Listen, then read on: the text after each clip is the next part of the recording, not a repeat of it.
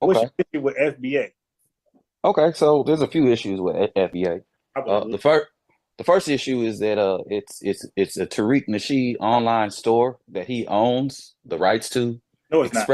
Yes, it is. He owns the rights to FBA. Who owns it? The official web. Hold on. The official website Okay. is owned and operated by Tariq Nasheed. Tariq Nasheed owns the rights to the flag. Tariq So, Nasheed created and coined the term foundational Black American. So okay, that's one of stop, the stop, issues I stop, have stop, with it. But stop, go stop. ahead. Hmm Are you an African American? No, no, no, no, I'm not. Well, I am a American. I was born here. I was born in Miami, but I was a Okay. Jamaican. So, do you have a problem with Black Americans that trace their lineage back to slavery in this country? Go ahead, go that way. Do you have a problem with us seeking reparations exclusively just for us? No Jamaicans, no Haitians, no Nigerians, just Black Americans. Go ahead. Okay, do I have an issue? So those are two different questions. Do I have an issue with Black people tracing their One question. lineage back to the 1800s? No, no, No. it was one Go ahead. question. It was one question. All I said was, do you have a problem with us? Well, I was trying to point out that who I'm speaking about. Because you say Black Americans, that could be anybody in Black America, right? So I was saying Black Americans who can trace their lineage back to the 1870 census, right? I was talking about those Black Americans. Do you have a problem with them exclusively seeking reparations for themselves, excluding the other Blacks? Do I have an issue with that? Yeah, Black people. So that was two questions. there's Do one I have an question. issue? No, it's two questions. It is. Okay, Because there's one one question is talking about if I have a problem with somebody tracing their lineage back, and I don't. that's Nobody not. has a problem with that. That's the Okay, thing. Like that nobody got a was, problem there's with one. nobody tracing their lineage back. Trace your lineage back. Be proud of who you are, bro. Like ain't no issues with none of that. The reparations. Period. Now, when we talking about reparations, now I have an issue with the individualism as it pertains to everyone trying to fight their own individual. This is more tribalistic BS. At the end of the day, uh, the transatlantic slave trade and all these different slave trades, it was a global issue. The people that were responsible for the issues um the issues that Black people suffer from today, they're all the same people. UK and the America, I mean, UK and America, they were the same fucking country up until maybe about 250 years ago. They were the same, they're the same people, they're the same descendants. The UK, France, all these countries, they're the same people. They all come from the same place. When it came to Black people, they all got on the same page and they all worked together in order to enslave and So is that a yes colonize or Black no? people wholly. Is that a yes or no? Yeah, I have a problem with it all the way across the Okay. board. We should All all be working together because we right. fighting the same people. But go ahead. So now here's the actual real second question. So Okay.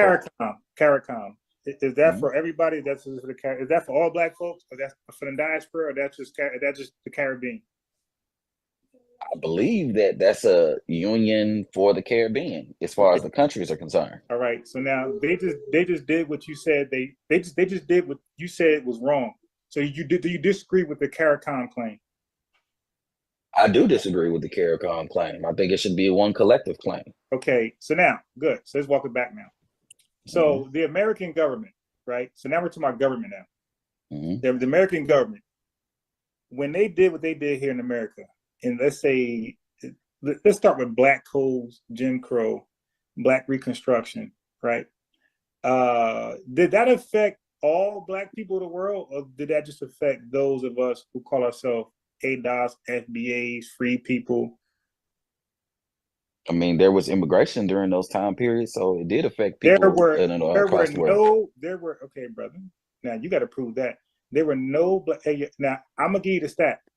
So there was no immigrants that were here in the Well, 1900s or in the no, early 1950s. There was no I, that was around slow Jim down, Crow. But go slow down, ahead. slow down, brother. Were there, and you say immigrants? Be specific. Say Black immigrants. Black Okay, immigrants. yeah, Uh-huh. because I study U.S. immigration, by the way. Okay, Okay. so Black immigrants. hmm When Abraham Lincoln said he's going to free, when he's going to do the Freedmen Bank, the Freedmen Bureau, the free people. were black immigrants in mind when he said freedmen, free barrel, free people? I mean, obviously, the man is talking about the people who reside within the country. So if you were a black person, you immigrated, then he would have been talking about you because you were There were residing no within the black country. immigrants. No. So now, brother, let me help you out. So during that time, immigration was being halted. So you got the 1917 Immigration Restriction Act, at the 1924 Immigration Restriction Act. Okay, so they were restricting white people from South Europe, Southern Europe, and Eastern Europe. So they were not even allowing white people in this country. All right. Okay, you're referring to particular time periods, very short Yeah, time periods, in which case there were no immigration. But that doesn't mean that there were no immigrants that were already here in the country. And that doesn't mean that afterwards immigrants didn't come into the country. But go ahead. Can you show us real quick when black, because I know the answer, but let's say you do. Can you, and then tell us where they were living at and what state? What state do you, okay, first of all, what was the earliest immigration for black immigrants in this country? Do you know? What was the earliest recorded immigrants between, you said earliest, what? Because you're saying that there's a possibility, and I'm assuming that you're saying more than one, right? More than one black immigrant in this country during the time where Abraham Lincoln had set up the Freedmen Bureau and the Freedmen Bank. So you're somehow anchoring mysterious black immigrants to this Freedmen mysterious Bank. Black. First of all, do you know that during the the transatlantic slave trade, they were constantly bringing slaves back and forth between Jamaica, the Caribbean, the islands. They were constantly bringing people back and forth between the two. I keep saying yeah, but again, that person would be considered an immigrant because they came from Jamaica, technically, according to you, right? Hold on, wait, slow down. I'm saying the Freedmen Bureau. I'm giving you a time frame. I'm saying around 1865, 1867, 68. Are you telling me that there were black immigrants from the Caribbean in this country living amongst us? Bruh, so you're referring again to a very, very tiny window of time. No, again, it's not. This is the emancipation process. This is when it all counts. This is when he said, "Hey, everybody, I'm going to free the slaves from the Southern, rule." All right. So if you weren't here in America during that time period, then that means that you're during that specific, very small window of time that you're talking about. If you weren't here during that time period, essentially what you're saying is you're an immigrant, or what are you saying? They're not Black American. Like what are you trying to say? Is that what you're saying? Yes, and it's not just a small time period, because do you know the percentage of Black Americans in the South? By the way, keep in mind we're talking about emancipating the enslaved. Okay, so that means damn near all of us. Okay? What happened here in America that didn't happen all across the world? No, that's not the point. The point is reparations. So, for example, okay, but it's the same people. What happened here in America that didn't happen all across the world? So tell me. Just hold on for a second. Just hold on. I'm giving some context to it. So now you said the UK, right? Okay, so the UK UKs are the same people who went over there and destroyed Nigeria. Okay, so now are you saying that all of us deserve recompense for what happened in Nigeria? Doesn't matter where it was. You the same people, so yeah, we do all deserve it. All right, so the Nigerians would think differently. Okay, they would say no, only we were dealt with by the UK and Shell BP this way. You guys were not damaged. They would only think differently if they don't know their history. Brother, in a lawsuit, you can only seek damages by the offender. You can't sue his uncle, his mom, his next door neighbor. You can and this is the issue with these conversations. See, y'all be thinking y'all gonna take somebody to court and they're gonna pay like that's not how reparations work. Nobody ever pay reparations like that. So you gotta force somebody to pay you reparations. You can't ask for it. You can't take them to court. So how did the Japanese force Americans to pay them reparations? They got a whole country behind them. What are you talking about? How did they force them to? No, they got a whole country behind them. What do you mean? Decimated by Hiroshima. What the hell are you talking about? Okay, So they was looking to go right back to a whole country. So we looking to go right back to war. The question is, how did they force the American government to pay them? Their country was decimated. Them niggas dropped the white flag. Look, you can fight people in other ways. You don't have to fight people directly. Right. You can fight people economically. Hold on, you fight people economically. That's what we do. That's what we're doing now. So we've been doing it. So you got to. You're fighting economically. Okay, you can how did put the tariffs. Japanese fight them economically? How did they put up a fight at all? Tell me right now, the Japanese. How did the Japanese put up a fight at all? I mean, you asking crazy questions right now. Yeah, you asking real crazy questions right now. They have a listen. Tomorrow, I'm gonna Aaron, the question is crazy. How did they force? There's a whole country backing their citizens that are over here in the States. Bro, they dropped the white flag. They weren't forcing nothing. They forced a white flag up and said, "Leave us alone, America, you big bullies." They gave up. Sir, they have political and they have influence. They have political. Explain how did they explain use what? influence Go ahead. to get brother. You just said something. You said reparations comes by forcing. So I'm asking you which way? I don't care what you want to say, politically, whatever. Explain how the Japanese forced reparations from the American powerful government at that time, World War II. I mean, American powerful people, bro. Listen, just explain. Are you gonna let me explain it, or are you gonna let me explain it, bro? When you control your own economy, you have your own resources, you have your own economy. Even though you might be dealing with another economy that might be stronger, a little bit tougher militarily, that doesn't mean that you can't put pressure on that other government in order to do certain things that you want them to do.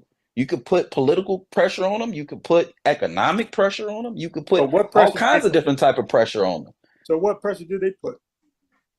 What pressure did what put? Japan? Yeah, on the American government to pay them reparations. Listen. I don't know the history specifically on what they did specifically, but that's an entire country of people. That's country. Right. So potentially you say, okay, if you don't give the Japanese citizens reparations, then you cut off to the whole Japanese market. Essentially, you can do things like that. Ain't no market that they're destroyed. There's no Japanese market. Yeah, America had to build them back up. Well, help build them back up. The country is right. Did you hear what you just said? They had to help build them back up. So guess what? Guess what happened? Bro? Now guess what happened? Guess what happened? There was a deal that was reached. Between the Japanese government. Hold on, wait a minute, bro. Wait a minute. So now you know. Before you ain't wait know. A minute. Now you know. Okay, but this is what I'm saying though. They made a deal. All right. What deal was it? Okay, so now source up, because when I Googled it, you said that ain't good enough. You said wiki ain't good enough. So provide the source of this deal, so we can provide the source of it. I mean, you can see it in the economic agreement right now that they have between the Trilateral Commission is made up between Japan, United States, and some other countries, European countries. How did they? So essentially, they teamed up. Bro, you use the word force. How did they force America to pay? Okay. If you trying to be cool with me, you gonna have to do this for me. That's how they forced them. Bro, no. If I got something you want, you got something I want. And that's how we gonna get this done. That's all it is. I mean, you acting like you're ignorant to this. You acting like you don't know how bartering works. You acting like you don't know how reciprocity works. Forced though, brother. I know what you don't act like you don't know about quid pro quo. When you got something, that's the even exchange. But I do know about that. That's not force. You acting like you don't know about it right now because you making it seem like I don't know. I don't know what you're trying to. What kind of picture you trying to paint? No problem. It wasn't forced. That's all. All right. So now let's go here now. Let me see. Okay. So Jamaicans, right? No, Black immigrants, period. They came over in Ellis Island, right? Around like the 1910s, whatever. No, you know what? I got one better. Are you aware? Put that back. Are you aware of Marcus Garvey? Of course. What's your overall assessment about him? I think Marcus Garvey's ideals were the correct ones. He believed in economic empowerment. He believed in yeah, pretty much economic empowerment for Black people. He believed in pan-Africanism, one of the godfathers of pan-Africanism. Black people being self-sufficient, self-sustaining. You know what I mean, and just kind of looking out for each other. So yeah, those are All my right. thoughts about him. I know you're gonna bring up the mail fraud, even though he just got pardoned for that. But I know you're gonna, But go ahead. I don't want to jump to no conclusion. Go ahead, bro. What you gonna say about him? So in Jamaica, well, all those great ideas, how come the Jamaicans ain't buy it? How come the Jamaicans didn't buy it? Yeah. Individuals that were in Jamaica bought it. Enough to leave, right? To flee the country. You said enough to flee the country? Yeah, because in his own words, he called them worthless, something like that, Negroes. Like he felt like that, and he felt like Jamaicans collectively were, I forgot the word he used, but he did say Negroes. He said something Negroes, but it was like really bad. He was not like he was discouraged by Jamaicans as a whole. Okay. Okay. So anyway, I mean, so now he wanted to get Black Americans to go to, I guess, Africa. okay. So now, do you know what country in particular we're at in Africa he wanted to bring us? Liberia? Yeah. Okay. So is it possible to do that if the president of Liberia is unaware of that? What do you mean unaware of that? What are you saying? The president of Liberia was never on board with that. Okay. Well, I mean, he wasn't on board with it. I mean, honestly, it would have had to been something. It seems like one of those type of situations where, I mean, clearly he was working on it, so he No, probably would have had to. He probably would have had no, to he make it actually told mutually beneficial for both parties. Maybe the president of Liberia didn't see the benefit in it at the time, So sometimes you got to make a win-win situation. But go ahead. So wouldn't you agree that before I say I can do something, I will at least, like, for example, if I say I'm gonna get you to my grandmother's house, let's say you were like not doing well, it's a pandemic, whatever, you lost your business, whatever, and you say, hey man, I need a place to stay. And I said, okay, bro, stay at my grandmother's, right? Her basement is like thoroughly furnished. And you say, okay, does she know about it? Nah, but just go there and just pull up with your bags and luggage. Like, you wouldn't take me serious, right? I mean, it depends on. Look, generally, it depends on the relationship I got with the grandma. If I already know, zero. Like, you know nothing. You just know me from the gym. We just play basketball together, and you told me about your dire situation. I said, okay, bro, go to my grandma's house. Now, she don't know about you coming there, but just go there and say I sent you, and she'll give you the furnished basement. Like, you wouldn't really take that plan as like foolproof. So that's what happened with Garvey. So you just criticizing the man's plan. I mean, at least he had a plan. At least he was trying to do something. Jim Jones had a plan, but it was. I mean, a plan doesn't mean it's well thought out. So no one should have a plan, because if it's not a good plan, it shouldn't be a plan at all. Well, people say, all plans are not good. Granted, yeah, right. So a plan. But he had something in mind, though. That's the thing. Yeah, but the thing he had. Now watch this. Now there were Black leaders in America before Garvey came over, right? Yeah. None of their plans was fleeing the country. All of them was trying to seek labor union rights and things like that, equal rights and protection from this. Not one Black leader was thinking about fleeing the country. So it took an outsider to flee his country, because Garvey came over here trying to cure us. Not one Black leader was thinking about delineating, but that's what FBA and Tariq Nasheed is talking about doing. Are you sure about that, brother? Don't bring up Claude Anderson. Don't misquote Claude Anderson. But go ahead. Brother. Go ahead. I'm gonna guarantee you right now, you don't know more Black American history than I do. Okay, so Tim, talk to me. Who was it? A. Philip Randolph. He was talking about delineating. He didn't want you over here at all. Okay, so he was a bootlicker. No, he didn't want no immigrants. He didn't want whites, Chinese, and he said West Indian Negroes. He didn't want that's very different than delineating. No, okay, right. Well, there's no delineating because you're not over here yet. So there's no delineation. Like, that's old. Like, he was 1910, right? he met Garvey, he knew Garvey, and he funded the camp. He helped spearhead the campaign. Garvey must go. So he wanted Garvey out the goddamn country. He said, "Yo, what idea you're coming with?" And they all call him a charlatan. Everything you're calling Tariq Nasheed, that's what these guys call Garvey. They call him a charlatan. They said that he had this worthless idea that was unnecessary. No Black American was talking about fleeing the country. So he came with an idea that was foreign to us. Now, what's ironic is that he came over here with an idea to flee to Africa to free us from our government when Jamaica didn't get freedom until 1962. Well, independence. They were free in 1833, but they didn't get independence until 1962. So the hypocrisy is, how are you going to free us from our oppressors?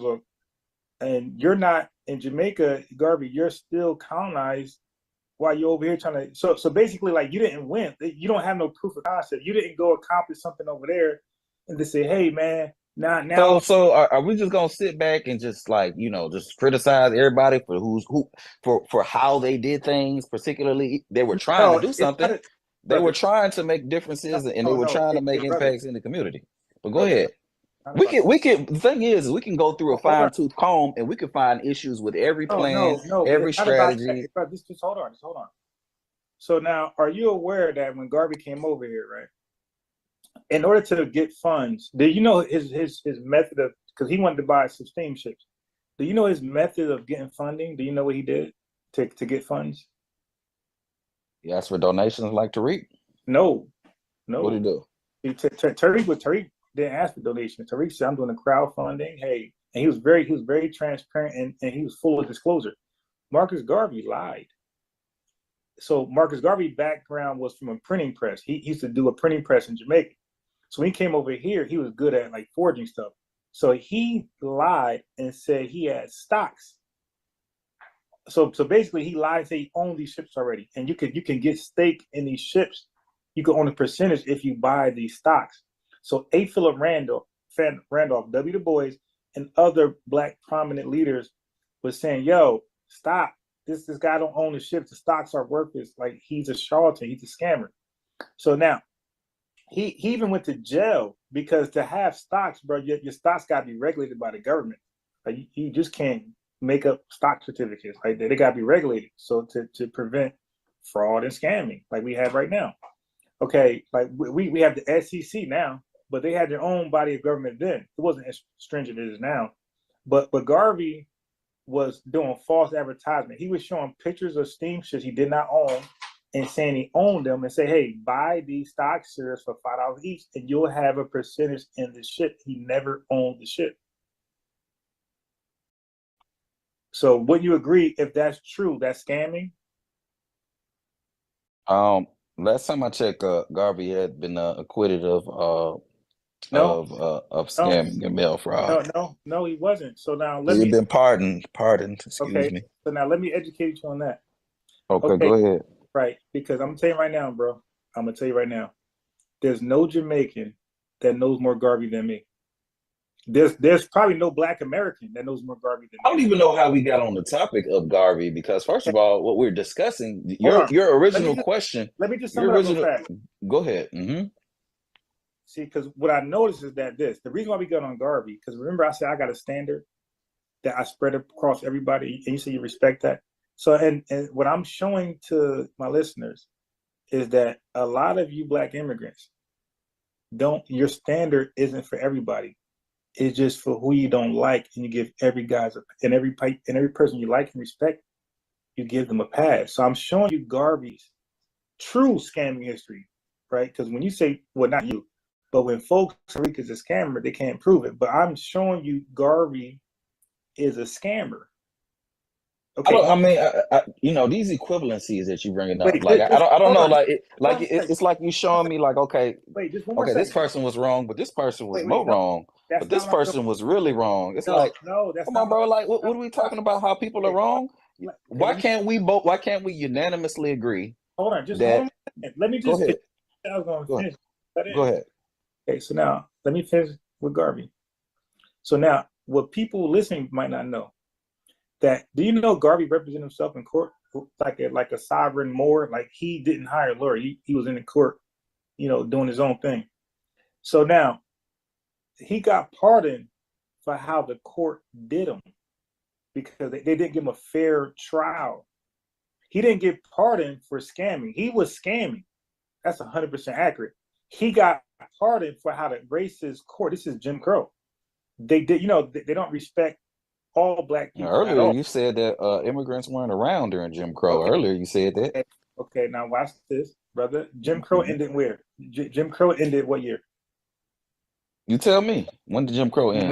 1968. This is why you don't know more black history than me, my boy. Hold on, I just repeated what you said. You said he was not around. You said there were no. You said there were. You gave me a 2-3 year time period. Okay. So I just wanted to make that clear to the audience that you gave a very 2-3 year time period in which case there were no black immigrants. But go ahead, bro. Okay, so cool. That's what you did. Okay. Now let me further educate you, bro. Do you know the difference between a Jim Crow North and Jim Crow South? Tell me, what is it? What's the difference? Wait, first of all, do you know it?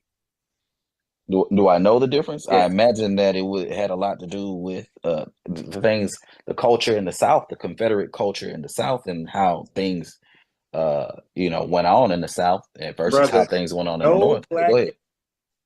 But it amazes me that you have all this knowledge, but you push. You somehow back Tariq Nasheed though. But go ahead. Let's put you don't know what okay, so here we go. I'm listening to you defend Tariq Nasheed. That's what you've been doing all night. We haven't even moved on to nothing else. We've been talking about Tariq Nasheed the whole time. And you've been steadily defending him.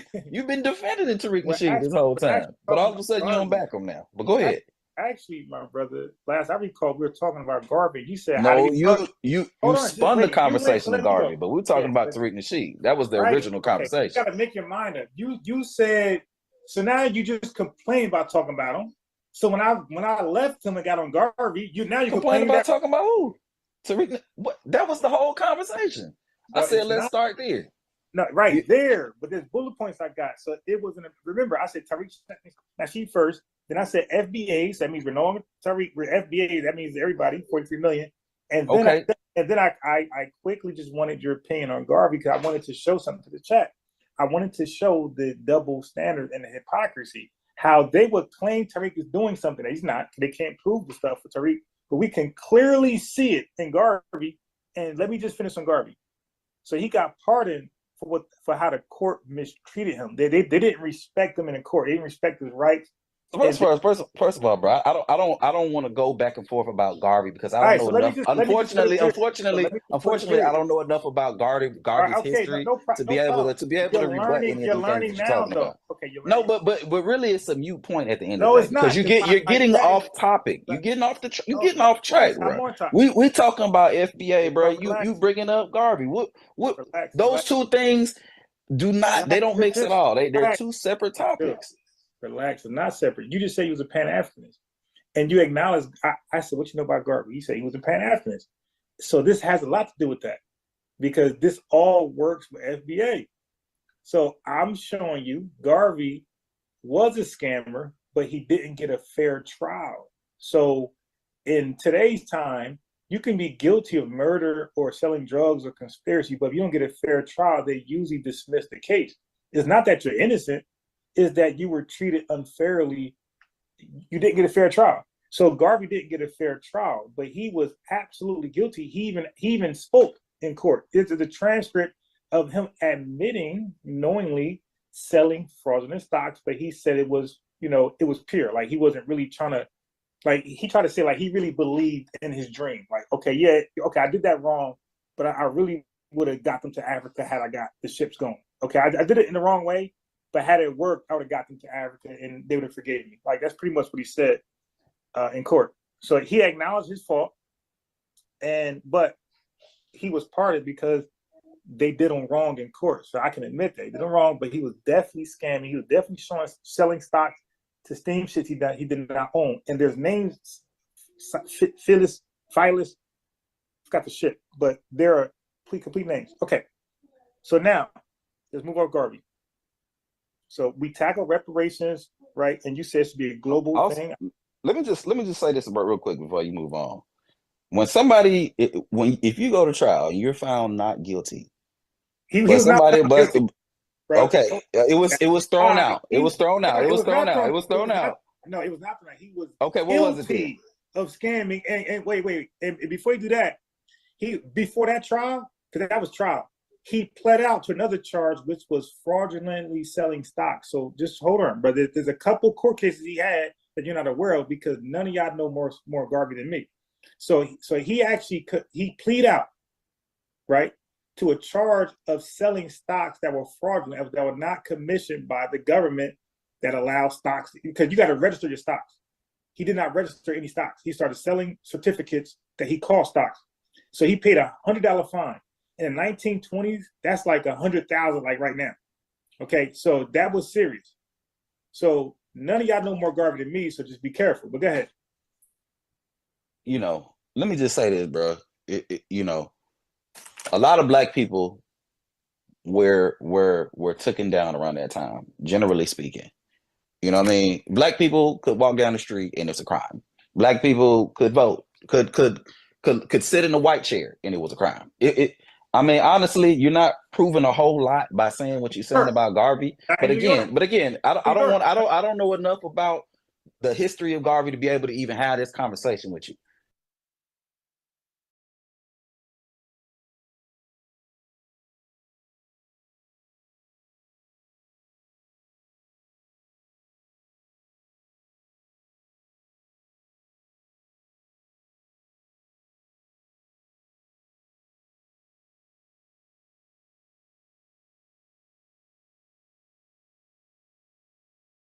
Store by Tariq Nasheed. He owns the right to the official website.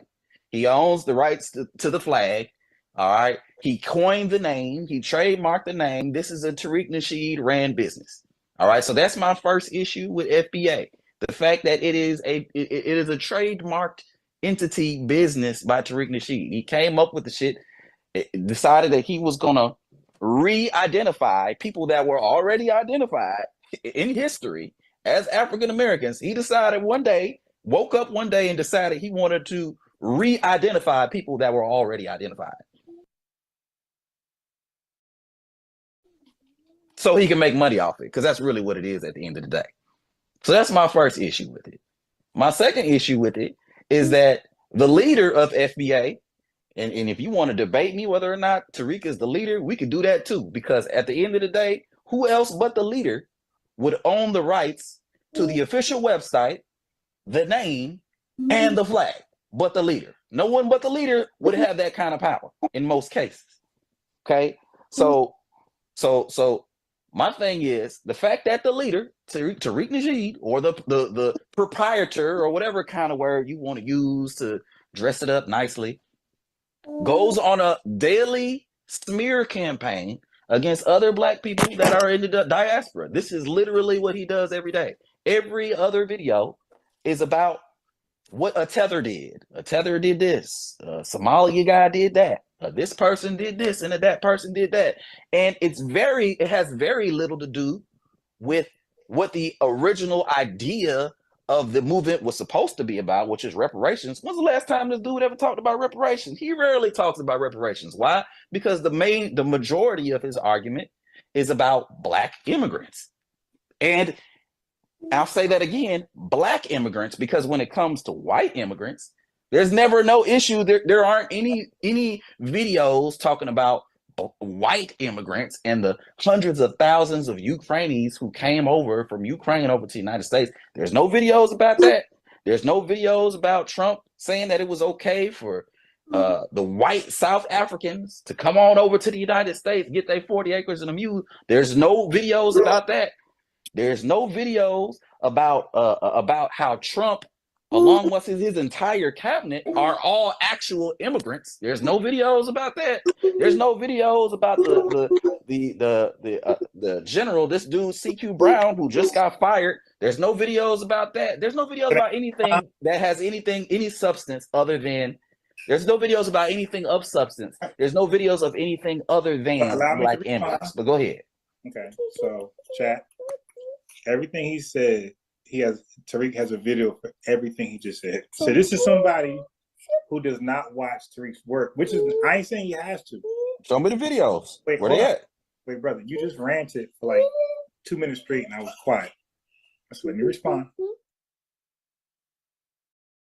Why don't you do us a favor? Pull up Tariq Nasheed's page. Yeah. And let's see how many videos Tariq, where he's I talking got a about couple of that critiques for you. versus what I said he was talking about. Okay. Yeah, let's talk about that FBA you patent just said that so you say you're not a leader Let's talk of the FBA. Let's Malcolm talk X about it. mentioned, and other You folks. are Okay. the leader of So white FBA. supremacy, No, I'm not.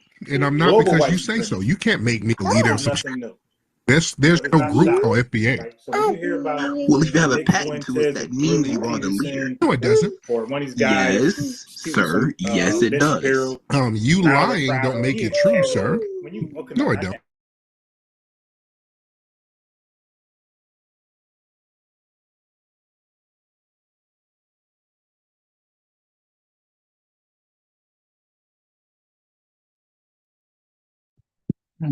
Hey, Kwame, let me know if you're ready. If you want to get it in.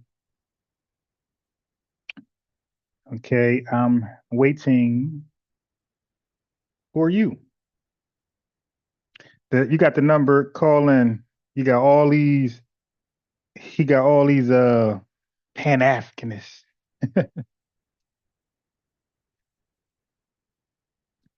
Bro, what you gotta understand, man, is that you are a Google scholar.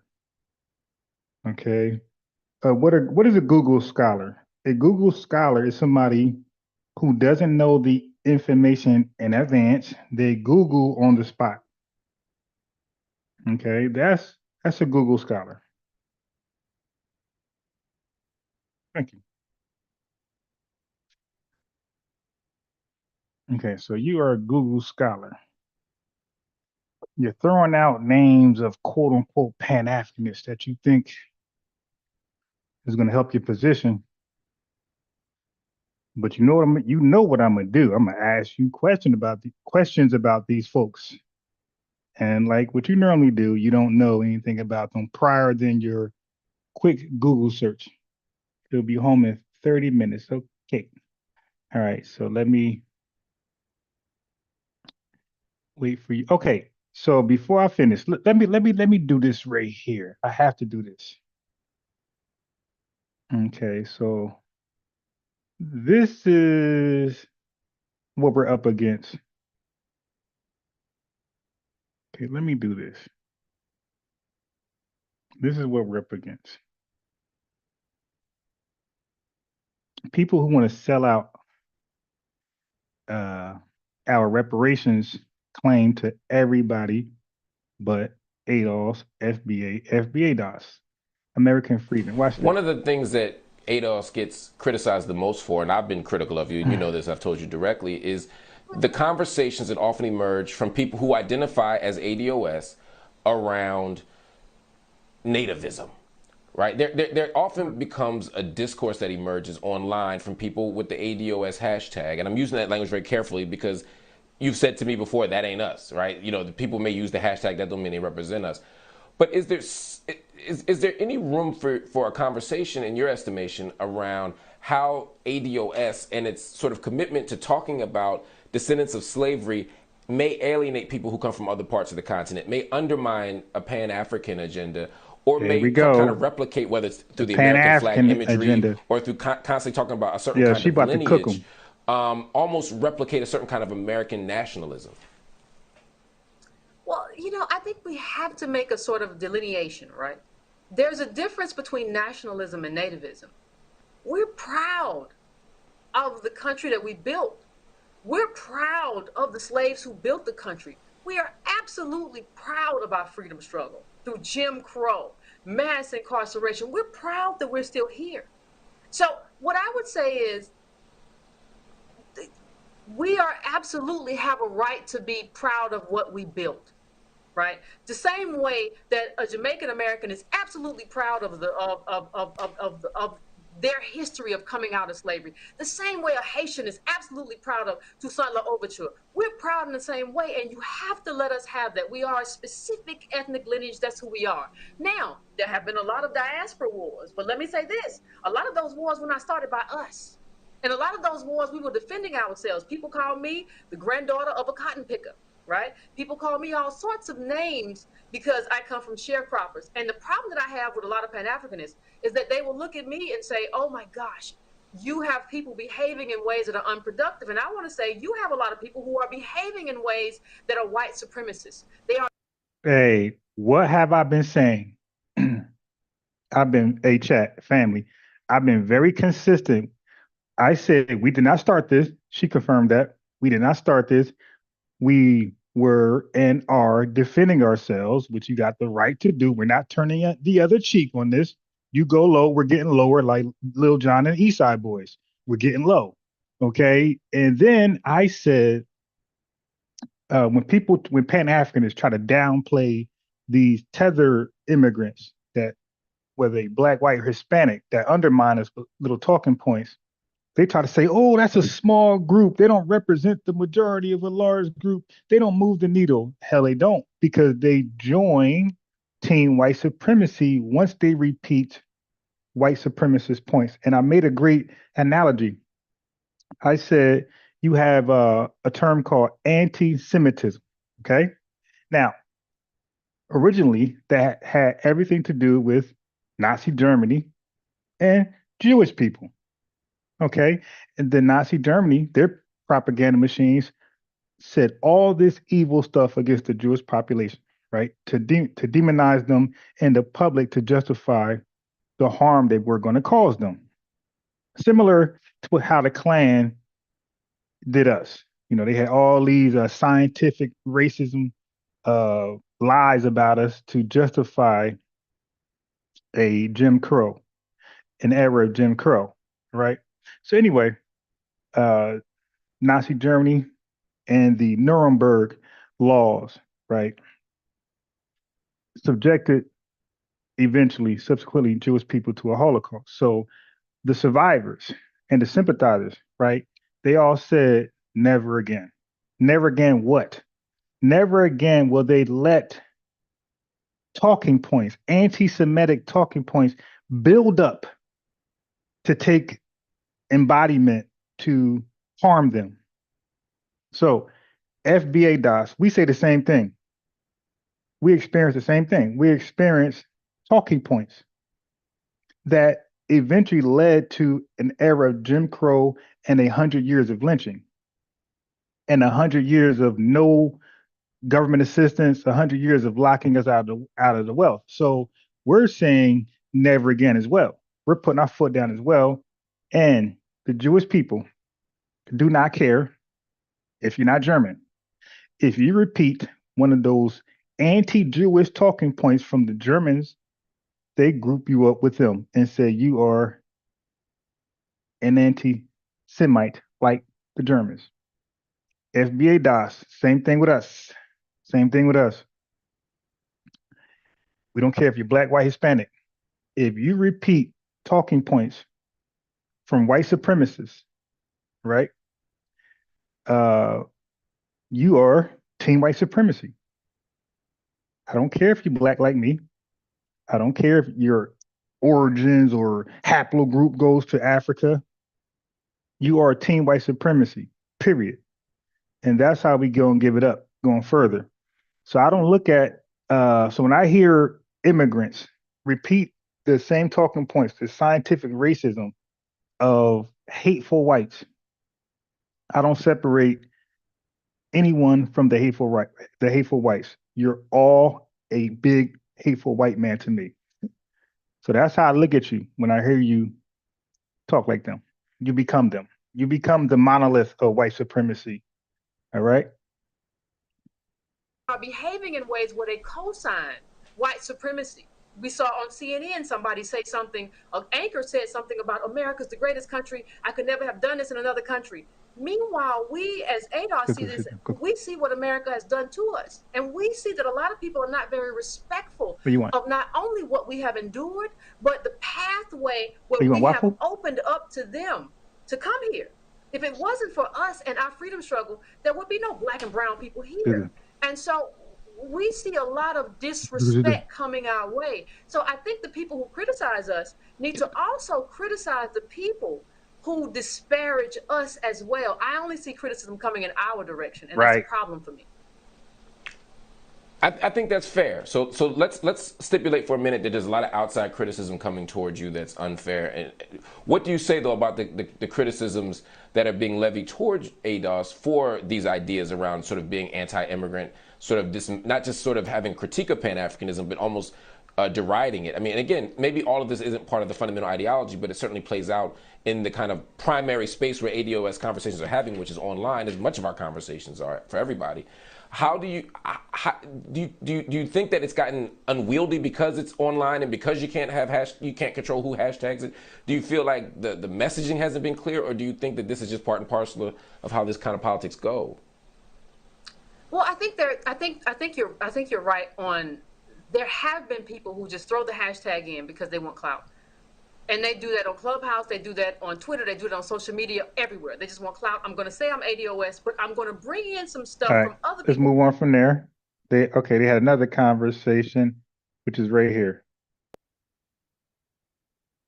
Everything has to have a criteria. Like, you don't walk into something and say, it's for everybody. No. All right, here we go. It has any kind of proof of. Every presidential candidate, ask every politician how they feel about reparations, what their position is on reparations. And then I asked them, what does reparations look like and who's it for? I'm gonna play a little bit for what she said. She said a couple of interesting things that I want you to hear. There are people who say that check should be for all Black people here because we're all impacted by the legacy of slavery and white supremacy, more specifically. Other people say it should only be for the descendants of American slavery. What do you say? I say I don't understand why Black people are trying to block other Black people, right? I say I'm a pan-Africanist, and I think it's extremely, it's an extremely narrow view to act as if Black people from the Caribbean weren't enslaved. It means that they should take a comparative slavery class so they understand. It means that they don't understand what was lost by continental Africans. We are the world. When our foremothers and forefathers were taken global reparations, villages, right? Claim. And so I believe that we shouldn't be trying to say this is who should get reparations. We should say all Black people get reparations. And I am a pan-Africanist, and I know that makes some of the people in certain groups angry. Very angry. I have Yvette Carnell coming on, I believe, on Friday night. We're going to have a conversation, a special episode of Office Hours. And I know what she would say to you, I believe. All right, I don't want to so now I'm going to skip to Yvette's response to that pan-Africanist that want to do a global reparation stimulus package, basically, handout. Which is actually my position as well. I think, and correct me welfare for the world. You addressed the CARICOM part, so but she said some other things that I know you want to respond to, that I know you have thoughts about, from pan-Africanism to the also why are you blocking? Because there are people who say we could make a global movement here if we embrace a different vision. But feel free to respond any way you want. Let me just first of all say I support Dr. Cornel West. I love him for everything he's done for his people, and I think he has a love for all of his people, which is something that's rare. So I support him 100%.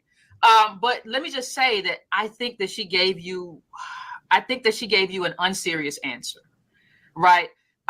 Because every other group decides who are our people, and it doesn't include every Black person in the world, right? There is, and the Supreme Court has told us, listen, you have to tie this back to a specific harm. They've been very clear that, like, in terms of redress, they have narrowed redress even more. They have said you cannot do it. And when you saw SCOTUS come back with that affirmative action ruling, they said you can't just say diversity, right? You have to prove a harm. And they even brought up, I can't remember which justice it was, said, listen, you cannot compare a Nigerian who is affluent. You cannot compare that person to a Southern Black American. This is the Supreme Court telling you we're not doing this. So the problem for me, one of the problems for me, is how hard-headed Pan-Africanists are.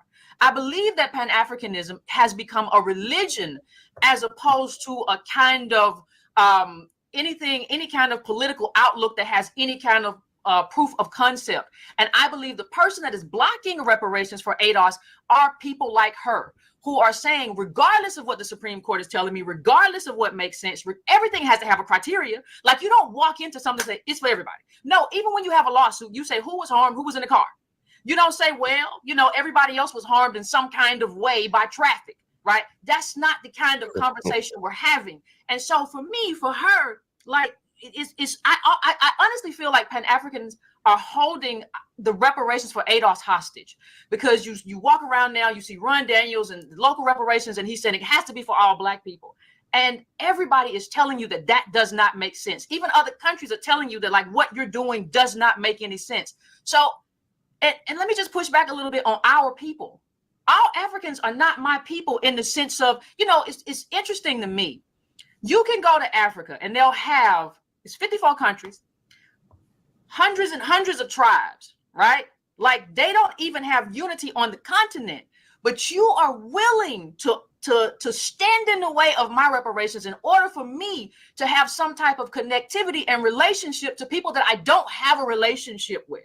That's the same as telling me I should have a relationship with somebody from Ecuador or somebody from Yugoslavia. Listen, these are separate countries. A lot of these countries don't even have good relationships. A lot of tribes don't have good relationships. So the idea that, and when you talk about Black Americans, we're still 90%. So you're telling us, unless we do something for people who got here either in 1965 or after 2000, you don't want to do anything. To Right. me, that is an ideologue. To me, that is somebody who is an ideologue and who is standing in the way of reparations for ADOS, out of the fact that they wore a RBG flag and they had an UNC or whatever they had in high school. And I just think some of this stuff, Right, the religion they had in high is just school. stuff people you have to outgrow. They apply it to. You have to outgrow this. We are Americans. And Gotta we have outgrow been it. in That's America longer childish. than That's anybody. high We are school more American thing. than apple pie. We were RBG and American a before UNC. America was a country, and people are still telling me I'm African.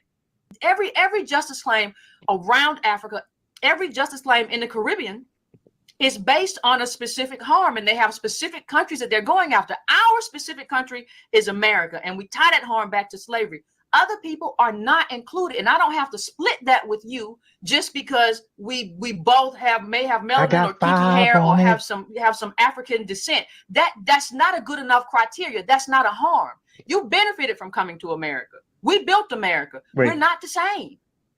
Wait. Let me. African descent. Now that was a bar. She said, "We built America. You benefit from America. We are not the same." So now look at this comment. This is a legitimate conversation from both sides. I agree with the legal argument, disagree with the general disconnect from the diaspora as a people. What the hell are you talking about, man? What disconnect are we speaking about? What general disconnect? What are we doing? All right. Anyway, let's keep it going. That's not a good enough criteria. That's not a harm.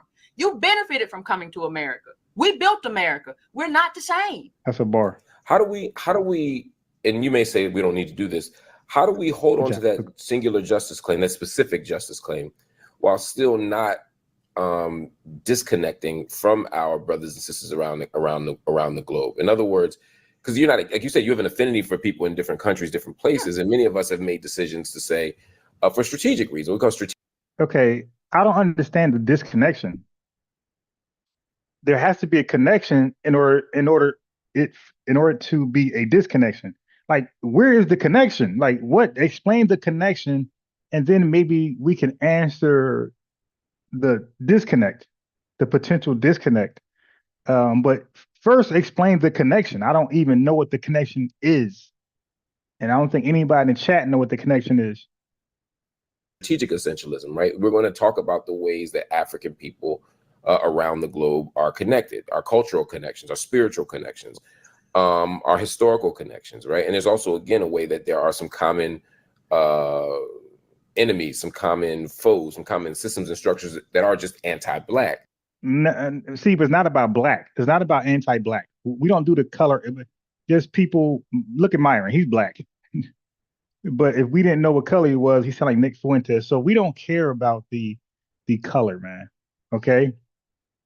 And that's why Tariq Nasheed be getting on his callers that want to get on the Jews. He's like, yo, listen, man, listen. We're not worried about a color or a religion. We're worried about systemic racism, but Tariq would say white supremacy. That's all. Are you aligning yourself up with white supremacy? We don't give a damn what religion you come from. We don't care how tall, short you are, how beautiful, undesirable you look. Are you on team white supremacy? Or are you neutral? Or are you over here, team FBA DOS? Where you at? That's all we care about. Don't care about nothing else. So I can answer that for you, Mark. That's not to discredit the point you're making.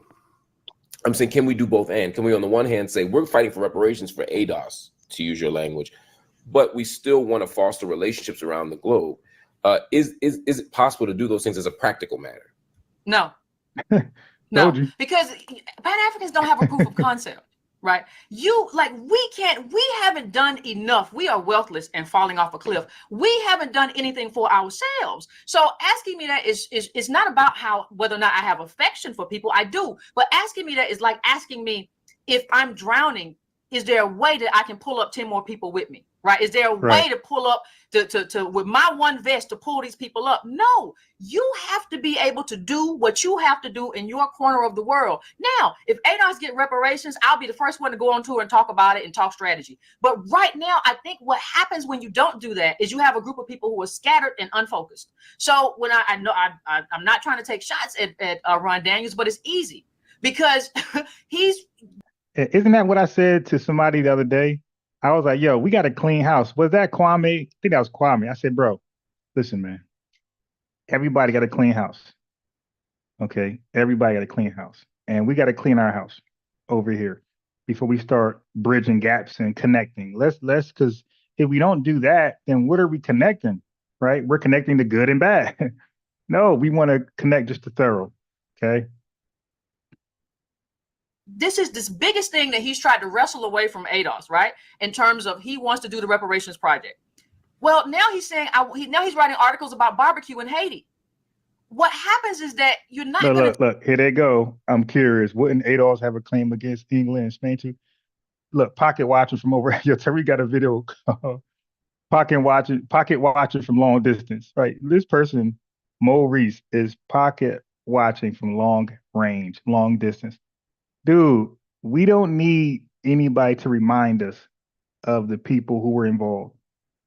We know who were involved, all right? We're getting them one by one. We don't want to name everybody. You know why? Because then they'll all come against us. That's dumb. We're going to act like it's just the American government. So everybody else can stay in, and hide in their secret places. We don't want them coming out with their bots and being boisterous and getting their Tether class to speak against us that's in their places, in their countries, right? We don't want that. So we're going to focus on America. And then once we get that done, here goes this person, here goes that person. And we're going to round up some of those damn tribes that sold us. We're going to hold everybody accountable. Y'all say we're Nigerian? You niggas Nigerian, really? We want some of that oil. Okay. Ghana, are we from there too? Can we get some of that gold? Yeah, everybody got to pay. Do either of those. And also, what's interesting is that these Africans will selective acknowledge where the boats drop people off, where they came and dropped people off, right? But when it comes to, y'all ever peeped that when it comes to speaking about Black Americans, not the entire diaspora, they always say our lost brothers. Like we are the only ones that was dropped off from a boat. How come they never talk to, at least I never heard them talk to the Caribbean like that, or our lost brothers? Like that's just reserved for us, it seems like. Okay. So, and then they try to use words like stolen, like you guys were stolen. No, you sold us.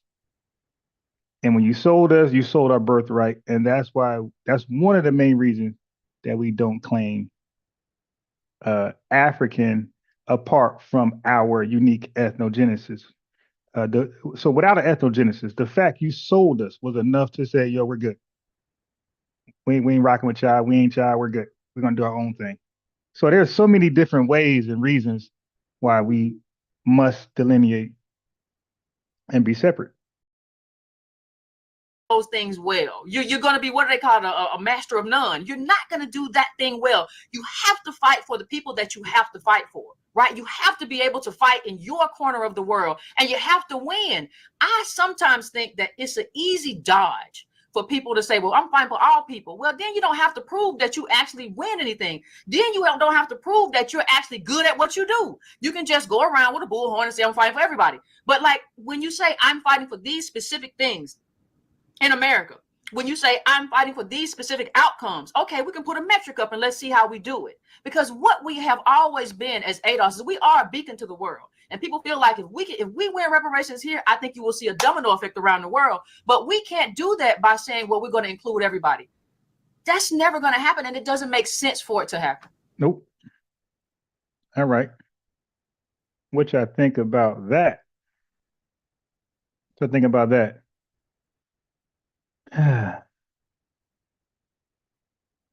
Okay. So I got this for you. It always, I really, it's like disgusting, but it's also like, it's disgusting, but it makes, I don't know, I can't even put it in words, but I hate hearing people from Africa or even the Caribbean explain the diaspora war. That's their term. Okay. Watch this. Watch how, now listen to her. Now she had about 609 comments, and I look at my star. I am in every last, when I say every last one, I'm in every last one. This took forever, but my star is in every last comment. I'm in, did I skip one? No, I'm in every, look at the star. I'm in every last comment. So when I say I be recruiting and looking for this conversation, I'm in every, y'all can do it yourself. Y'all can scroll all the way down. I'm in every last comment, every last one, my star. Okay. So one person reached out, but I don't think they wanted to come on. All right, listen to her. Listen to her break down the diaspora wars. Don't like African Americans, like all of this, all of the fighting. Giving you a background on myself, I was born in London, but completely raised here in Atlanta, Georgia. And I'm of Nigerian descent. I'm Nigerian. I really liked. So she's Nigerian, all right. They be some of the biggest tethers when they are anti-FBA. Das. How embraced I felt by African American culture from young, because I don't know, it's all I knew. Okay, so in my mind growing up, I knew in my household things were different, and then when I go outside to the world, things are different. So I knew obviously my parents are Nigerian, so they're speaking Yoruba to each other. There's certain things that we do culturally, but my socialization, because I feel like you're kind of more socialized by your outside space sometimes than your inside space, was African American. I've always enjoyed the music, I've always enjoyed the dancing, I've always enjoyed the food. I feel African American. I always make a distinction that I am not generationally African American, just because I feel like that is a really specific experience and that should be something separate. But I always make it known that I am influenced by African American culture because I grew up here. And one thing that I see whenever diaspora wars come up is a lot of Africans saying that when they came to America or growing up, they were called African booty scratchers. Okay. Like that word, and it's so funny because now I'm going to stick to my guns on this. I don't give a damn who come on. I think they're all lying. I think most of them are lying about this. Okay, and the reason why I think they're lying, because they have to justify their hatred and envy towards us. So they're looking, there is nothing there because we don't talk about them at all. I explained yesterday, we don't think about anybody outside this country. We don't think about Indians in India, people in Hawaii, Hawaiians in Hawaii. We don't think about that big earthquake that just happened. We don't think about people that live there, the tsunami. We don't think about nobody, Chinese, Africans, and the Caribbean or Haiti. We Black Americans in this country, for the most part, we're in our own utopia. Hey, stop. We only focus on us. that's why they can't find anything that we're saying. So they gotta, African booty scratcher. They try and dig up something that was used in the 1980s and 90s. I'm trying to apply it today like it's just being used. Like, stop. And every immigrant claims they've been called this. Like, really? Well, if y'all been called it, y'all called yourselves it. Like she said, they be speaking Yoruba in the damn household. Y'all called, the only way y'all all got called African booty scratchers when you called yourselves that. Okay? I mean, that's just pure cap. That's just pure cap. That word, doesn't it come from that movie with Eddie Murphy in it? Like, okay, now look. Wait, come in. Wait. Word, and it's so funny because that word, doesn't it come from that movie with Eddie Murphy in it? Now, I don't know if that had it in there, but let's look when this happened. Let's look at this movie. Okay, I don't even know if that's true or not, but let's just do this for her.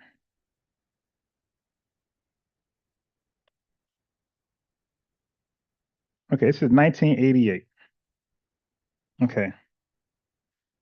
So is that the final ruling that African booty scratcher came from coming to America? So it's dated 1988.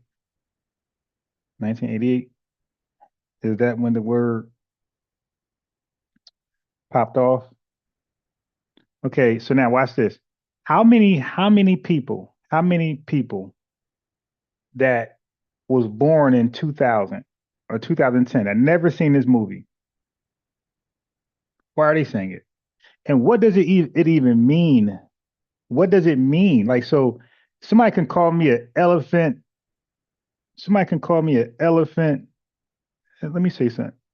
Elephant spider or elephant goofy.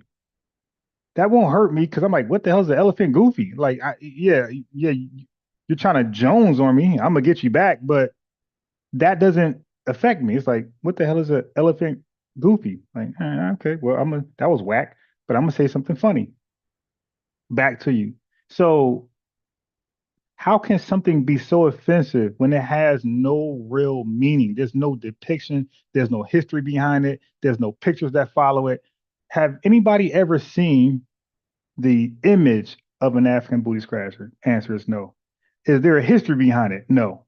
So how can a just word from nowhere just be equally as offensive as, let's say, the N-word, or being called a monkey, or being called a doggo or guinea? Like, how can that African booty scratcher word compare to more offensive and more anti-Semitic terms? How can that compare? Or things that the Chinese people were called, how can that compare?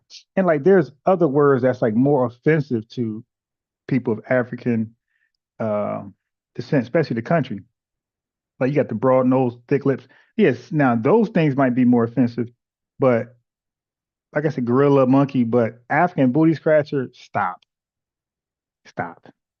And we know it's not, it doesn't, it's just a lot of cap on that word. Oh, I was so hurt. I was called that when I was 8, and I had to see counseling. I had to see a therapist. I got PTSD to this day. Like, stop it. And they all were somehow called this one word. Okay. Listen to her bullshit. Like, we need to have beef with them for creating that word and then putting it on us. But anyway, the term African booty scratcher, or people saying that you're burnt, or all these things, or whatever, all these like African terms saying like, oh, how do you guys make your house out of mud? Da, da, da, da. You hear this? How do you make your house out of mud? Now, most likely that was her next door neighbor. Okay, just Jones on each other. So if anybody called your name some dumb, how you make your house out of mud, stop. That was so corny. It's not funny.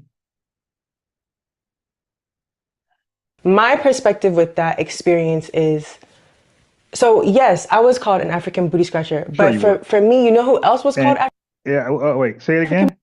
So yes, I was called an African booty scratcher, but for me, you know who else was called African booty scratchers?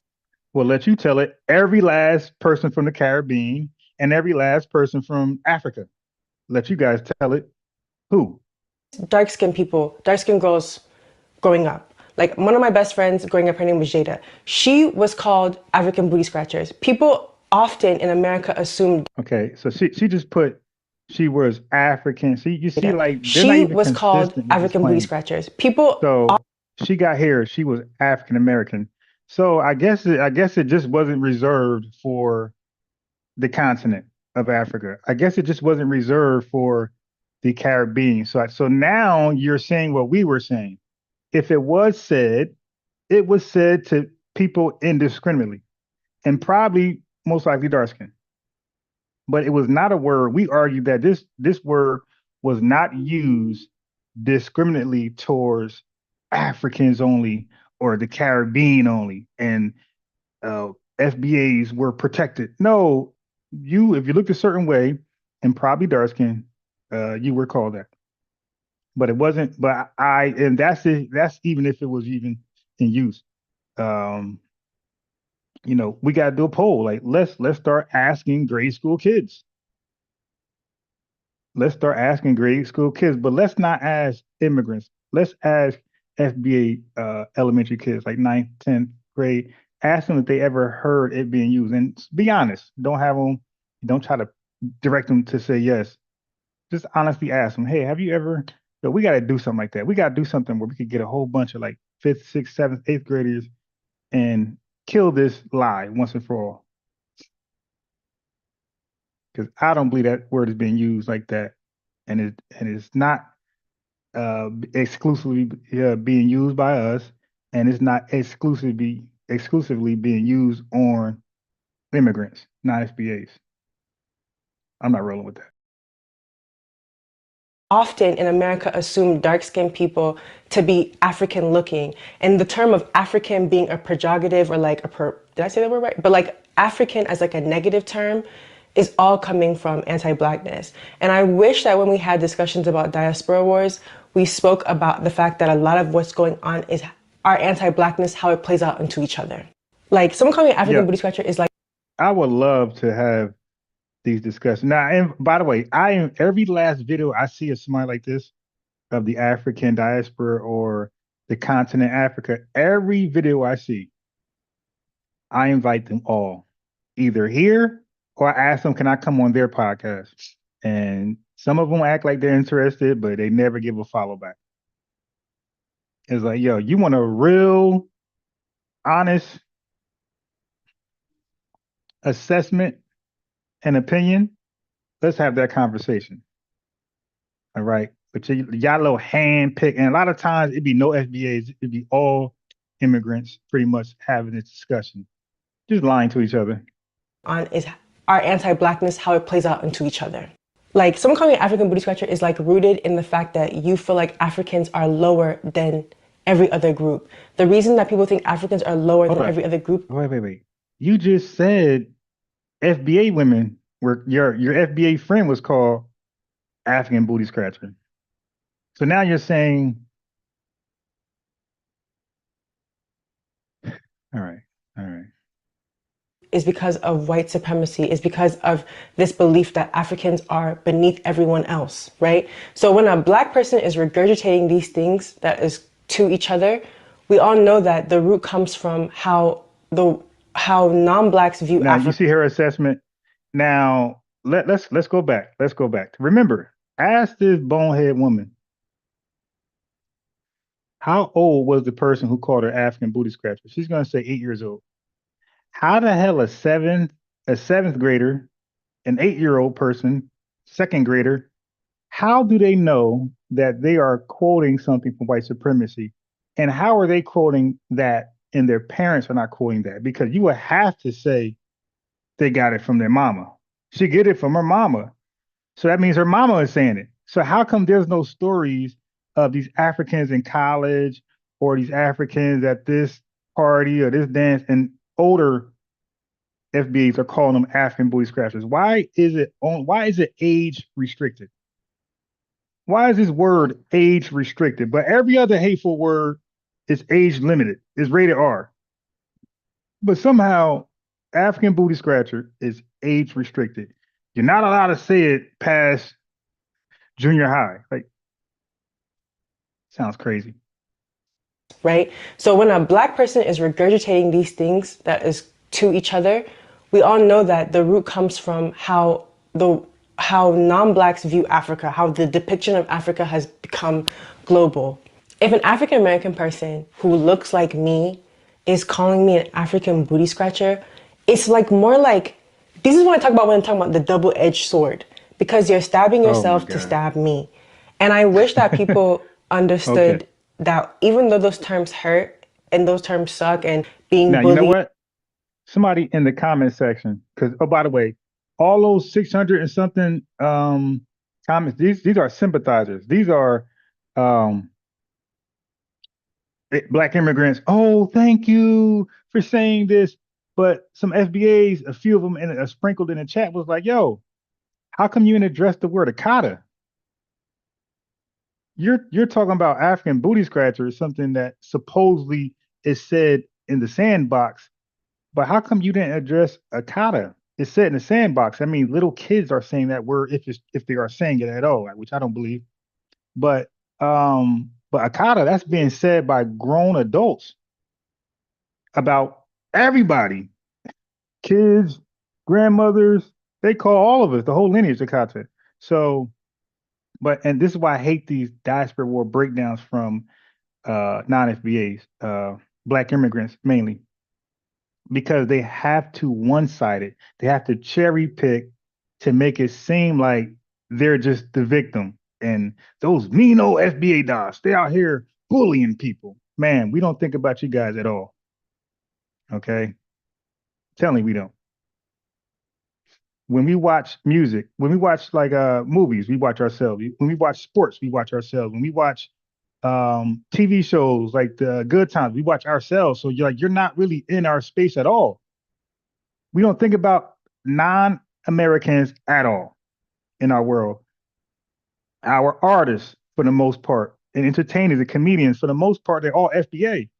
So we don't have time to think about somebody who's non-FBA or non-American, because you're not in our daily lives. But she just said music. Yeah, our music is over there. Our comedians or basketball players, Michael Jordan, they're all over there. So we're on your brain. You dig? So I just don't understand. As a kid sucks. When Black people are making insults towards you because of your culture, they're making the insults right back at them. Because we all know that African American people are African people. Like, they're descendants of African people. Something I also want to just speak to is I lived in Nigeria for a year, and there's now look, they're also African descendant people, ma'am.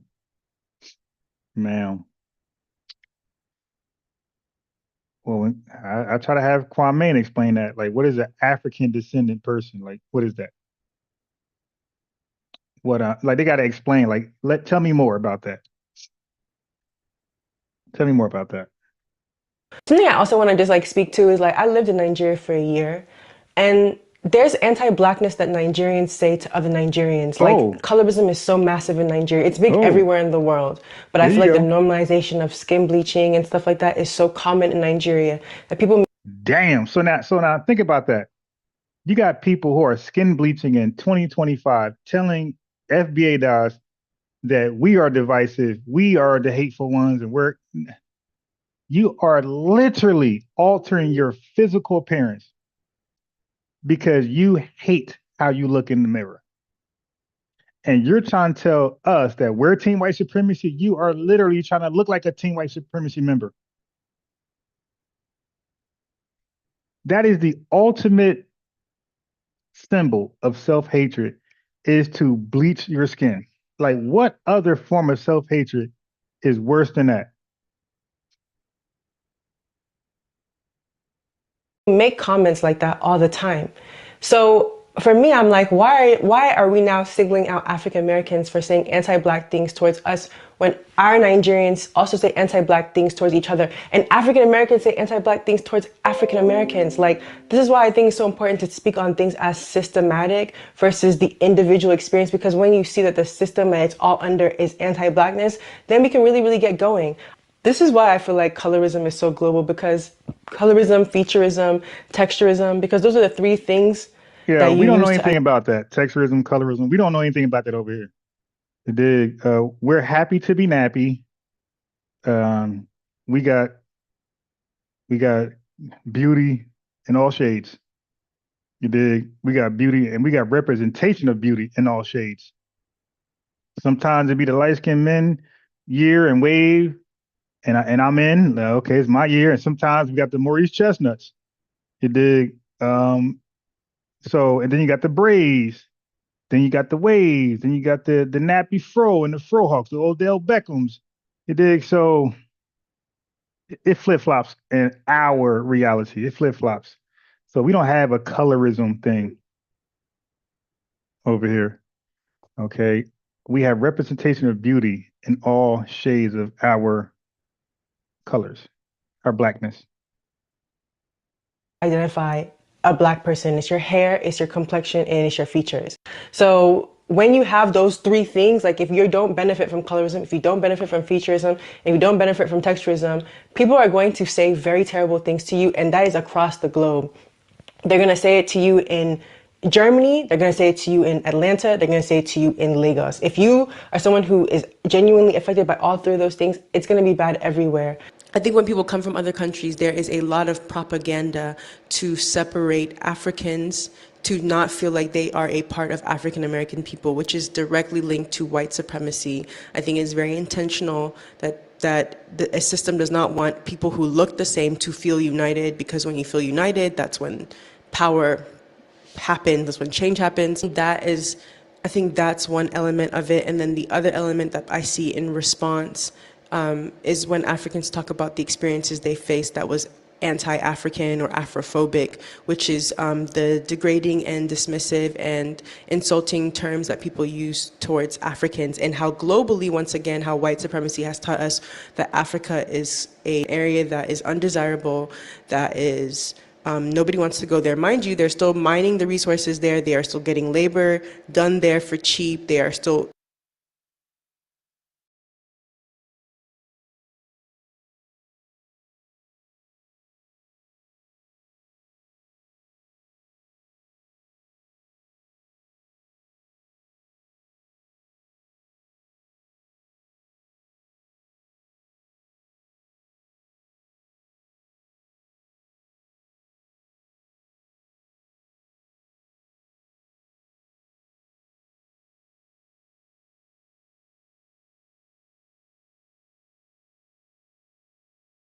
if you go to Nigeria, you will see a lot of non-Black people, but still, they will want you to globally feel like Africa is beneath the West.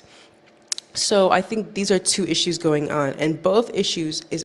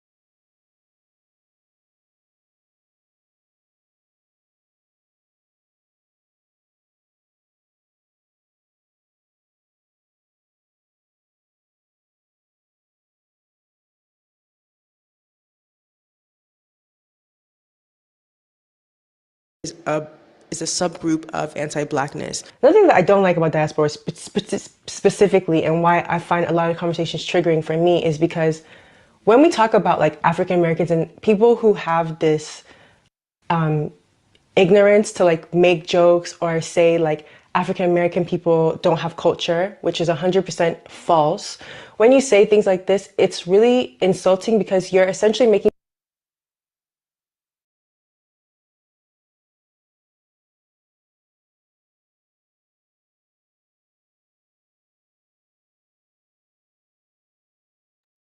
All right, let me address.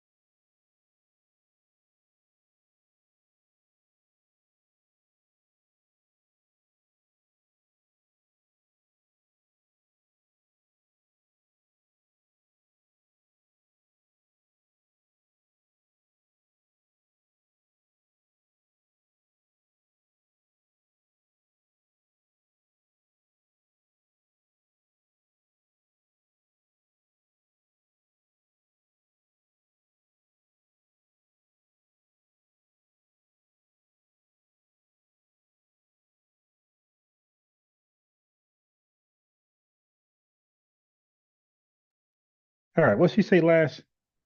false.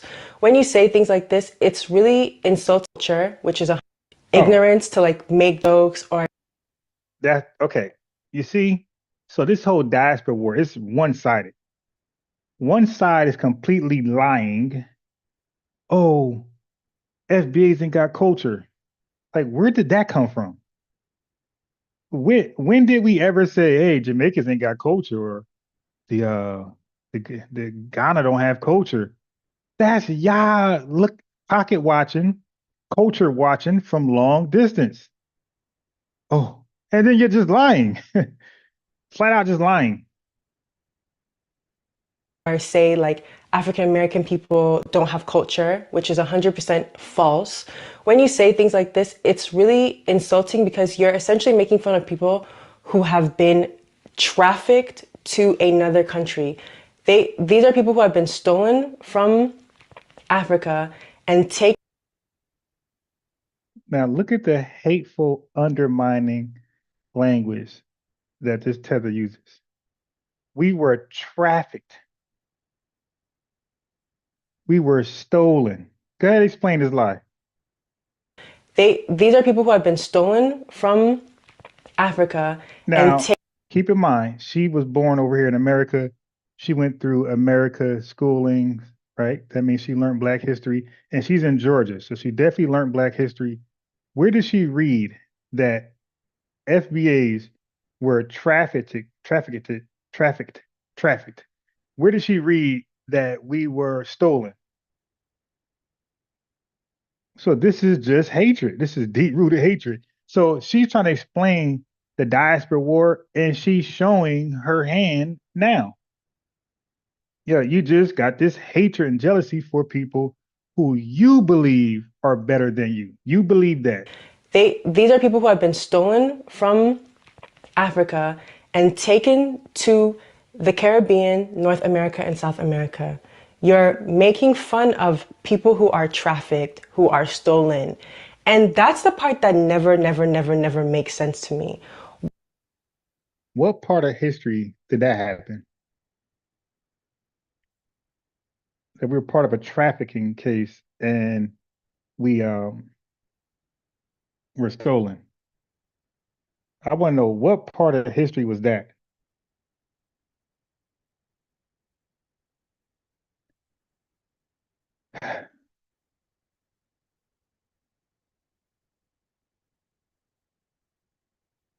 Why would you feel like someone who is stolen, why would you make a joke out of that? Like that never makes sense to me, because the reason that annoys me is because like that could have been any of us. Any of us could have been stolen.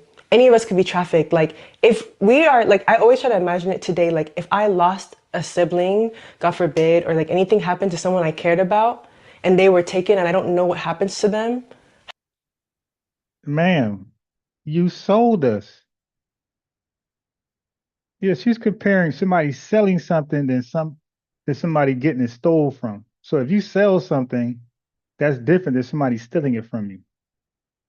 But this is the disrespect we got to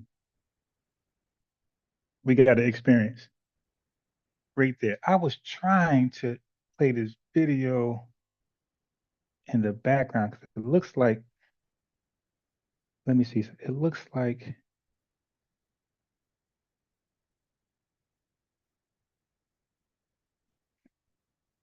there's no group called FBA. Right? So when you hear about all right. So you shouldn't hear that talk over.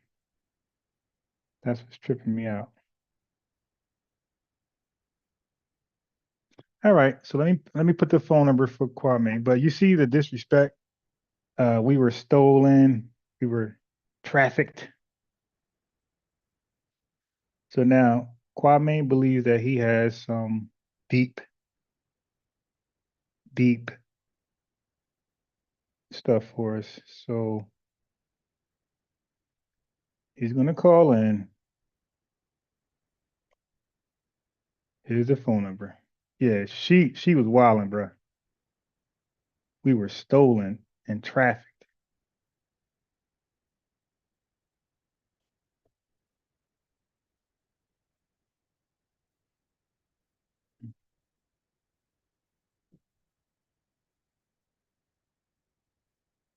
Wonder why does I got that crazy playback? You have a pack.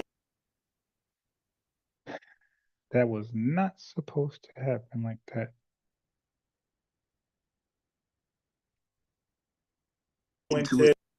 And I gotta get that out of there.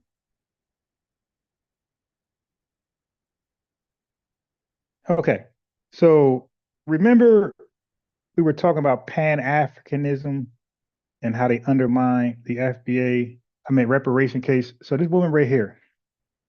So you see, President Reparation Education Project.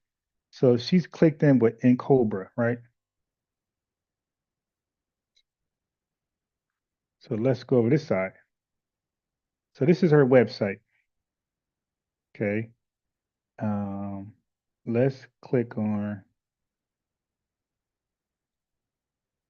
her. So she got all these, look, reparations. Look at this book. Reparations on Fire. Black Power, Black Lawyer, all this blackity black. All right, just trying to look for her. She has a website, Reparations. Where the hell is the website?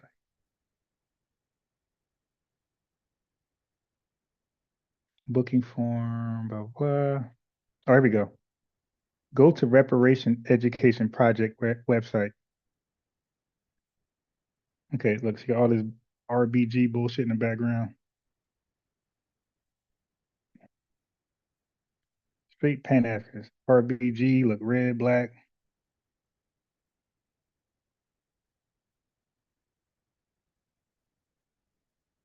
Blah, blah, blah. Okay, see, look, all this RBG bullshit in the background. They throw in Malcolm X and they throw some faces on here.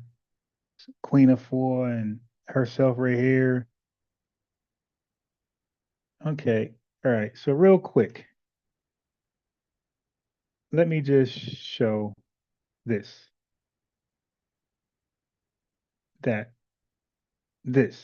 No. Where did I put her? Give me 1 second to find where I put her thing at.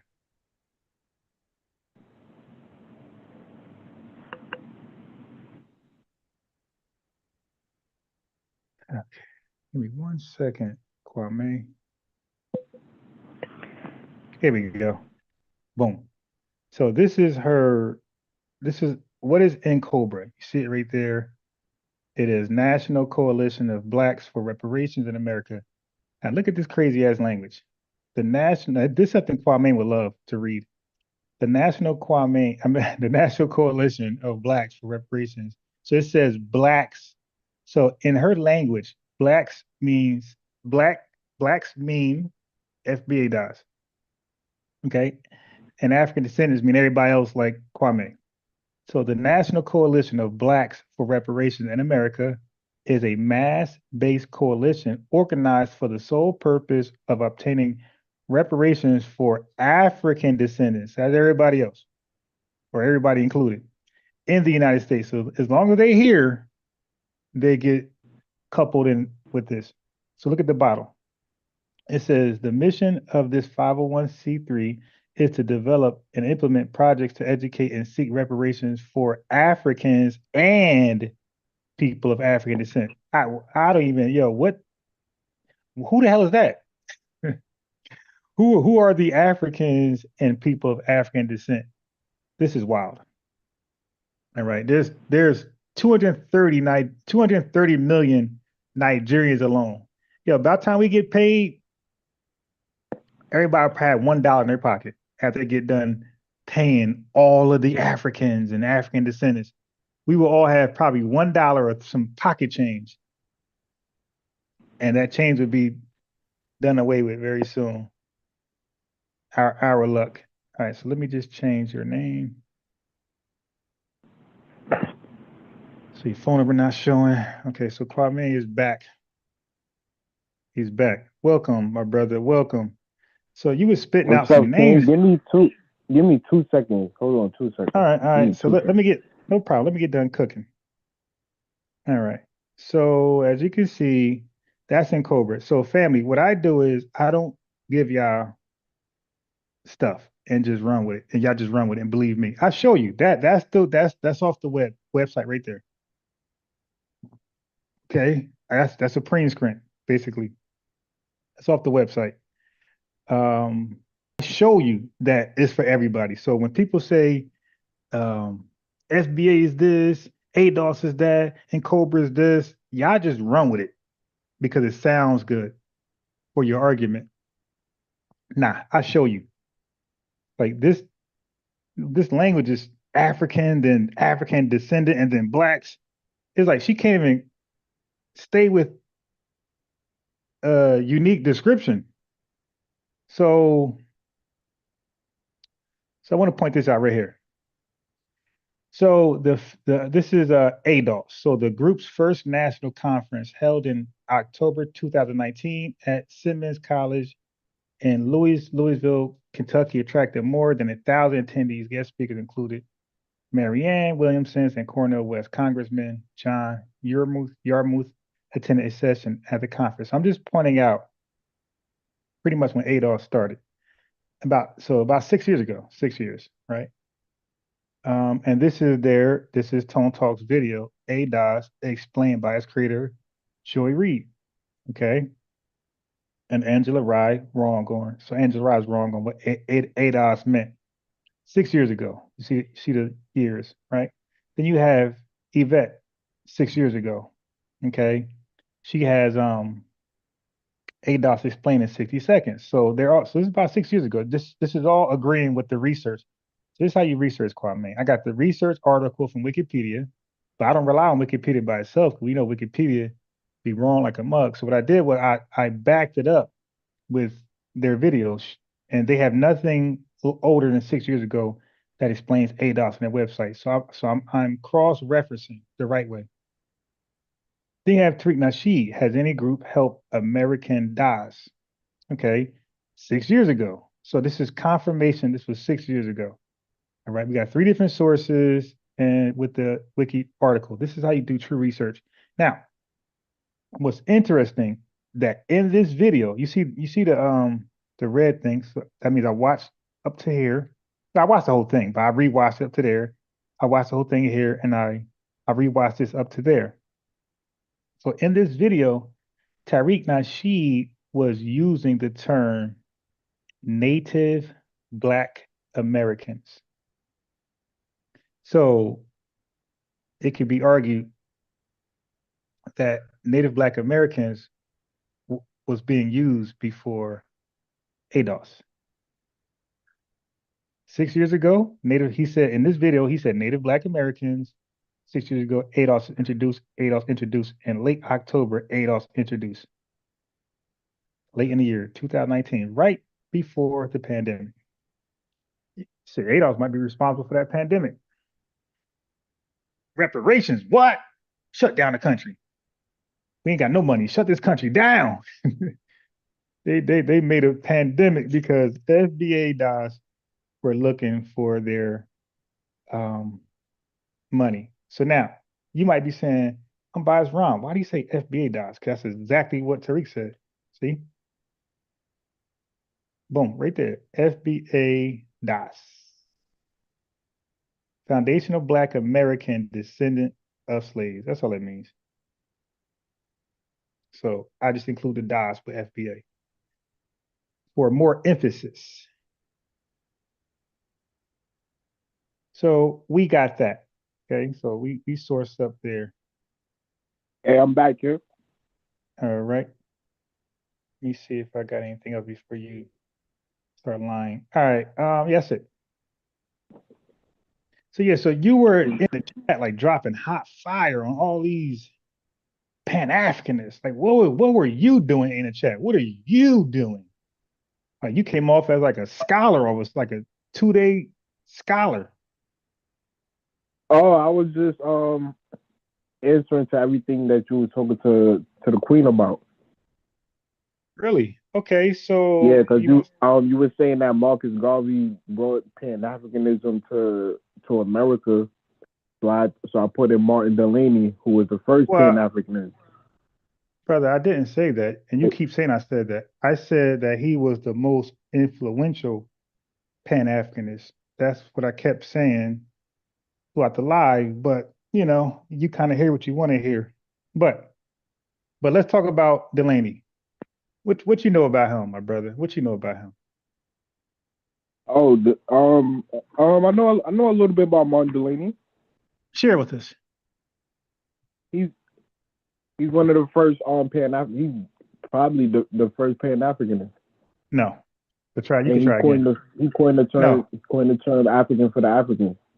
Yeah, no, but you're wrong. He was not the first. Okay, so now, what was his goals?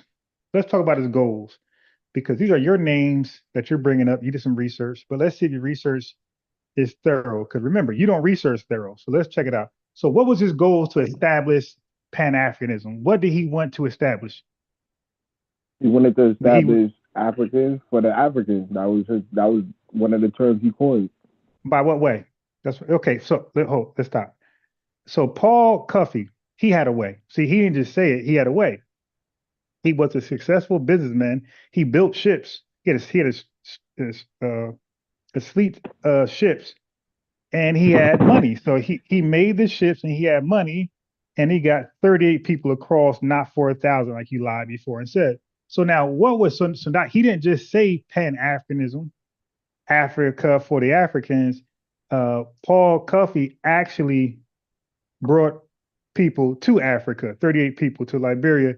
So brother, how did Delaney act on his activism of Pan-Africanists or Pan-Africanism?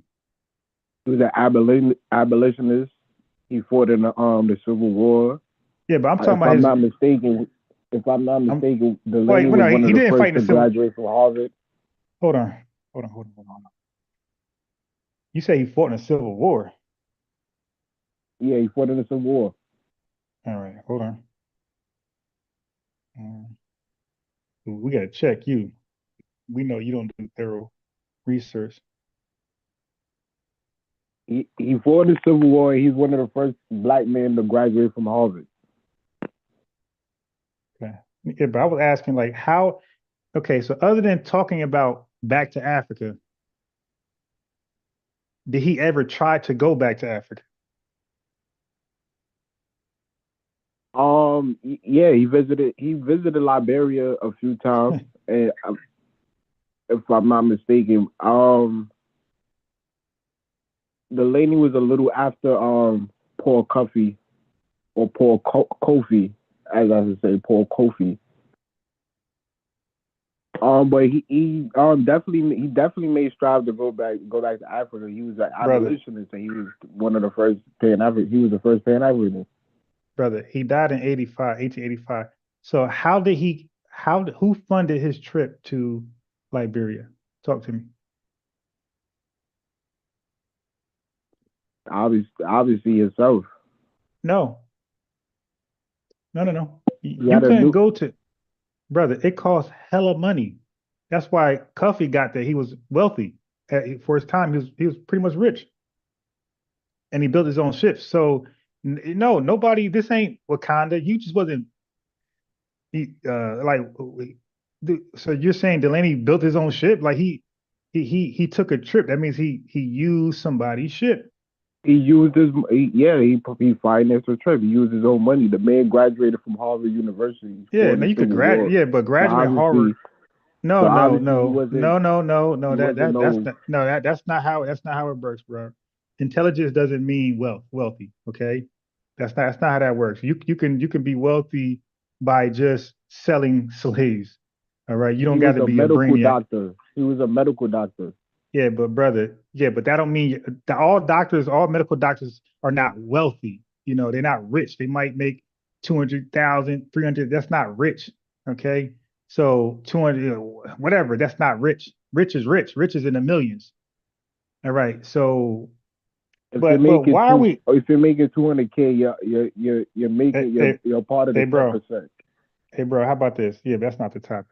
How about let's stop speculating. If I ask you a question, just you either know or you don't know. Okay, so how did he get to Liberia? Let's just not throw spitballs and see what sticks. Did you research how did he get to Liberia?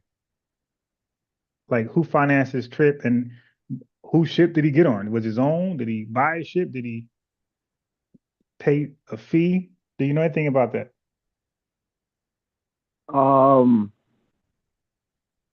That's a good question. I'm not quite sure how did he get to Liberia.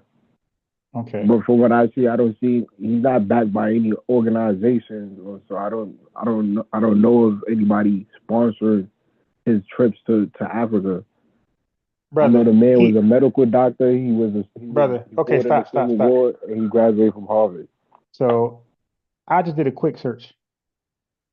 He visited Liberia, a United States colony founded by the American Colonization Society. So chat, the American Colonization Society is a racist white bunch of folks who wanted black people out of the country.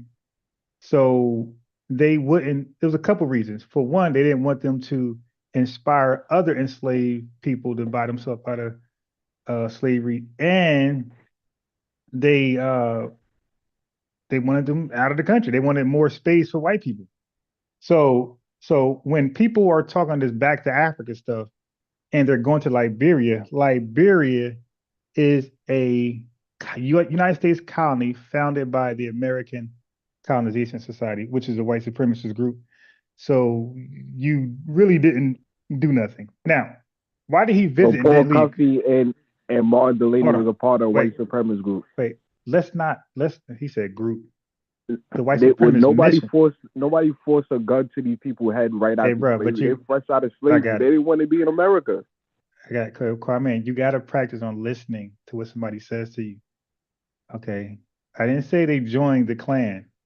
I said that they were part of a white supremacist movement, a white supremacist idea. So the back to Liberia, that was a white supremacist idea. That was something they said, hey, you want to go to Africa? Well, go to this part of Africa. Go where we set it up, where we dictate the rules and laws, and go over here. You know, they didn't just go anywhere. They went to where the ACS wanted them to go. Okay. So you said Delaney fought in the Civil War. Yep. Where'd you read that at?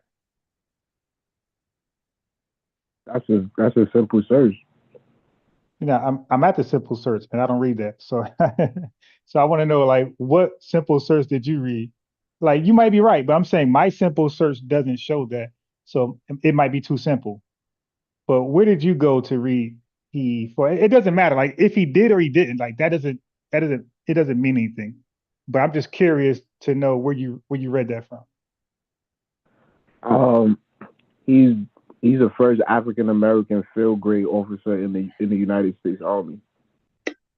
Okay, so he was you know, you could be in the army but not be in battle. So do you believe? Are you saying he was fighting or he was aiding, like helping?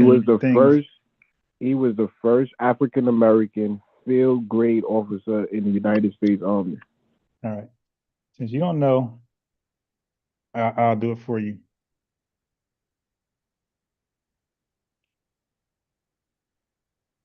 Now, by the way, chat, Delaney was seen as not like Cuffy. Cuffy actually disagreed with people like Delaney.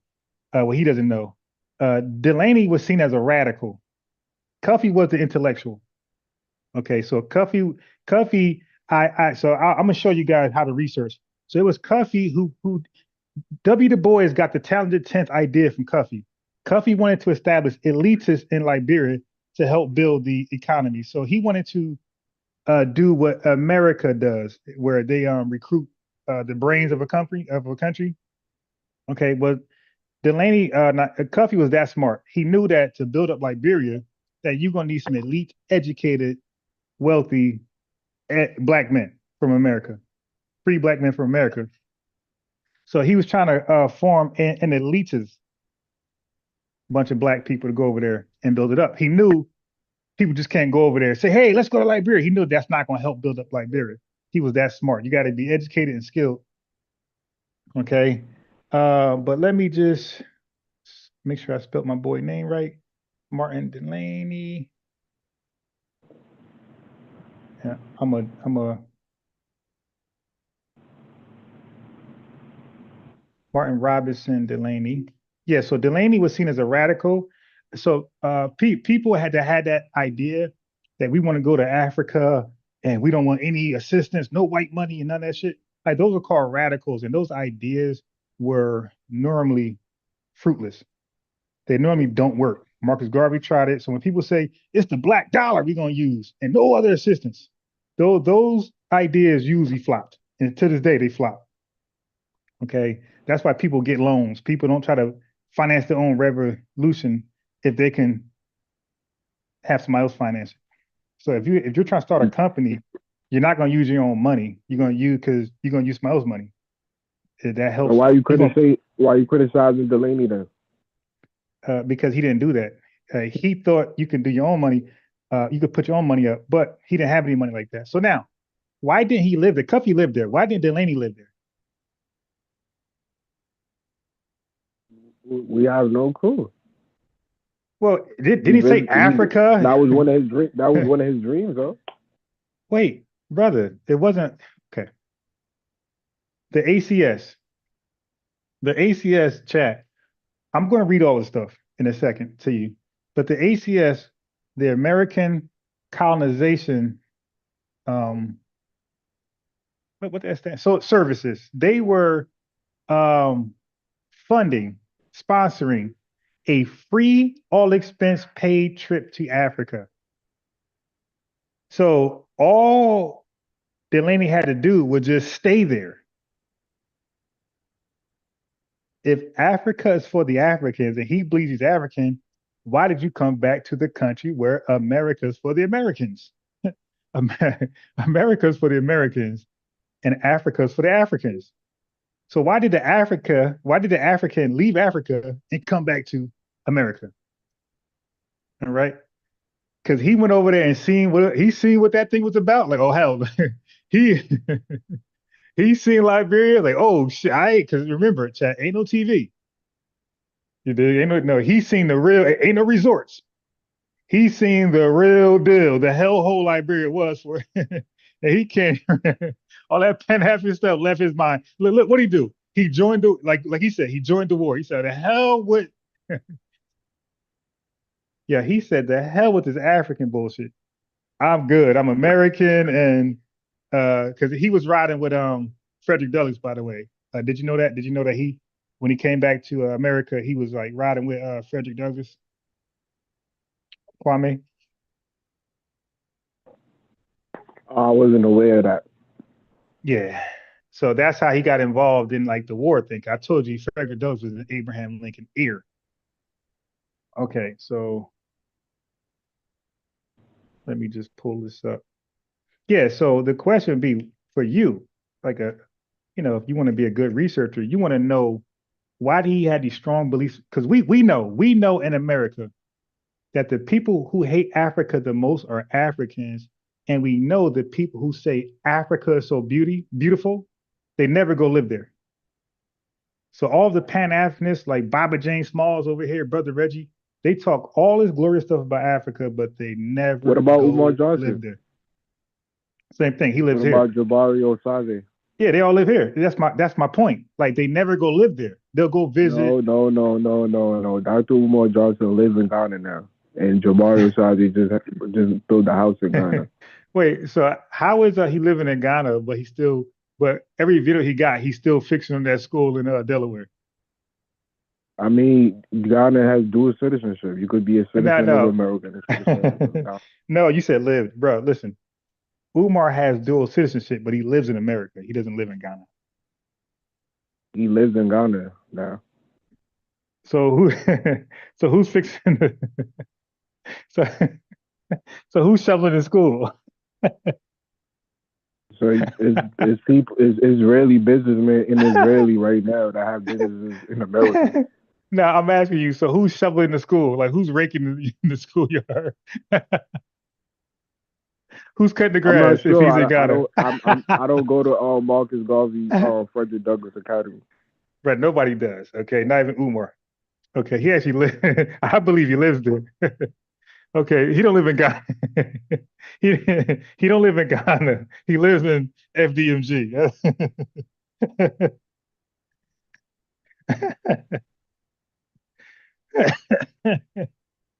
My man see Umar take a picture of his Ghana citizenship and say he lives there. No, brother, he don't live there. He got dual citizenship.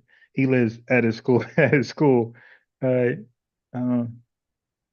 Okay, so we're gonna read Martin Robinson Delaney, Pan-Africanism together. Now, earlier I did a quick search on all of the early Pan-Africanists before you even said anything in this chat. I had already did a search on all of the Pan-Africanists at the time of Paul Cuffey and how did their Pan-Africanist ideologies differ. So chat, there was never a definition of Pan-Africanism. Everybody had their own view. So Cuffey views were different from Martin Robinson Delaney. So Kwame, did you know that Cuffey believed Christianity was a huge tool in Pan-Africanism? No, I did not know that. Okay. I know his name is African, so I would know he'll lead more to the African tradition. Yeah, but that's the problem. Like you're believing that's common at that time. Everybody was Christian. Yeah. Delaney, some guys were Muslim. See, he's wrong. Some of these Pan-Africanists were Muslim, bro. Like some of the radicals were Muslim. They were not Christian. Okay, so anyway, Cuffey said that he needed to go civilize the Liberians. Do you have a problem with that language? With Christianity. He said he needed to go civilize the Liberians with Christianity. Yeah. Go ahead to explain your I don't believe Christianity is a foreign religion, so I don't think we should practice a foreign religion. No, I'm saying like his language. Forget it. I'm not asking your personal belief on Christianity. Do you have a problem with his choice of words? He said I got it. He said. So why do you think he was say something like that. He's going to Liberia to live, but he wants to civilize the Liberians with Christianity first. He was a missionary. Maybe he was a black Christian and wanted to evangelicalize Liberia. No different than a black Christian today that want to evangelize. Right. So let me add more to it. He felt like he needed to bring Western influence, Western education to Liberia. So what I'm trying to get at, brother, I think the chat knows what I'm getting at. What he felt like he knew how civilized and educated he was, just like you said. Delaney went to Harvard. So they knew how smart and educated they were and how civilized they were. And they could only imagine how uneducated the Liberians were. So that's why they were saying, hey, we go over there, we got to bring this. Because these folks is probably out there hunting for their food. On some bushmeat shit. Now, why would you say they probably hunting for their food? Because that's why he said he wanted to go civilize them, boy. When you're not uncivilized, you do savage things. Like hunt, like bushmeat shit. So he said that he wanted to go civilize them with Western education and Western Christianity. Okay. You're talking about black men that was already colonized by Anglo-Saxons from Europe. So, of course, they probably develop a Western Anglo-Saxon supremacist type of idea. No different than today, them African Americans calling people teeters and African booty scratchers or coconut and things like that. They, develop a supremacist ideology. So I see nothing. Just like black Muslims feel like they could convert Kufas and other black people that's not Muslim, regular stuff. I see a problem with it. I don't see. It's no different than African Americans calling people musty teeters and stuff like that. They feel like they gotta. They feel like they gotta. They feel like their civilization is lower than theirs. Would you agree? Would you agree? Would you agree when you hear someone say musty tether? Would you agree that they're joking, like they're Jones and like they're throwing jokes at somebody? No, because I don't think a person that's African American gonna take somebody calling them a Carter or a Yankee or any of those terms as being a joke. They're gonna say they're being discriminative or whatever. All right, chat. Every time I ask this, hey chat. Every time I ask this dude a question, he goes, okay. You gave an analogy. You didn't answer. You gave me an analogy, and it was a bad analogy. Yeah, you gave an answer, and I gave you an example. No, you didn't give an answer. You did not give an answer. Actually, you did give an answer, but you didn't answer the question. All right. You said was a joke, and I said no, it's disrespectful. Okay. I gave an example. Yeah, but jokes can be disrespectful. No, but I don't need no, but we don't dude. That a musty tether is completely different than a Carter and a Yankee. All right, that's different. What's the difference? Okay, well, you got one is a joke. One is clearly a joke. Okay, so a person from the Caribbean say it's a joke to call somebody a Yankee. Are you a Yankee? A Yankee's a sports team. But what's the joke? It's American. Okay. It's American. All right, so, bro, slow down. You drunk? Slow down. What is the joke behind calling somebody a Yankee? Explain that. What's the joke behind that?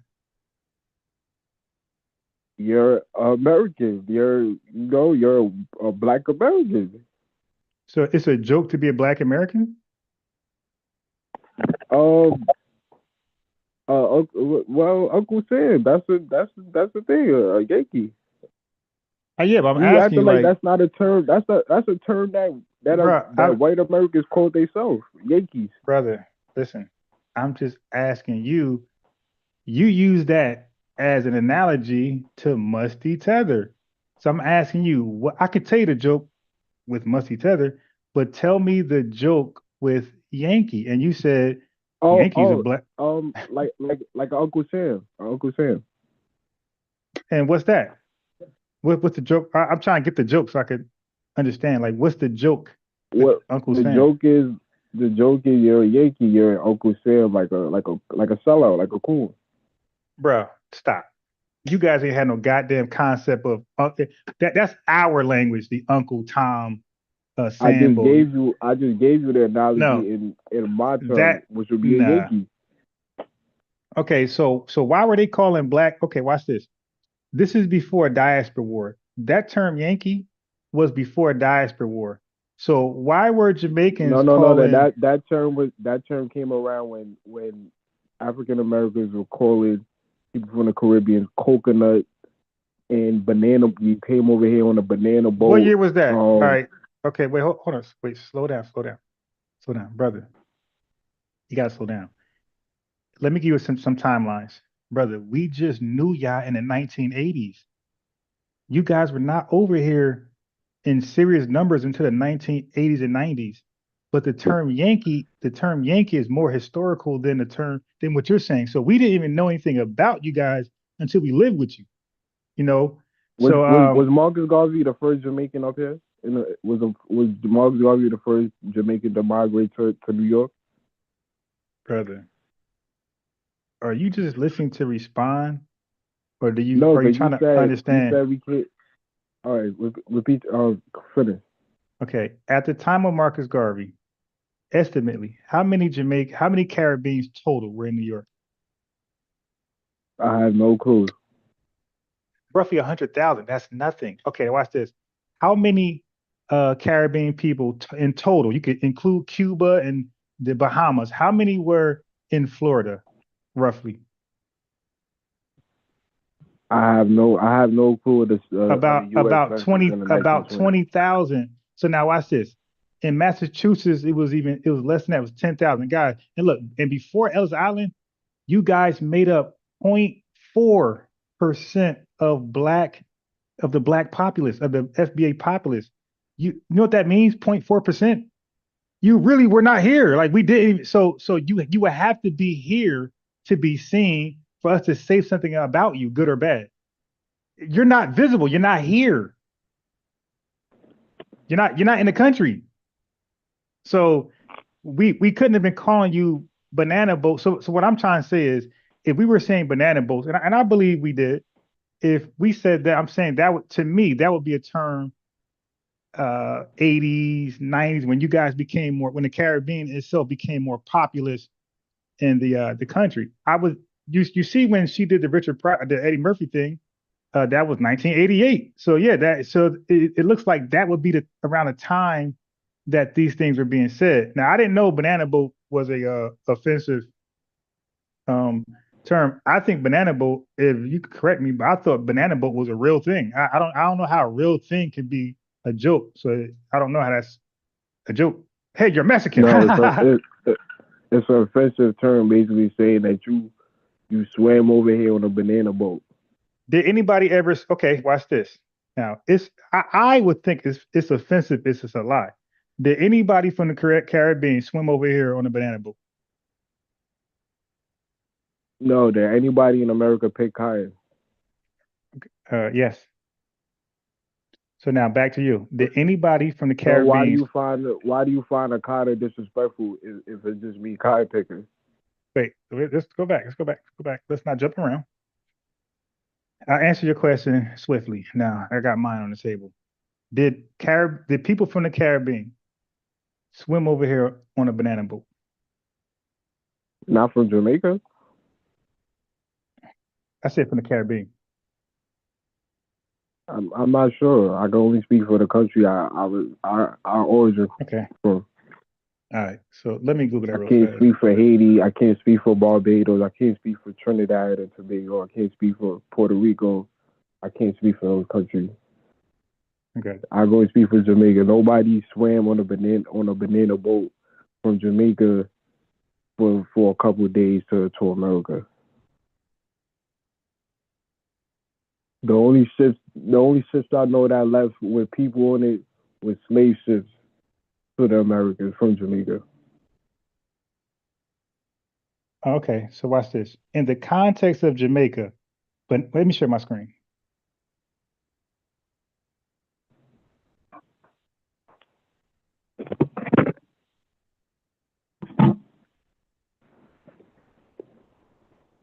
Okay, so what does banana boat mean in Jamaica? AI overview. In the context of Jamaica, banana boat refers to a ship, often a cargo ship, that carries bananas from tropical regions and sometimes also used for passenger travel, particularly for West Indian immigrants. So it looks like there's some truth to that.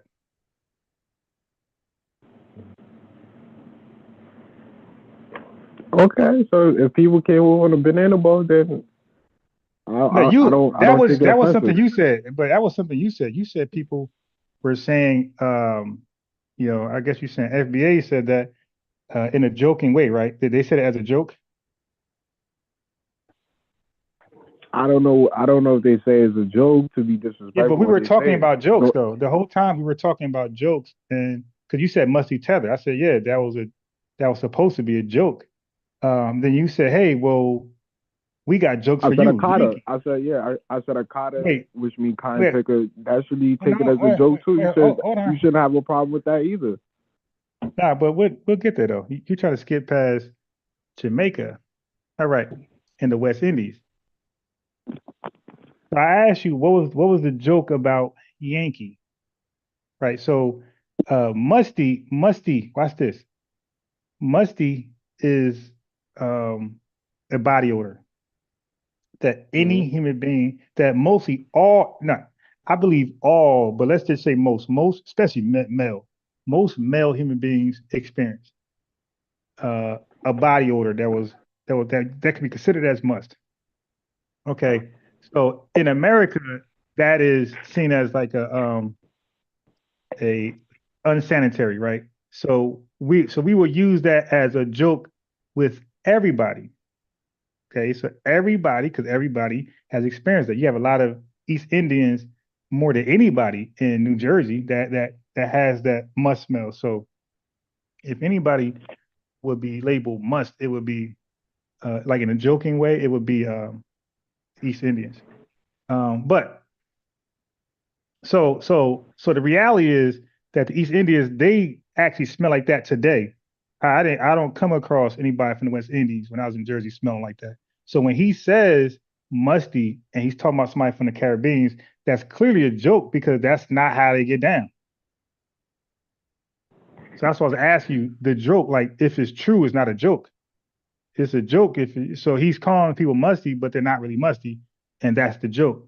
But if you are musty, there is no joke there. That's just the reality.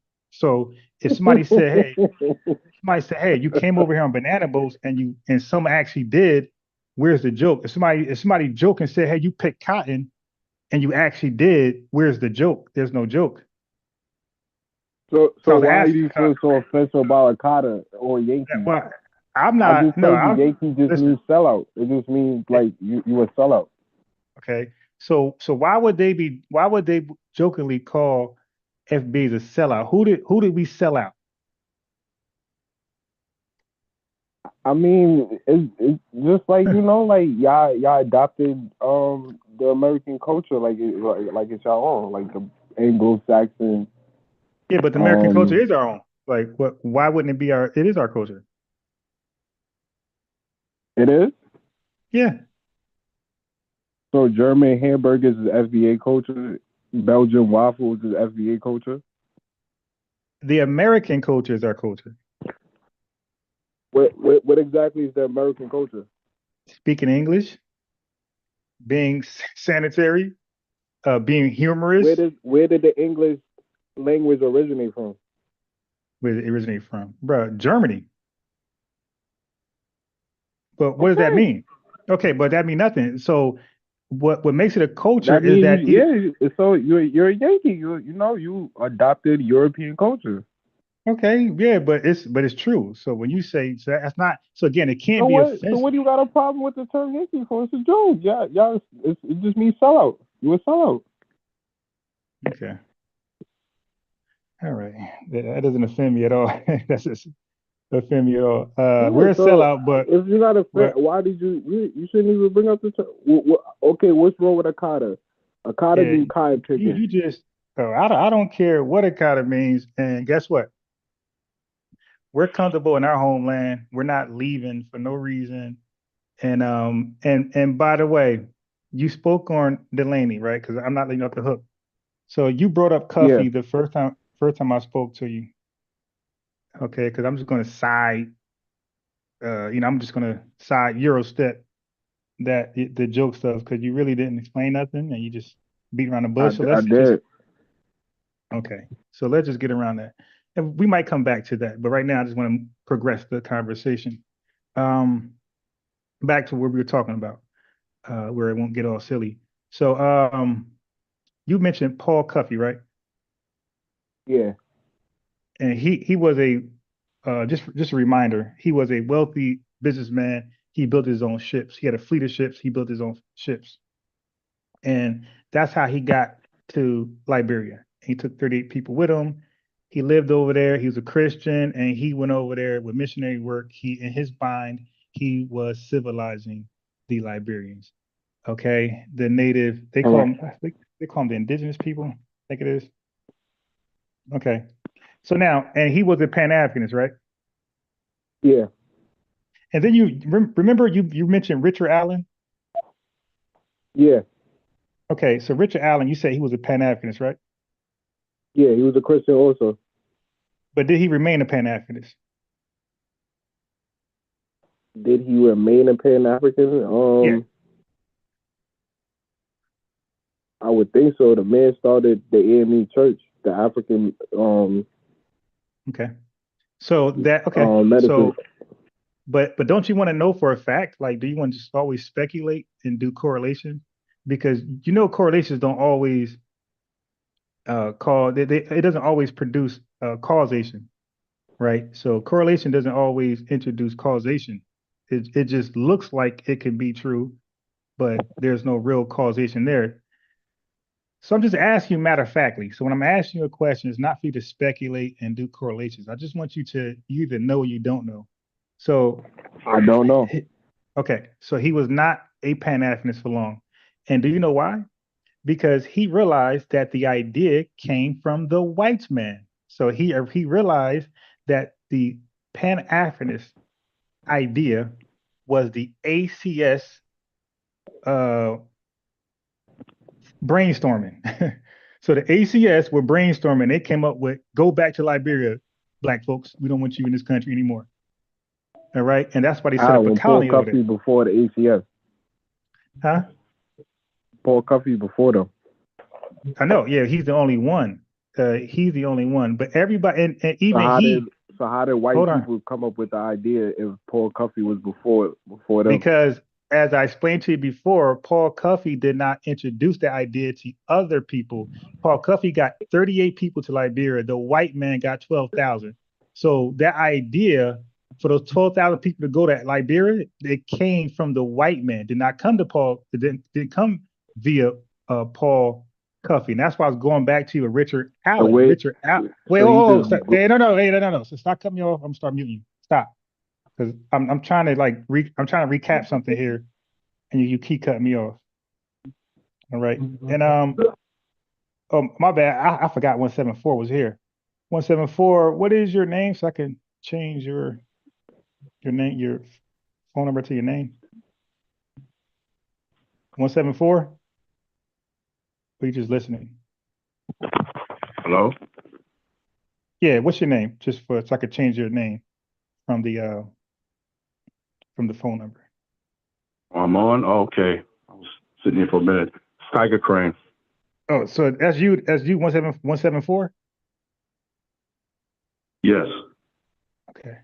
Let me change you. And 347, what is your name so I could change your phone number? Jay. Jay? Okay, I just put Jay. All right. So let me just wrap this up. Because Kwame, we could always talk about this later. So let me just wrap this up with I just want to say to you, Kwame, that Richard Allen was being pressured to go to Liberia, not from Paul Cuffey. All of his influence was from the ACS.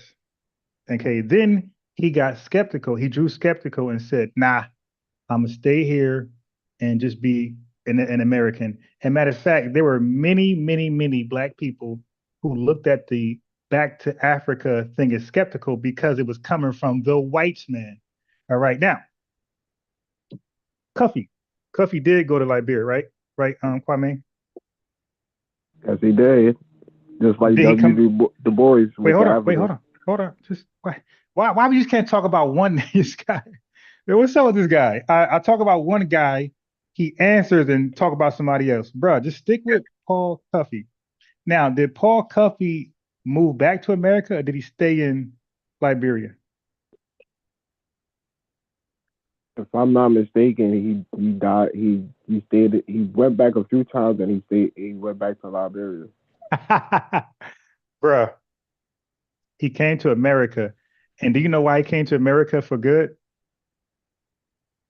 Who, Paul Cuffey? Yeah. Okay, go. Do you know why he came to America for good? You don't know. Wow. He came to America if I'm for not good mistaken, because Paul Cuffey died in No. He came back to America for good because he said all of those folks that went to Liberia were corrupted. He said they introduced a corrupted government. The government, and he came back to America. So he put the blame on the FBA. Brother, there were no FBAs. They were free Black men. But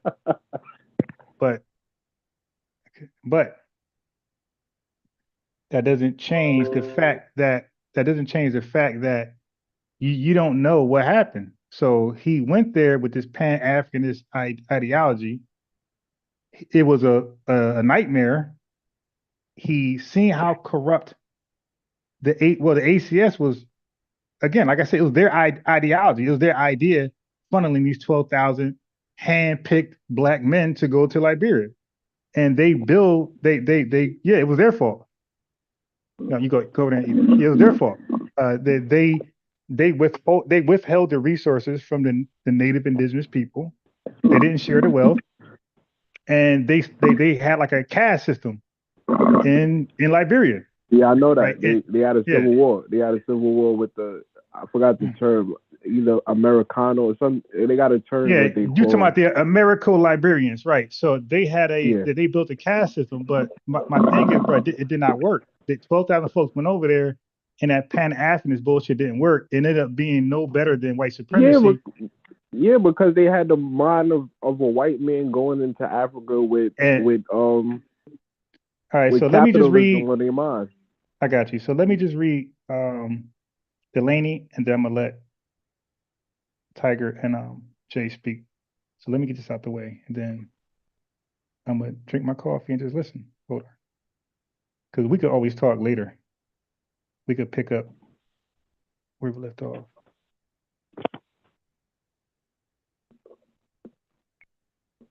Okay, my screen's sharing. All right, this is Delaney. Martin Robinson Delany, 1812 to 1885, was a prominent African-American abolitionist, journalist, physician, and military officer. He is often regarded as one of the earliest proponents of pan-Africanism due to his strong advocacy for black self-determination, emigration, and African sovereignty. Delany's pan-Africanist views.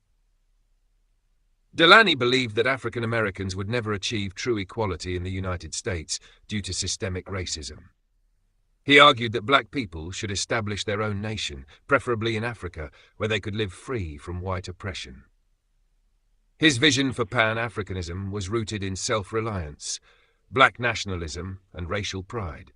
He promoted the idea that African Americans should return to Africa to build a powerful, self-sufficient black society. In 1859, Delany traveled to present-day Nigeria to negotiate with African leaders about establishing a settlement for African Americans. He met with the king of Abeokuta in modern-day Ogun State, Nigeria, to discuss potential land for African American emigration. However, British colonial influence and internal conflicts among the Yoruba people made the plan difficult to realize. Why did Delany return to America? Despite his Pan-Africanist aspirations, Delany returned to the US because of the unfolding Civil War. He recognized that African Americans had a pivotal role in shaping the nation's future, and he shifted his focus toward fighting for black rights within America rather than emigrating. The war and the potential end of slavery made him believe that black people could secure their place in the US by participating in the conflict and proving their worth as citizens. Oh, he dropped it too? Relationship with Frederick Douglass. Delany and Frederick Douglass were both committed to the abolitionist movement, but they had ideological differences. Douglass believed in fighting for black rights within the American system, while Delany was more radical, advocating for separation and emigration.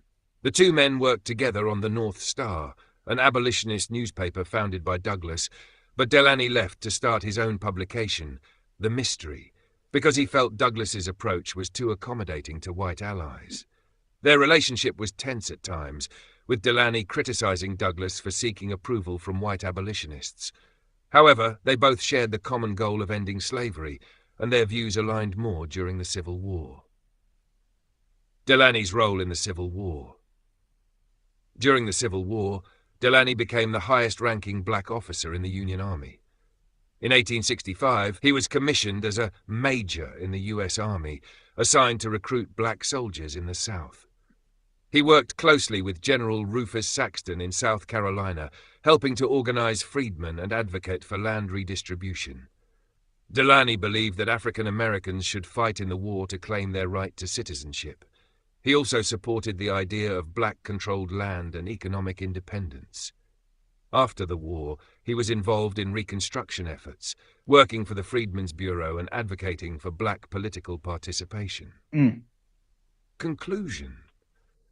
Although Delany was a strong proponent of pan-Africanism and even attempted to establish a settlement in Africa, he ultimately returned to the US because of the Civil War and the opportunity to fight for black rights domestically. Pan-American. His relationship with Frederick Douglass was complex, marked by ideological disagreements, but shared abolitionist goals. His role in the Civil War solidified his legacy as a pioneering black nationalist and military leader. Yeah, so to me it sounds like he was a he was reformed. He was a reformed Pan-Africanist. So just like Cuffy, just like Richard Allen, they go over there because it sounds good. Yeah, Africa for the Africans. They go over there, they realize the grass isn't greener. They come right back to USA and they say, put me down for citizenship. Okay. So you can respond to that, and then Tiger Crane can go, and then Jay after Tiger. Go ahead, Kwame. Just because Delany came back to America doesn't mean he's not a Pan-African. And the man, and you literally read, the man kept fighting to immigrate back to Africa. He didn't stop fighting not to immigrate back to Africa. Came back and fought in the Civil War for civil rights because he thought that was the good thing to do. But that didn't stop him from being a Pan-Africanist. Thank you. Tiger Crane and then Jay. Based on what was just played in that video, on top of everything that you've been breaking down for like the last half an hour, I think it's safe to say that Delany,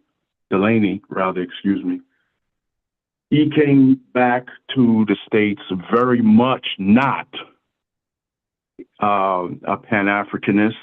If he was before that experience in Liberia, I think after, Liberia and coming back, he was not a Pan-Africanist no more. Doesn't mean that he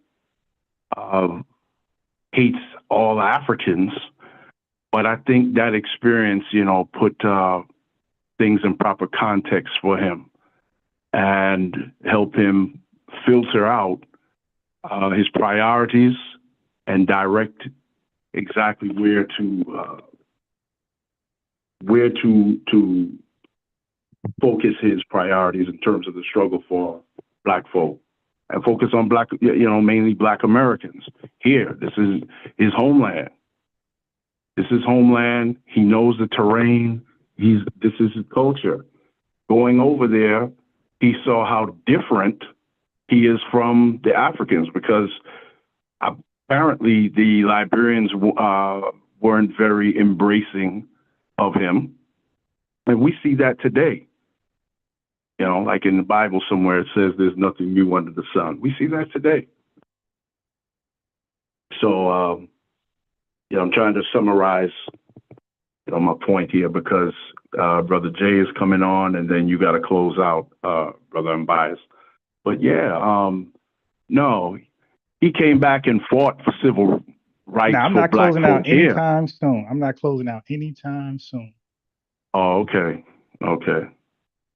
But he ain't come back. But I'd like to see proof of that, which at this point I don't think there is, because you laid so much out.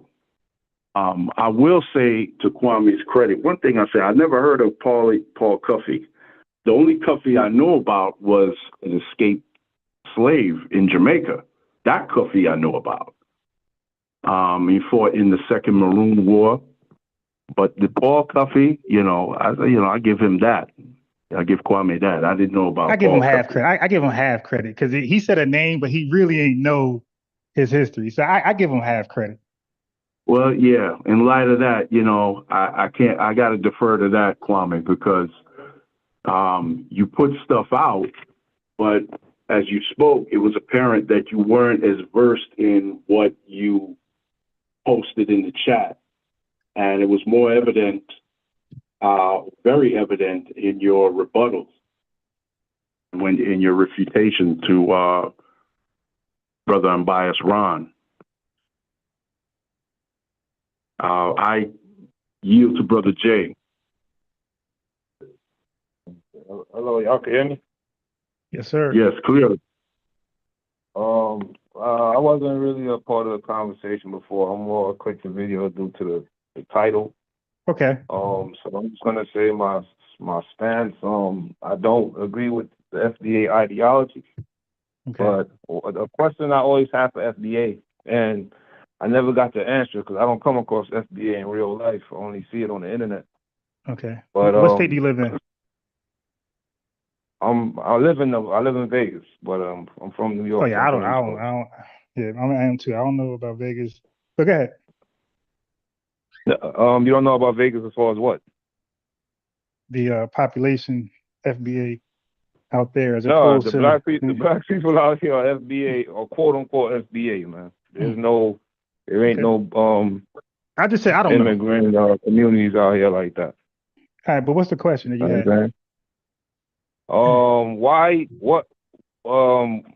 How is FBA a lineage? Like, it's like people be changing the definition of words. Like, that's not how lineage work. Like, that's not a lineage. That's just some shit dude made up.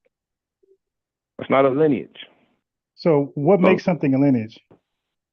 All right, what makes something a lineage is the line. Lineage, the word line is in lineage. It has to be traced. Right. So let me give you an example. Let me give you an example. Hold on. Back in the past when we had societies with actual kingdom, where kings ruled the region. What, 1,000 years ago? Do you know what 1,000 years ago that you're referencing? No. I'm just giving an example, bro. I'm just giving an example of how lineage work. I could give a modern. I would love that. I don't want to go back from medieval times and back to now, and then, All right. Okay. Let me give a modern example. Fuck it. Yeah, let me give a modern example. I'm a person. Boxing is my favorite sport. Okay. And I don't know if you know boxing at all. Yeah, I do. But okay, good. I hope you know it at least well enough to understand this concept. Are you familiar with a lineal champion? Yeah. Okay. So you see where I'm going. The lineal champion is the champion that. Okay. The lineal champion is the champ. That's why I wanted to use the other example I was giving, but. Yeah, but why you can't just use but why you just can't use an example of lineages? Like, so you said, like, for example, when you said, okay, all right, when you said FBA wasn't a lineage, I thought you were going to go to like China, or I thought you were going to go to like Let me Russian. stay within the context. Yeah. The lineage is the line. Well, can I answer your question first? Go ahead, bro. Because, okay, so for one, every time I try to start you, but go ahead, man. Go ahead. Because you went from medieval to boxing, and I'm like, yo, no. Every time I'm trying to go somewhere, you making me look like I'm not confused. I know what I'm saying. You're making it look like that. You're trying to use little reverse psychology. I know exactly what I'm saying. That's why you laughing. Because you're funny. That's why. No. Listen. All right, go ahead. Say what you're saying, bro. Okay, I thought you were going to do this. I thought you were going to say that's not a lineage. This is a lineage. I thought you were going to do that. I didn't know you was going to like take us back when Jesus was born. Okay. Okay. So. All right. I wasn't. Oh, all right. Okay. I could give. All right. If you want it like that, I'll give it to you like that. My lineage. Which is what? Is I'm a Johnson. I'm not going off of nationality. That's not what defines my lineage. That's what I'm trying to tell you. That's why I was giving you a roadmap. That's why I was doing that. You just keep cutting me off. I'm trying to walk you there. All right. So is Eritrean? Is that a lineage? Teach you how this works. All right. So look, I was trying to teach you how this works, but you're not letting me land my plane. You just making it seem like I'm confused. I really think you confused, and you trying to make do. I'm sorry. Go ahead. You gotta laugh. I'm being serious right now. All right, so check it out. This is how lineage worked prior to the era of Tariq Nasheed, because obviously the word got mixed up. And now I'm saying lineage is the line. Yeah. Is the trace of, and when we talk about people, we're going to be talking about bloodline. So I trace my predecessor. That's my lineage. We can't be of the same lineage. My lineage has to be exclusive. It literally is. And what's the name of your lineage? What you keep going about name? If I'm going to give you a name, I can only give you my name. Well, yeah, tell me. That's Johnson? all I can give you. That's how it works. You nationality. Your nationality is not your lineage. Let me explain this to you, bro. Hold on. Wait. All right. Check this out. Let's say your name is Smith, right? And you're from you're FBA. You claim FBA, right? Yeah, FBA does. Yes. Oh, okay. Check it out. You're Smith. You're in North Carolina. You claim an FBA. Right. If down your Smith line, your uncle, your grandfather, somebody went to fucking Switzerland, and you got family over there, and this dude comes up to you while you on your FBA, while you on your whole FBA shit, you say, yo, I'm your kin. And he proves it. He is of your lineage. What you gonna say? You're not, because you went over there to Switzerland? That he is of your lineage. That is he's connected to your line. Right. So can I ask you a question? That is lineage. Now stop the laughing. You see how I made this shit make sense, right? No. You see it now, right? You're like, oh, what you want to ask me? Go ahead, bro. I'm confused more. No, you're not. No, you're not. You're not. First of all right. Do you claim? I think the answer is no, but I gotta ask anyway. Do you claim to be FBA? No, I don't. I'm not. I'm technically not FBA, but now you're gonna say what? Tether Bible? No, ahead, man. No, okay. Ahead, so y'all always do that when y'all call in. Like, I don't know where you called in before. I'm not go ahead. I'm gonna let you go. I'm gonna stop. Go ahead. All right, cool. Tariq Nasheed is a comedian. Everybody knows that. He jones, he trolls. He don't claim me to be a comedian. Yes, no, he does. Don't say that. Bro, he would tell you I'm not. He don't say I'm a comedian. I never heard him say that in my life. Bro, stop. Slow down. It's my turn, right?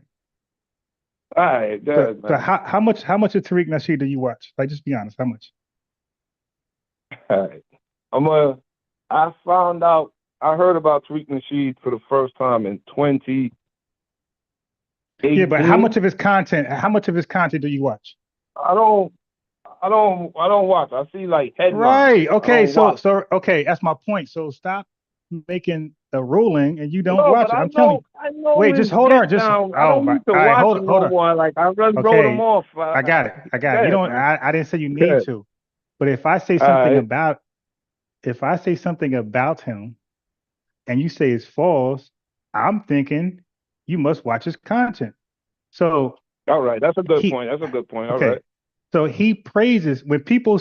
Matter of fact, his last live just went off. Somebody said, "Hey, you need to be a comedian. You need." He's told this damn near every live that he pushes everybody, all of his supporters. They say, "Hey, man, you need to go into comedy." He laughs, and they said, "You're good at jonesing and throwing shade, and and he laughed with them, and he says yes." And they he don't say, "Nah, Well, I'm not a are comedian." you alluding? Wait, Are hey, you bro. alluding that FBA is on some joke shit? Hey, Is bro. that where you going with this? Bro, you have to just. Yeah, we can be funny. Shit, we Richard Pryor, Eddie Murphy got some of the funniest people in the world. All right, all right. So what's serious about F? Where's the Wait. serious part? Cause I just explained. Wait, so I let me just explained that it's not let a me just lineage. get. You're Okay, not cool. gonna tackle Well, that though, right? You're just gonna skip that. That is not a maybe I will lineage. if you That is shut something that has been made up. if you just keep quiet for a second, I might can do that. Now All I right. was asking All you. right. Okay, so now you're not FBA. So what country are you from? My family's from the Caribbean. Which part? My family's Jamaican. All right. Okay. Anyway, yes. Anyway, I'm from Jersey, so you from New York, and you know that we're like very inner circle, Black Americans and Jamaicans and Caribbean people, period, and even like some Spanish folks. Like we're like really, under one umbrella to a large degree. Like if we're playing basketball, we're same place. I didn't know you was from Jersey. I find it very alarming that you take on the FBA mindset. That's very different, but okay. Yeah. So and anyway, I'm just like giving a chat a little picture because places where I'm at now, South Carolina, like that diversity is not here. So it's easy for somebody to view this thing differently than somebody who's in a more diverse setting, right? But I'm saying that to say there's a lot of cool Spanish people who's not on some Tether shit, and there's a lot of Caribbean people who are cool and they're not on some Tether shit. Like there's genuine relationships in these states and cities because we're amongst each other all day long. All right. So, but anyway, with that, matter of fact, I never met a Caribbean person who was on some Tether shit. So anyway, so maybe these Caribbean people are calling from their country or some shit, or from a different, maybe Florida, but definitely not New York, New Jersey, tri-state. But to lineage, let's go back to lineage. Would you say African American, is that a lineage? Say that again. African American, is that a lineage? Is African American lineage? No, that's just an identifier. Okay, and guess what? That's what we say. We say FBA is our ethnic group identifier.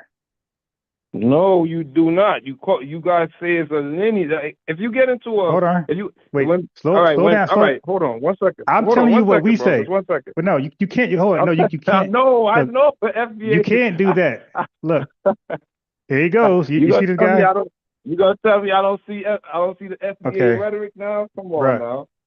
And we keep explaining to people like you, we are not a monolith. We have individual personalities. So you're going to talk to somebody who's very funny. You're going to talk to somebody who's more serious. You're going to talk to a fat person, small person, short person, educated, dropout. You're going to talk to different people. There's 43 million of us, bro. So there's 43 million different expressions. So when you speak to one person, you're not speaking to us all. That one person, even Tariq, doesn't represent all of us. We're all unique, different people, like every human being is. Okay, newsflash. I don't know why you're bringing this up. That has nothing to do with the subject, the conversation that me and you just having. It has a lot to do with it. You just let me tell you why. All right, let me tell you why I debunk that it's a lineage. Why that's important. All right. Well, I'm gonna go on. Do that. Hold on. Let me go on mute, and I'm gonna let Tiger and Kwame chip in because I said enough. And I'll wait my turn. All right.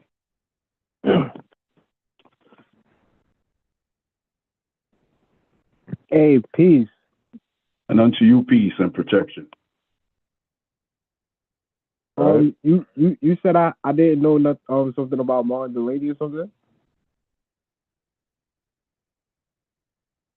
If I didn't know, I said that with Martin Delaney, whenever he thought of Africa, any ideas that he had into doing something with Africans, when he went to Liberia, when he came back. Okay. Yeah, go ahead. That was it. When he. Oh, okay. When he returned, I'm pretty sure after that Liberian experience, that was completely shot. Whatever hopes or whatever he had, ideas, Pan-African wise, that was dead.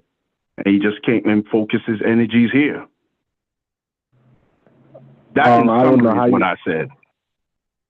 Okay, I don't know how you could arrive to that conclusion when Ambias just read on the screen like the quick synopsis on Martin Delaney, and it was showing that him and Frederick Douglass had ideological differences because Martin Delaney wanted to immigrate back to Africa and Frederick Douglass wanted to integrate into American society, and that was one of the major key differences between them. Even though both was abolitionists and was fighting for civil rights, that was mainly they disagreements. And Martin Delaney ended up leaving the North Star. So that was one of the major differences between them. One wanted to go back to Africa, one wanted to integrate into American society. And well, let me give context because you and I, this is our first conversation. The Pan-African ideology, and I stated earlier in the chat, and I put it out as a question. Which Pan-African organization, maybe or someone else in the chat, they can put it up in the chat. Which Pan-African organization or an individual that promulgates Pan-Africanism has been successful? I mean, what can we see within the last century that has a consistent track record of success? Okay, you have Kwame Nkrumah, which was a student of Marcus Garvey. He founded the country of Ghana. You have Patrice Lumumba, who founded the country of the Congo, if I'm not mistaken. You have the African Union that was influenced by Pan-Africanism. You have different organizations in Africa. You have Freetown, Liberia, Sierra Leone. It's a host of things that's been inspired or started by Pan-African or Pan-Africanism.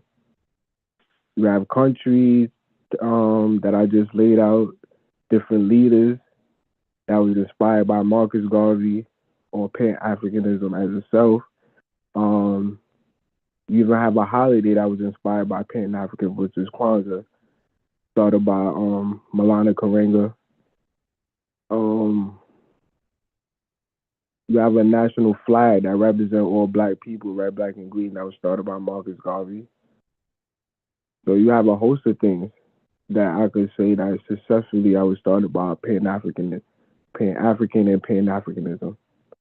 Even leading up to the Joseph Ben Buchanan, the John Henry Clarks, the Steve Coakley, the Tony Martins and Ivan Van Sertima. Those will all be classified as Afrocentric or Pan-African scholars. So you have scholars, countries, political leaders, and a host of things. All right. Quite a bit of that we got to unpack. Dr. Kwame Nkrumah, Yeah. who we know is that's a household name right there, and he was unquestionably,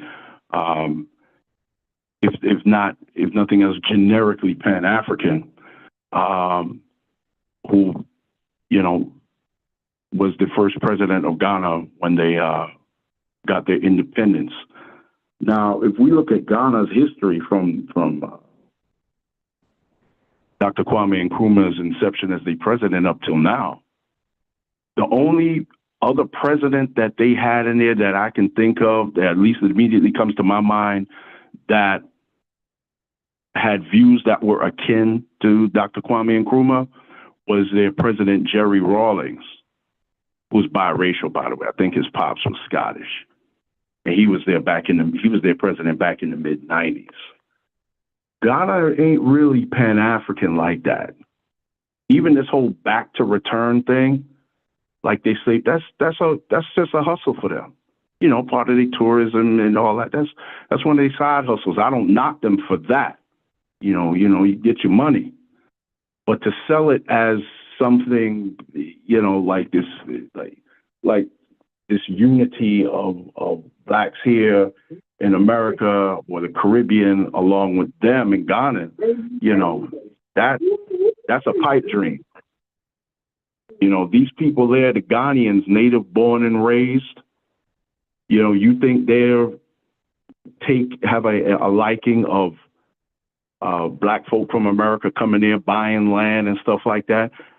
Somehow they don't mind when white people do it. For some reason they don't mind African American dual citizenship. I just said it's a hustle for them. Money grab. How do you know that? Look at Stevie Wonder. Stevie Wonder over there, they bigged him up talking about he's a Ghanaian American. He ain't by lineage, by genealogy. He's not Ghanaian. And if he was, his family has not been in Ghana for so long. That's like us with Jamaica. In Jamaica, we know about the Akan and the Igbo influence. Those are the strong or domineering African elements within Jamaican culture. Yeah, the flag is primarily based off the Akan flag. Yeah, but the black Jamaicans, we are not Ghana. We're not Ashanti. We're not pure Ashanti or pure, because I think it was you who put something up in the chat earlier about Central and West Africans. We are not pure Central and nor pure West Africans. Because remember, we mixed in, a lot of us mixed in with Scott, Irish, Indian. My maternal grandfather's Indian. So I'm a quarter East Asian. I just don't own a 7-Eleven. I didn't inherit a 7-Eleven or a gas station. So because somebody in your lineage got raped, that excludes you from being something. I don't understand. Well, not, and it's not always rape. That's another thing. That's cap right there. A lot of us, we run with this thing, because they were raped. That's where we got the biracial shit. That's not always the case. People being biracial is rape. Some, yes. Some weren't. My grandfather and my grandmother, when they hooked up, my Indian grandfather, he hooked up with my Indian grandmother. That was all them both. In fact, his family threatened to disown him when they first learned he was courting her, and he cut them off. Because my grandfather was that type of dude. He was that man. You don't tell me what to do. This is what it is. Would you agree that the Jamaican culture is African? Excuse me. Jamaican culture would say it's exclusively African. I wouldn't put it that. It's based in that, yeah, heavily, but not entirely, not 100%. That's why I wanted to pose. In fact, I'm glad you asked that, Kwame, because that brought me to a question that came to mind. I want to put to Jay while he was conversing with Brother Unbiased, Ron. Something you mentioned about something with Jamaica. Damn, it'll come back to me. But no, Jamaica is not 100% African culture. Oh, now it just came back to me. I don't know. This is a question I posed to both of you, Kwame and Jay. Are y'all familiar with the Chinese woman that was on YouTube about 2 years ago? And she went on about Jamaican culture. She claimed that she's more Jamaican than yeah, I'm familiar with that. Yeah. What's y'all take on that when she says that she's more Jamaican than Oh, sure, I'll tell you my take. All right. So my take is not what you probably assume or presume. In Jamaica, they have an identity that I don't want to mix up my words because there's this myth that I never heard it in America. A black Jamaican say, "I'm not black, I'm Jamaican." I never seen or heard that in my life. But don't lose me what I'm about to say. In Jamaica, there's a pride in being Jamaican. Now, Jamaica is predominantly black, but they got white Jamaicans and shit like that too. Right. So she was. But the culture she was talking black, as though. a The Jamaican. African. So she was talking as a Jamaican and saying, "Yo, when y'all go to America, don't come back. Don't go to America and spend all 30 years and come back talking about you a Jamaican and shit. Like you done got all watered down. You ain't moving like how a Jamaican would." That's how she was talking about it. I know it looked funny. It looked hella funny because she Asian, but that's what that was. You know what I'm saying? Right, So like people that's from the island and shit, they ain't really take that shit no way. But I could see how an American could see it. I could see that it looked like, yo, this bitch letting her nuts hang. That's what it looked like, but I get it. But that's what it really was, though. Well, yeah, technically she was letting her nuts hang. So let me put it in this terms. Where you from, bro?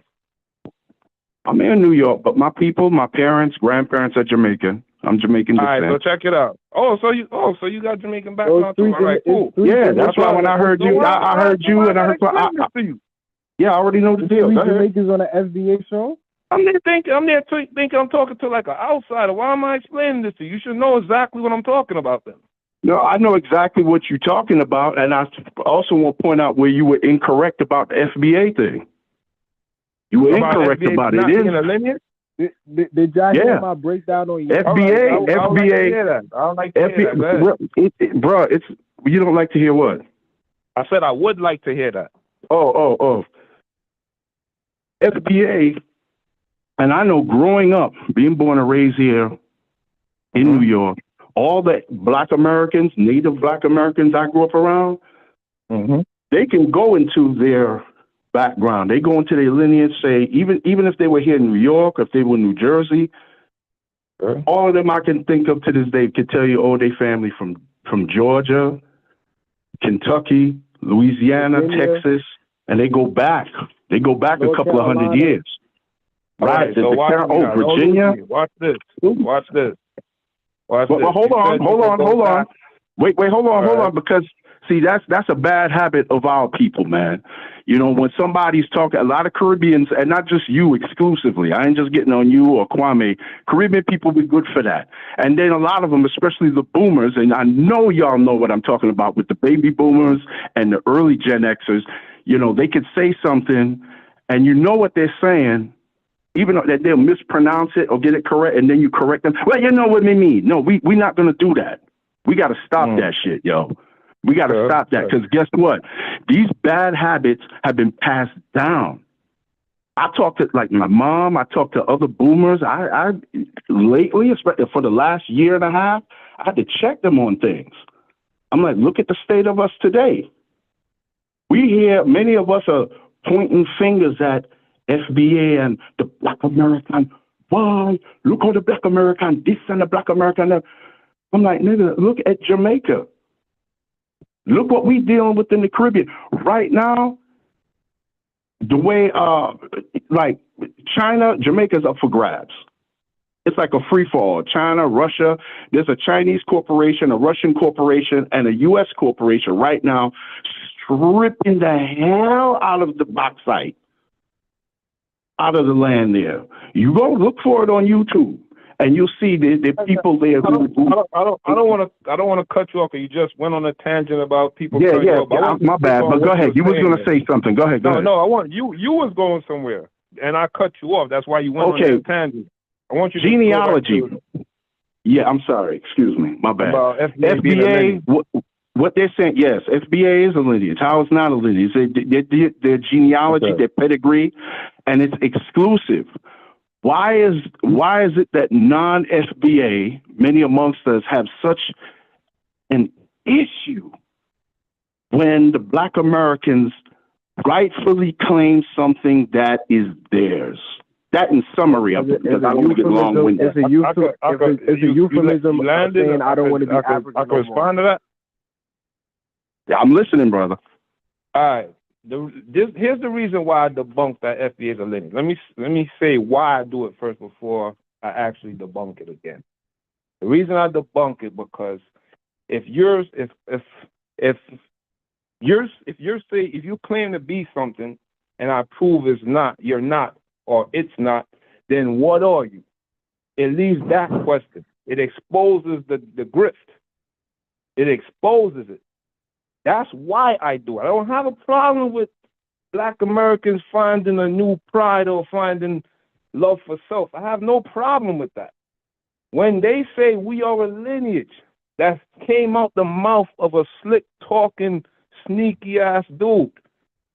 Know what I'm saying? Once I debunk that, then what are you?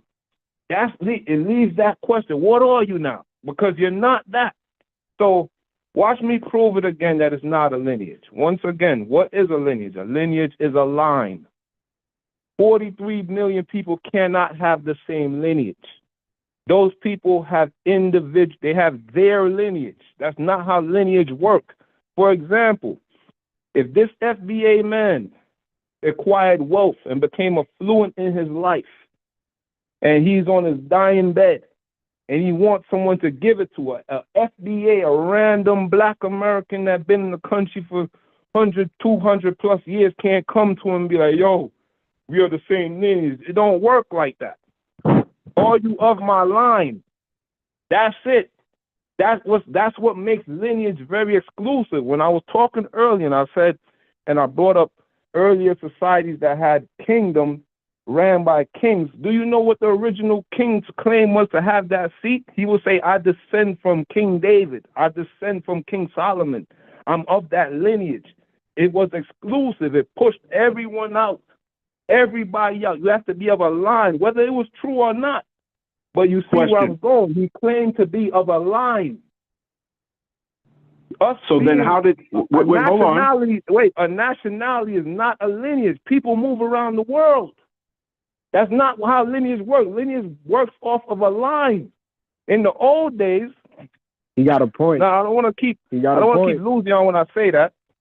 But in the past, let's just say in the past, what was your original ID before ID cards? It was your name. We took our father's name. People could identify you. They could say, "Oh, you're a Smith. I know the Smiths from over there on the south, or down the hill. I know those people." That was your identifier. It's a little confusing now because people take their mother name, their father name, blah, blah, blah. The shit is a little confusing, but the line used to be very easy to trace. Lineage is line.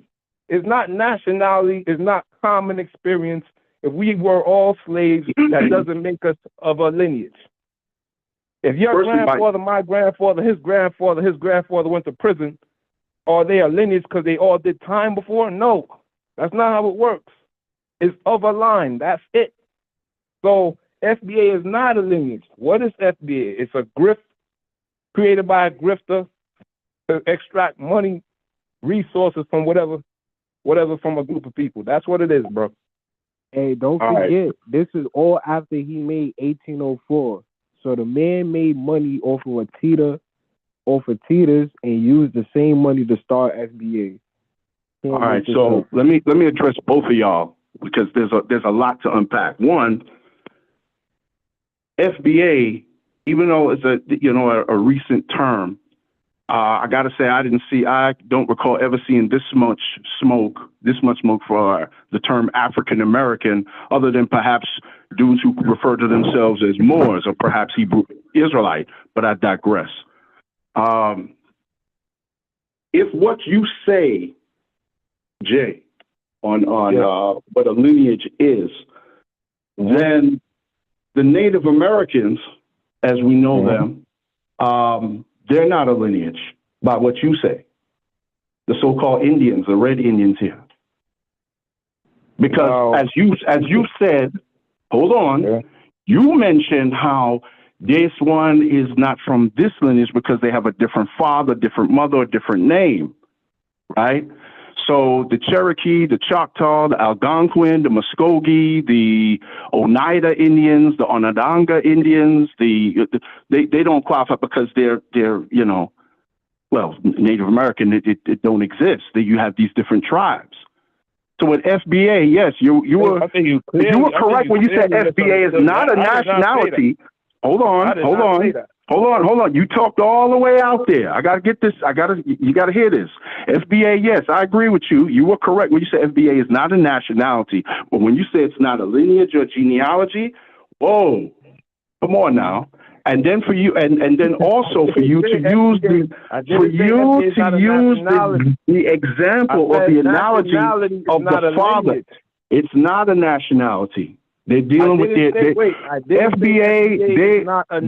The black people who are FBA, they are speaking on their genealogy, their pedigree.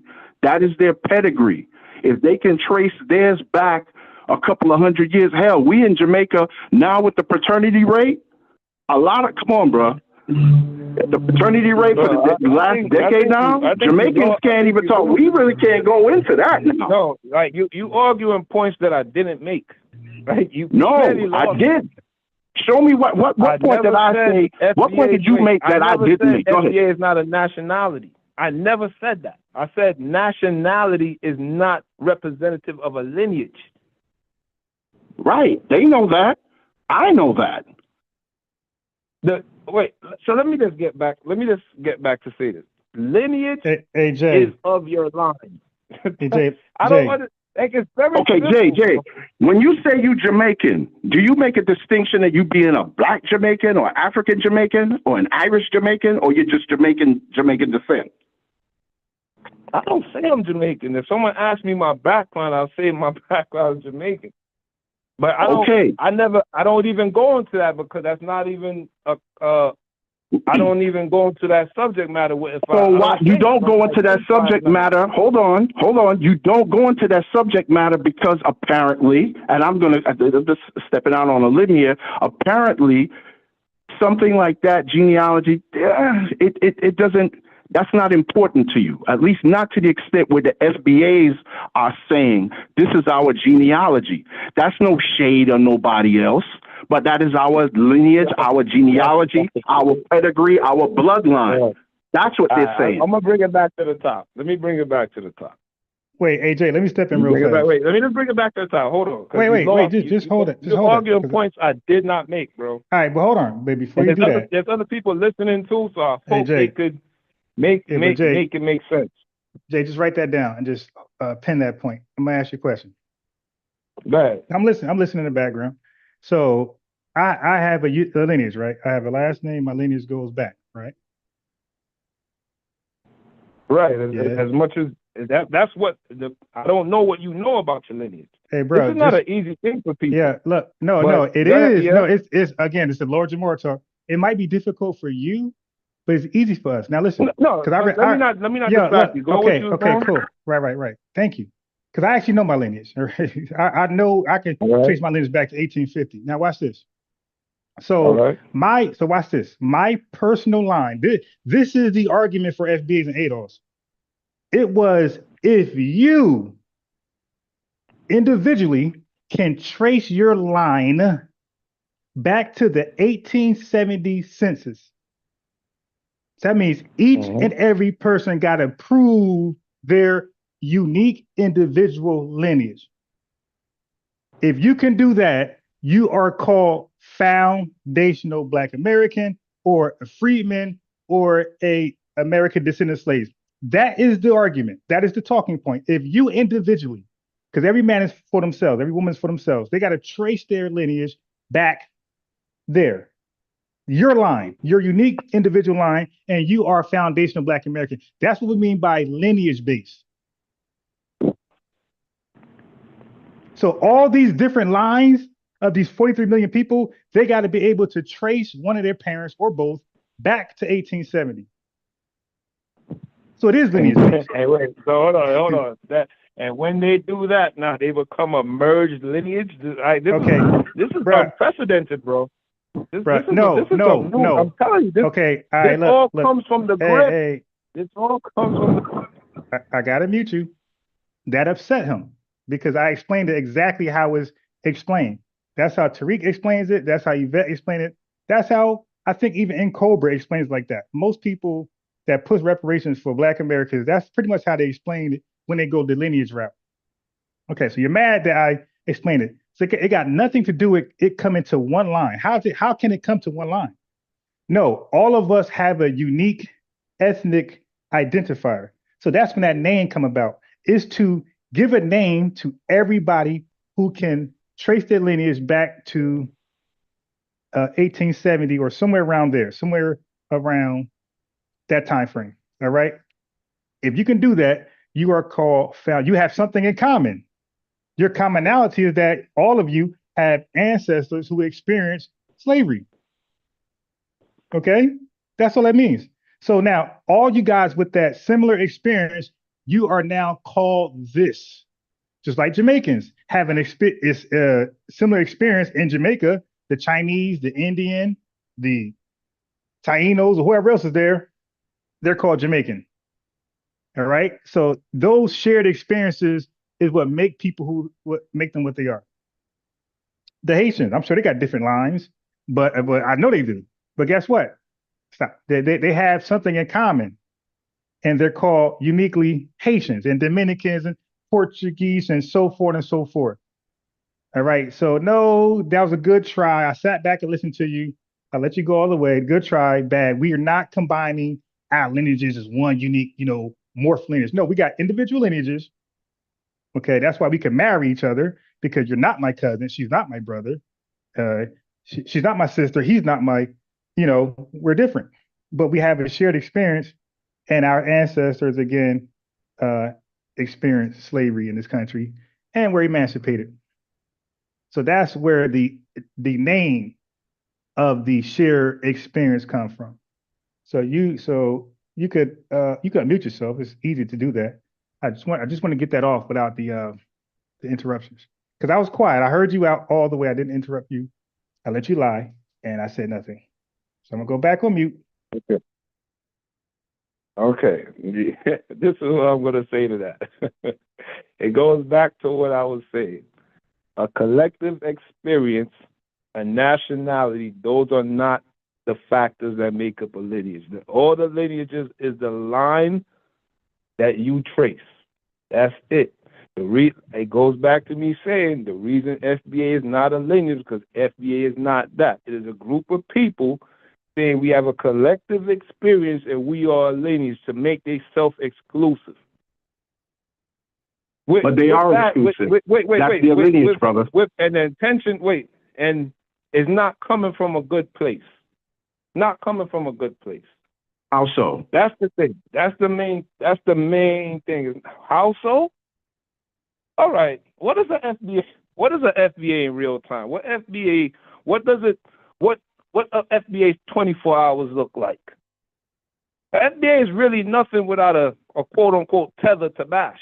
If there's no tether in the room, FBA don't even exist. Yeah, but no one would know you were Jamaican. Hold on. No one would know you were Jamaican or Jamaican descent unless you said so. What is the FBA without a tether? Can you answer that? Yeah, that was a dumb question. What is the FBA without a tether? Okay, so be quiet. It was. I was really, no offense, bro, but that was a short yellow bus question. Come on now. Come on now. You just can't answer it. Don't make it look like a short Okay, bus. you asked a question. What is the FBA without a tether? Hold on. I will answer. I'm going to entertain you and answer that. I'll say, sorry about that, brother. I'm biased. You were going to say something? No, go ahead. You got it. No, okay. How to know the difference between a tether and the FBA? Okay. When they open their mouth to speak. I did not say, hey, bro. You don't comprehend questions, man. I did not say what's the. I comprehend very well. It seems like you have the cognitive dissonance here, bro. I have an immigrant in the room. I didn't say if I have an immigrant in the room and I have a Black American in the room, could you identify? It's not okay. And I said, what does FBA's 24 hours look like practically? Then I said, technically, what is an FBA without the presence of a tether? He doesn't even exist because it isn't nothing. He doesn't have an activity or something that we could associate to FBA. FBA is nothing. It's made up. It's a made up concept. Like most concepts, right? So Jamaican. So hold on. Jamaican is made up then. No. Jamaican fell from heaven. God named y'all Jamaican. Bro. You keep moving the goal. I'm not. I'm in alignment with what you're saying. The angels named you. Then you went right back. You went right back full circle and said exactly what I said is not. I said it's not a nation. I said a nationality is not a lineage, and a lineage is not a collective experience. Can you trace your lineage? You know the one thing that Tariq says is true that I agree with.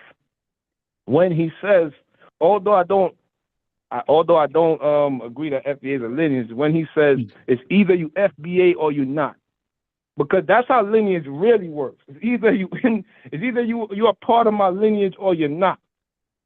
That part is true. Bro, I don't know what. There is no in between. There is no in between. Bro, It's either I don't know what fentanyl you was swallowing when you came up with that argument. But that is not a good argument. It was a terrible argument because by that logic, then because you and I are not the same genealogy, the same lineage, then we're not akin.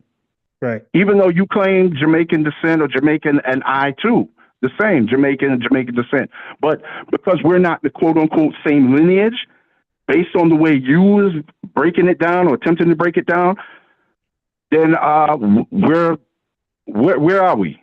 In a state of limbo, right? No, we're not in a state of limbo. Me and you have a same national background. Hold on, let me answer that. But you're talking about nationality. Now you're talking about nationality, not genealogy. He switched it. Okay, go ahead, Jay. Go ahead. From a 2-second conversation, we can both establish that we have roots that go back to Jamaica. That was established within 2 seconds. As far as our line, we would have to get out, put our boots on, and do the work and trace our line. It doesn't just work that simple. That's what I'm trying to tell you guys. Wait, it is that simple. You understand? Now it is that simple. FBA. That's what FBA's been saying. Right? Yo, Jay, did you not just hear me? I got my whole lineage. I go all the way back to 18. I know. So like you corroborated Brother Unbiased's point. Hold on. Right. So what was so difficult about that? That she was easy. No, just hold on. I didn't say no. I didn't say none of you guys ever traced your line. When you traced your line, that is your lineage. It is yours. Right. That's all I'm trying to make you understand, bro. That is yours. It is exclusive to everybody. Right. It is not an FBA thing. Your lineage is yours, bro. Okay. I already explained that. I don't understand how am I going. I don't understand how I'm going over your head. Yeah, no, man. You are going over our heads. It's not going over my head. That's for goddamn sure. Yeah, bro, hold on. I'm gonna make it real simple. Yeah, he's too deep. You wait, hold on. You have a house. You have some assets. You are up in age. You don't have kids. Matter of fact, you do have kids. You have 3 kids. You want to divide your assets up. Can a FBA, a man that claims FBA, come and say, I want my portion of those assets? Can he do that? Can he or she do that? Bro, you are too deep. That is a yes or no question, bro. I'm making it very simple. That is a yes or no question. Yeah, that is you said definitely yes? a simpleton Question. See, bro, you wanna throw insult. yeah, I'm asking no, I have to simple because I questions already to get simple answers. Being It's- disingenuous, fam. yeah. Hey, bro, How am I I being already disingenuous? okay. Being Well, you got it disingenuous, man. first. You guys are being disingenuous. Hey, bro, It's you got like, it first. okay, All right. let me explain it in another way. Let me say it another way, but you saying the same. It's like saying bullshit in Spanish, French, Right. Italian, and then in Chinese. You're saying the same thing, but in different forms, different language. Come on, man, stop. This is Jay. This is just Jay, crazy. I'm gonna put you in mute real fast. Cause Tiger, I already said to the dude, but even with the lineage arguments, he just said this earlier. I talked to so many FBA. Get away from there. Get out. He said, I talked to so many FBAs. I said, bro, when he says an ethnic identifier, I said, yeah, that's what we say. I said, we actually say that. Oh no, I talked to so many. So all of us believe the same shit. I said, bro, the way I described it on my channel, I did it over and over and over. I say FBA, ADOS, American freedmen, these are ethnic identifiers. That's exactly how I defined it. So when people say lineage, I have no problem. I know what they mean. So yes, it's an ethnic identifier.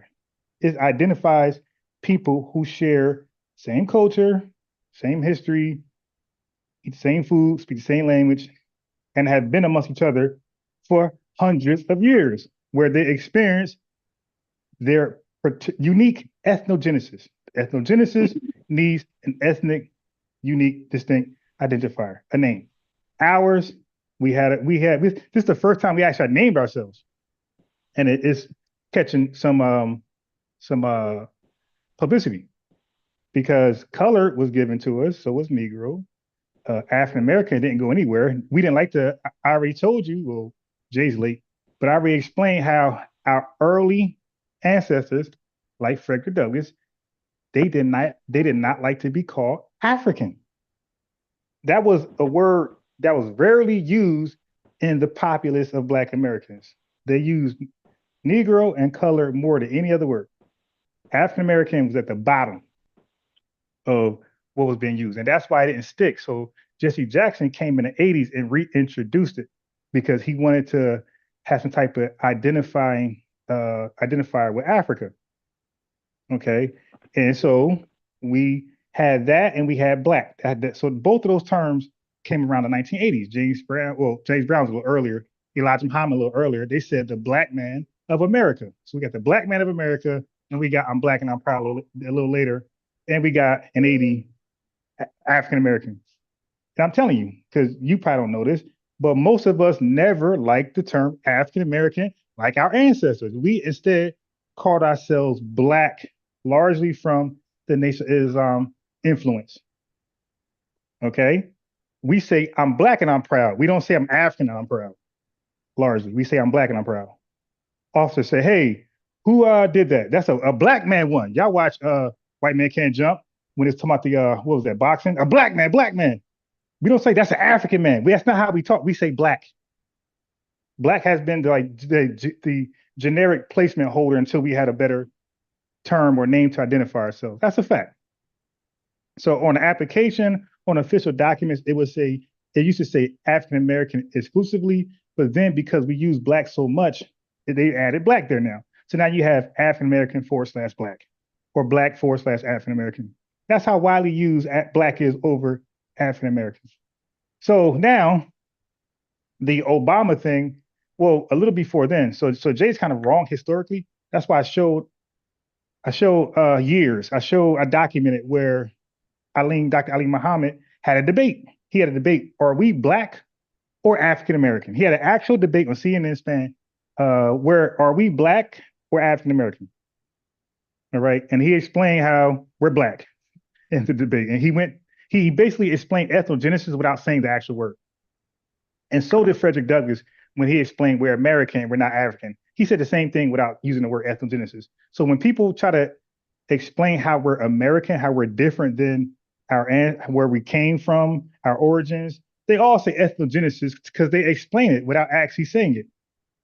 Like this is like a new term that's like circulating amongst us, and this is the word that we're using. But 89, we knew we were not African. We knew we were definitely different than Africans. We met Africans. They came over here. We went over there, and we knew, yo, this ain't working. We're totally different in every which way. And Richard Pryor said they call him, I think it's Richard Pryor, they call him an Italian. He said, what tribe, we're African, right? What tribe I'm from? And they said the Italian tribe. So they looked at him like he was straight up Italian, like a white man.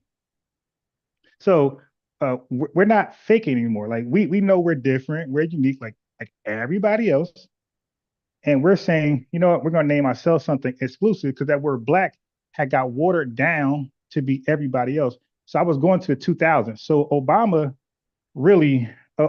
presidency really sparked it back up because the whole black thing, it kind of died down where it was no longer a talking point from like the Nation of Islam, the black, because we pretty much said we're black. It was Obama presidency that brought up the black back to argue to the surface to argue. So black Americans were arguing that he's not black. Now, clearly he's black, but they were saying culturally, because we understood black is more than just skin color. Black is just more than somebody coming from Africa somewhere in 1,000 years ago, all right? And we knew that black to us meant a unique cultural experience, all right? So it's called the black experience. So when Obama was running for president, he was called the first black president, or trying to be the first black president. We were offended. The black community was offended because we were like, yo, he's not black. He's African. But it was we sounded crazy arguing this because he's clearly black, right? So they're like, yo, how he's not black? And we didn't have a term. We didn't have no ethnogenesis term. We didn't have FBA. We didn't have no real term. We like, yo, no, he's African, but you're African too. I guess I'm African American, but he still ain't that, so it was kind of hard to really describe that they're not like us. They look like us, they behave like us to some degree, but they're not us. And really the us is the experience, the unique experience, the slavery experience in America, and not just slavery, the whole peonage, convict leasing, Jim Crow all the way down. That whole lockout of wealth for 100 years of experience, that whole 100 years of lynching experience, that all of that legacy, the slave legacy, is what we mean when we say you're not black. So Obama brought it back to argument, and Yvette Carnell, they came out in 2019. Why? Because they brought it back up again for Kamala Harris, saying she's not black like us. And that's what sparked the ADOS movement, because we was looking for reparations again. I think we had a committee in 2015. We had some early ones, but 2015 was growing some arms and legs. 2014, 2012 was growing some with Dr. Raymond Wimbush was growing some legs and arms a little bit, making a little noise. And the question kept coming when I showed his interviews. They would ask, well, how do you differentiate? White folks would call and say, well, how do you differentiate? Because we're not paying everybody as black. We're only paying the people who rightfully deserve to be paid. So Raymond Wimbush had a hard time explaining how the payments can be, how we could differentiate who gets paid, which black person, African descent, gets paid and who doesn't. It was like they didn't figure that out. And that's what ADOS figured out. It's okay, we're gonna make this, the word Jay hates, lineage based. The individuals, the plural, not singular Jay, the plural individuals who can trace their lineage back to slavery, basically, or somewhere close.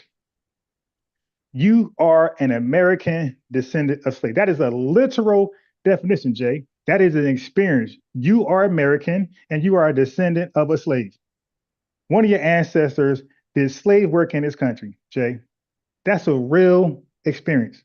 FBA, Jay, it's a black American who's just foundational. Jay, that's a real experience. We help, not by ourselves, but we help lay the foundation to this country. We helped win the war that made this country the country. Okay, this country was split in half before the Civil War.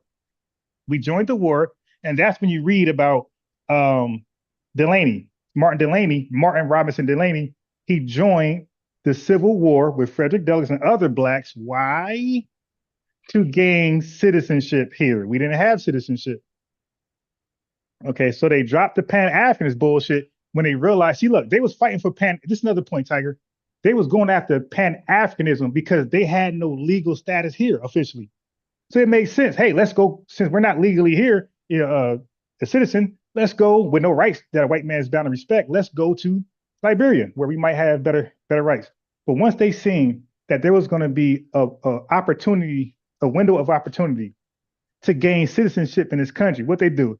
They left Liberia, they came over here, and they fought to gain citizenship and stay here, live here, make it better, and die here. They did not die in Liberia. Yep. Do you believe that black people was in America prior to slavery? I know you like a science guy. Well, okay, listen. This is what a tether can't do with me. A tether cannot cause division with me and people who call themselves FBA, my FBA family. See, I'm equipped to these dividing. You're being divisive. He's trying to get me to answer a question that'll cause division or some murmuring between me and my brother and sister. Brother, listen, man.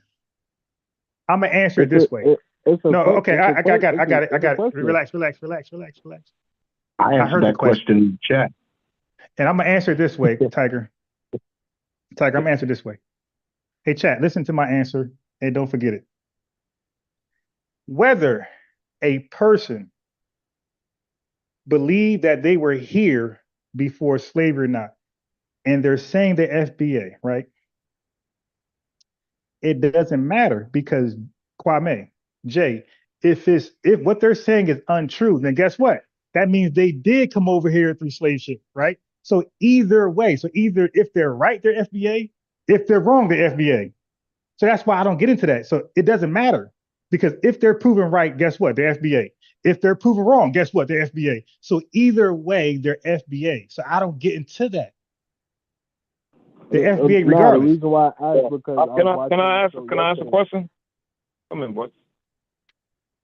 I was watching a show. Hold on, let me just ask this one question. I was watching a show yesterday, and you had a picture of I guess a black man with an Indian headdress with feathers on it, and like a mask in his hand. So I was just asking to see if you hold to the belief that black people was here. You have to okay. You can't see a picture and say, "Hey, man," because I don't know what picture you see. Okay, you could have seen one of those pictures that of Cuffley. I don't know what picture you seen because I show a lot of images. No, it was like one of your icons. It was like a picture with like a black man with like an Indian feather headdress with a mask in his hand. Oh no! So what that person was, that was a tribal African in the continent. What tribal African had wear that type of headdress? Brother, I just typed tribal African man doing this, enter, and that picture came up.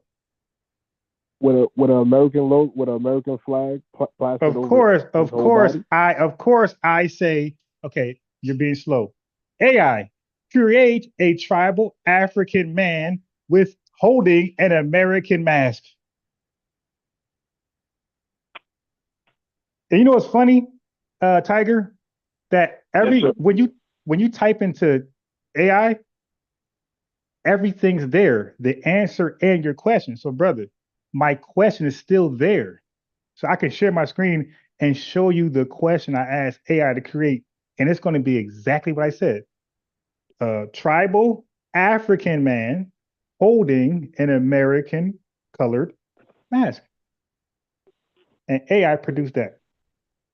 I never seen that type of headdress in Africa. That look like brother. You got to talk to the white man for producing that image for me when I asked what happened. Get that out your mouth.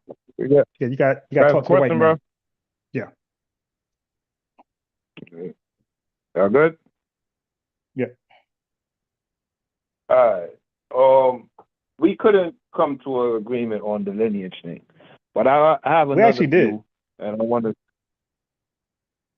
We actually didn't. No, we actually did. But, You just missed the boat.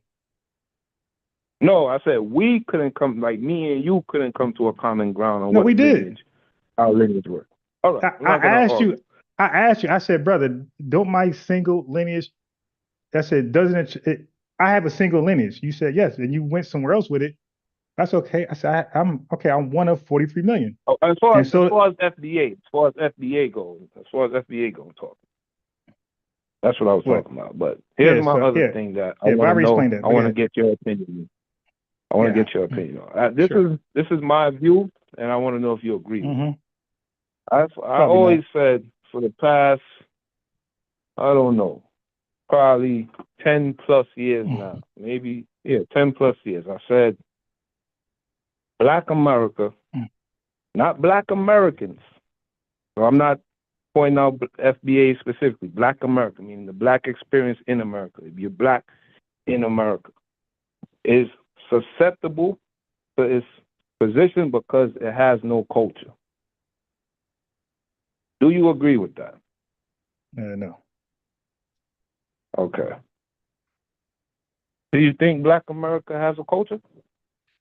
Brother, I'm not going to sit here and argue with the question, bro. Yeah, I got it. No.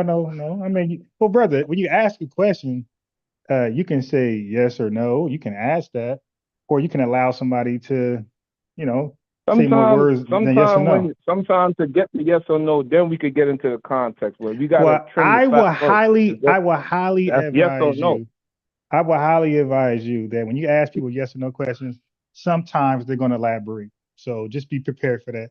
All right. Yeah, the elaboration could come after. It could surely come after, but sometimes it could. No, I was trying to save. I was actually trying to save you. I was actually trying to save you the time. Really, that's what I'm gonna answer you this way. I think the way I give the answer, you'll probably stop with this line of reasoning. All right. Go ahead, bro. Brother, if you want to argue culture, go call Tariq's line. Okay, go call call Tariq has a call in. Call in. Go to his Twitter space or his thing. Yvette has a call in. All these folks, they have call-ins. Tone Talks has a call in. I've seen those silly conversations before. I'm not trying to. I'm not trying to turn this into anyway.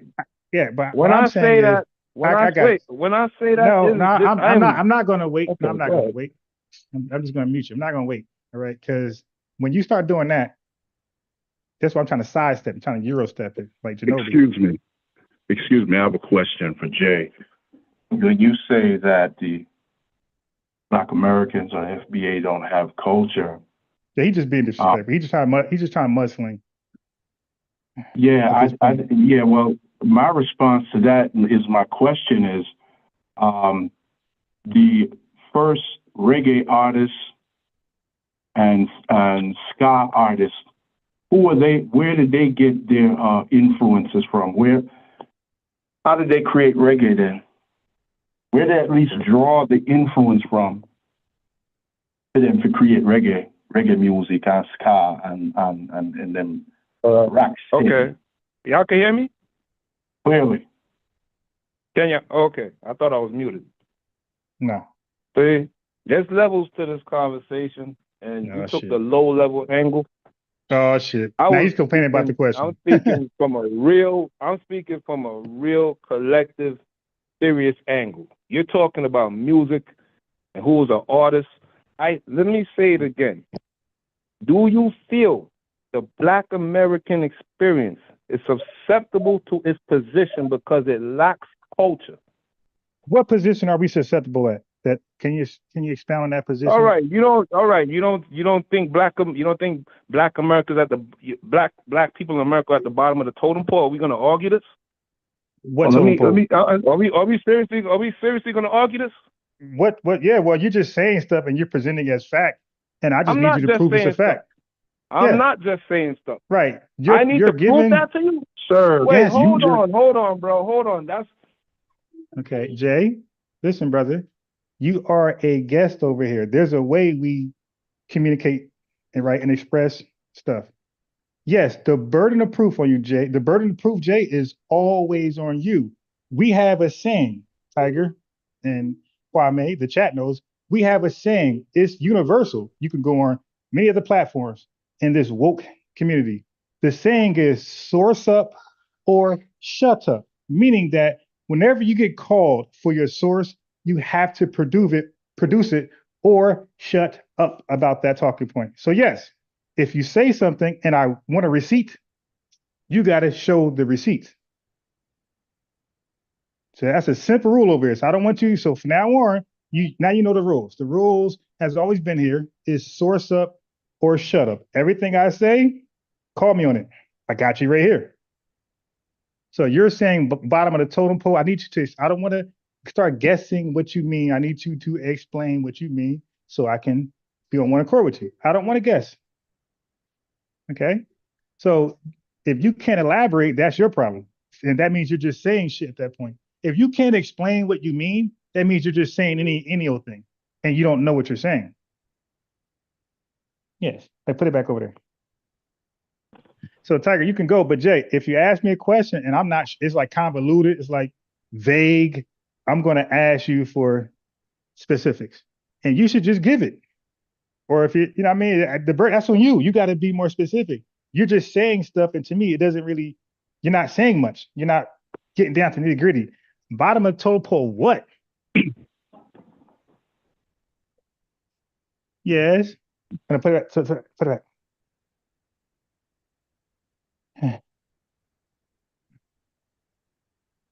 Anybody could go. I'm just saying, like, bro, if we ask you, look, he asked earlier. Yeah. I didn't want to interrupt. No, go ahead. I was there. I just wanted to say briefly, you know, in response to me, to my question about there was a low question or he was on a high vibration or a higher vibration, that some chimerical crap to that effect. And when you say something about culture, and that last part of his question, when he mentioned lack of culture, implying that Black Americans didn't have any culture. And, you know, and I've heard this before because, again, the boomers as well, they got that, you know, the Gen Xers got that from the boomers, and we can go on and on about that. But anyway, music, you know, we can't, dismiss that, because in any culture, there are things that make that culture unique to that people, e.g. lineage.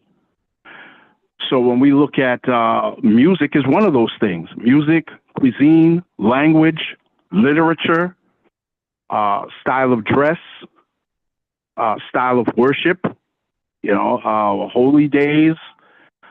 These are things that make up a culture.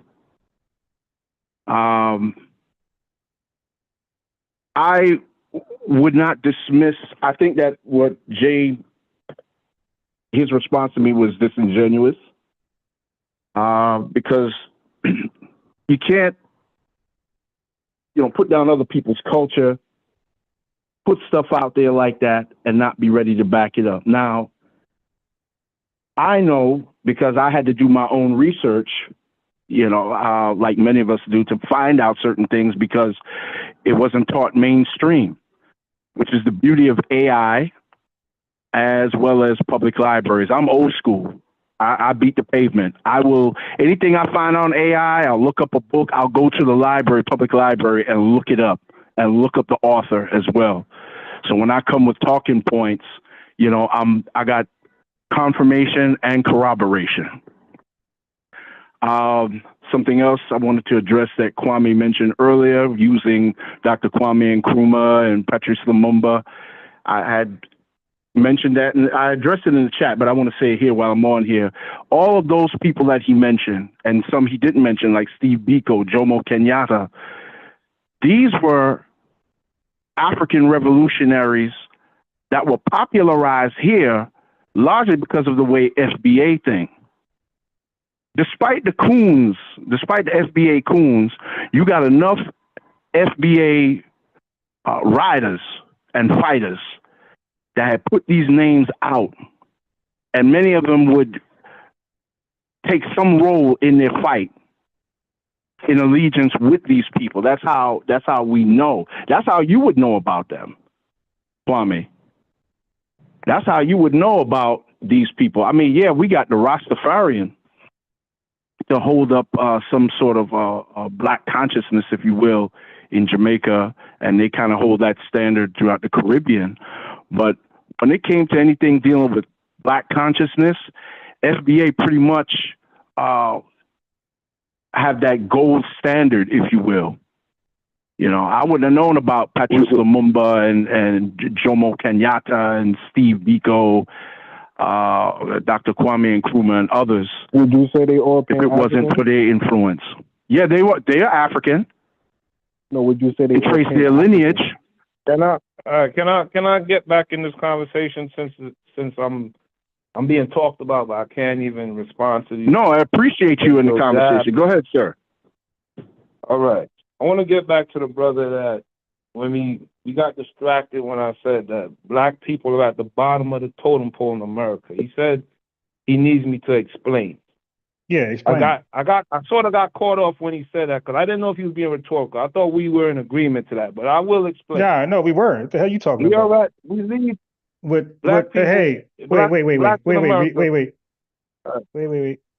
Let me give it back to you like this. All right, so I gotta do this. Okay, I've been trying to be professional. Yeah. Okay, but I gotta go low with you. Okay. Yeah, if I call Jamaica a shithole, are we all in agreement? Is that common sense, or I gotta explain how? Bro, it could constitute as a shithole, and that doesn't bother me, bro. Okay, now I'm not done. If I say Jamaica has the worst Planned Parenthood in the world, do we got to agree with that, or do I got to prove that? That's not true, but I wouldn't care about that either. Okay, he says not true. I got it. So is this true? false? But go ahead. Yeah, that is true about Jamaica. Go ahead. Go ahead. We know. Okay, so now watch this. But, all right. Okay. But wait. I'm not done. I'm not done. I'm trying to get. No, I don't want to mute you again. I don't want to mute you again. All right. I don't want to mute you. I'm just trying to give you to how it sounds, right? You say, hey, this is understood, right? Okay, so if I say Jamaica was the Chicago of countries, you know, Chicago's known to be a violent city in America, but if I say Jamaica has been the Chicago of the world as far as countries, so like the last 20 years, that's either understood or I got to prove that. If there is truth and fact to it, it is what it is, bro. No, but is that understood between? Do you know that? If there is truth and fact to that statement, then it is what it is. Yeah, but okay, but that is the thing there. You see, you don't know. So if I said that, you might want to say, "Hey, I'm biased. Can you show me some how that's true?" And no. But you're saying I won't get it. But I won't get offended. You're saying things trying to rattle. No. I had to mute you again because I'm saying, bro, if you say we're at the bottom and you leave it at that, I don't believe we're at the bottom. I think we're light years above Jamaica. Yeah, so yes, when you say we're at the bottom, that's why I said the bottom of what? The bottom in America? Yeah. That's you can only say somewhere in America, but you can't. I know you ain't comparing us to Jamaica and saying we're at the bottom. We above you in everything, and even in track. Pretty now. Much. We even got you in track again. So I'm saying, I don't know what you mean. Like, are you comparing us to you guys, or you comparing us to other Americans? Like, what's the comparison that makes us at the bottom of the totem pole? So you can unmute yourself and explain that. That's why I say, but I don't agree with that shit. Like, we at the bottom of what? African American bring in less than 1% of the GDP in America. All right, bro. Let me say. Wait. No. Okay. So now I'm glad you said that. GDP. Our GDP is like 10 times higher than the average GDP in Jamaica. Okay, that's cool. We talking about so everything right. So but how? Okay, wait. JJ, no. I gotta meet you again. So we can't be at the bottom, my boy. You are.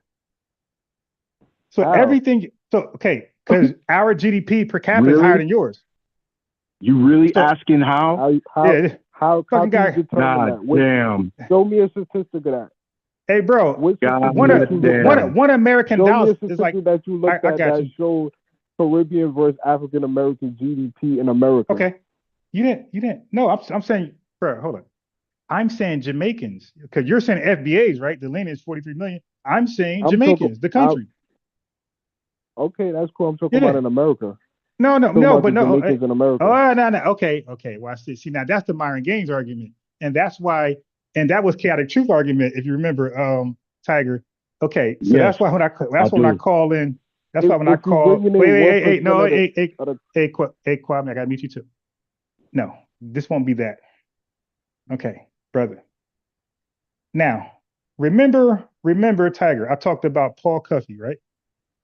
Mm-hmm. I said he was wealthy, right? Yes. And didn't he immigrate to Liberia? Yes. Liberia. And he went there with his wealth and high education, right? Yes. And he was trying to build this elitist, a bunch of Liberians to Liberia. Okay, so he was coming with a high class of educated and wealthy Black Americans, which is a dumbass comparison of a group to a whole country populace. So of course they're going to outperform. They call themselves the elites. They are the elitists. So brother Kwame, you are too stupid to realize that you cannot compare a group to a nation of people, brother. You have to compare groups with groups. So that's why when you have the Nigerian comparison, they say the Nigerians are the most educated and I guess like the most progressive immigrants in America. They don't say the most productive or educated people. So you compare immigrants with immigrants, and you compare whole populace of people with a populous people. So I'm too smart to try that with. I know that you can't compare a couple hand cherry pick FBAs who are on the low end and say, hey, look what you own. And then I got to compare your best in America. No, I know there's a brain drain in Jamaica. Jamaica sent their best over here. Nigeria did, and so did India, and so did China. Everybody sent their best over here, my boy. Okay? I keep telling you guys, I study immigration. So yes, you got it. That's called hyperselectivity. I could go into like what is even, I could subgroup it, I could kill it. Okay, so hyperselection, hyperselectivity, I could kill you there. So anyway, I know that all countries send their best over here. So you can't compare your elitist group like Paul Cuffey can compare his elitist group with the populace of Liberia, just like you can't compare your elitist group with the populace of Black Americans. Brother, you got to compare your elitist group with our elitist group. And you don't want to do that. And you got to compare your GDP per capita versus ours. But no, you're not going to select 1 million Jamaicans and try to compare that to 43 FBAs. No, sir. You're gonna combine all the goddamn Jamaicans with all of us, and we're gonna do a proper comparison.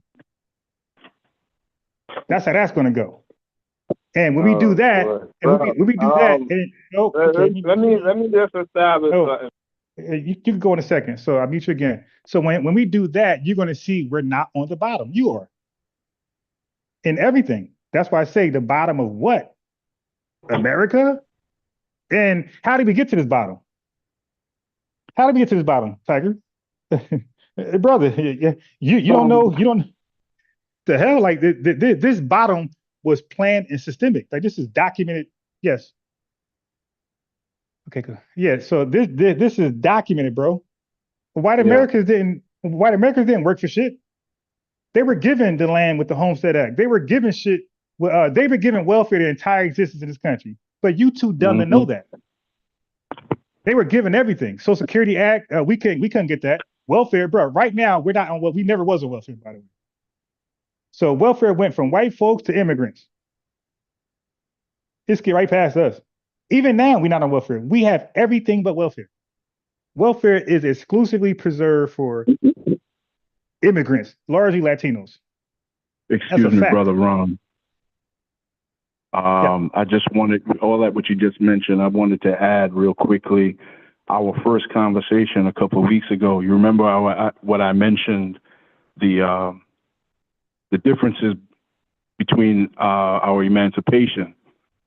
Like for me, the emancipation, look at the first 50 years of Black Americans when they emancipated, Right. And look at the first 50 years of when Jamaicans, Trinidadians, and other Caribbeans were emancipated, and you see the differences, major differences. For one, y'all didn't have anybody. Y'all didn't have, there was no welfare system or EBT or WIC or nothing like that in the 1860s. You know, you literally were building from the mud. Yeah. And then when you reach that's an excellent years point like you made too. 1919, 1920, 1921, where all of these exclusively black run and owned towns, villages. You go in Heron, Illinois, Springfield, Illinois, Atlanta, Georgia, Elaine, Arkansas, Wilmington, North Carolina, Seneca Village, which is now Seneca Park.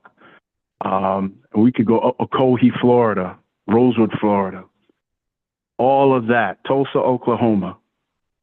No government assistance in building that. That was strictly Black Americans that built that. So I got to G-check a lot of Caribbean folk. I mean, like, yo, brethren, you can't say that, man. You can't say that about the Black American, them build them on. By the time we came here, by the time we were here, our first 50 years, hell, not even the first decade of Jamaica's independence passed before many of us was over here in the States. Mm-hmm. And I don't say that as out of shame or pride. It's just a fact. Right. History. You know, I mean, some will get in their feelings about it, but that's not what it's about. We got to look at things in proper context, especially if we're talking about unity. That's another reason why this whole Pan-African thing can't work, because majority of the black folk that are these huge proponents of Pan-Africanism, they're not realistic with themselves. It's a whole lot of fecal matter. You got to watch my words here. I'm not trying to get a strike on your channel. Yeah. A whole lot of fecal matter under the rug that's being ignored. Everybody walking by it. No one wants to address the dung under the rug, but they'll smell it in the room. We got to clean that out and clean the rug, maybe even throw the rug out and get a new one. But we can't do that without being honest with ourselves. But see, Jay gave a hint right there of his thinking when he said, oh, look at it, the Black American and lack of culture and the bottom of the of the totem pole. White supremacist talking points. Like, dude, I said, really? In my mind, I'm listening. I'm saying, really? And there's a whole lot I wanted to say, not in an offensive way, you know, not to be pugnacious, but you know, want to keep you know, out of respect for the brand too, you know. Out of respect for the brand, FBA defensive unit. So we want to keep it classy, not trashy.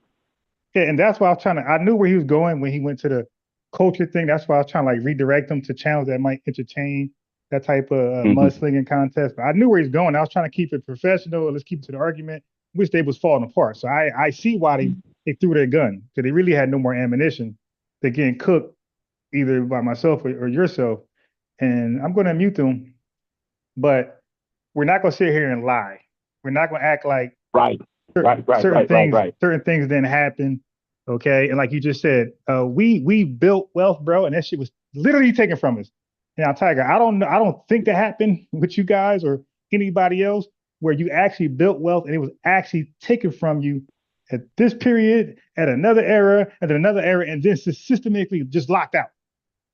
So he said you own 1%. It's like, dude, we own 1% because our money was taken from us, and then we were totally locked out with laws like Jim Crow. Right. You know, and that's like, and that's like saying, yep, that's part of the Jim Crow. But that's like saying the Jews, they went from 66% import exports to 0 in those Nuremberg laws. Like, what? Yeah, the laws made it possible where they couldn't own anything. You know, they got their possessions stolen from them, and then they were rounded up where they made no money. So, but if you look at the stats, they're at the bottom, right? Stupid ass. Go get it. So, but if you look at the stats during the Nuremberg laws, you'll see that they were the bottom of this. They went from the top to the bottom. Okay, well, that's it. So they're in trash. Yeah, so that's a dumb talking point, and that's why I study like certain countries' histories, how they end up being colonized and why they were not able to rebound back. So Sudan is one of them. Nigeria is another one, and I did Rwanda. Well, I did the genocide, studied that, and I got Jamaica up, but I haven't looked at it just yet, but it's up.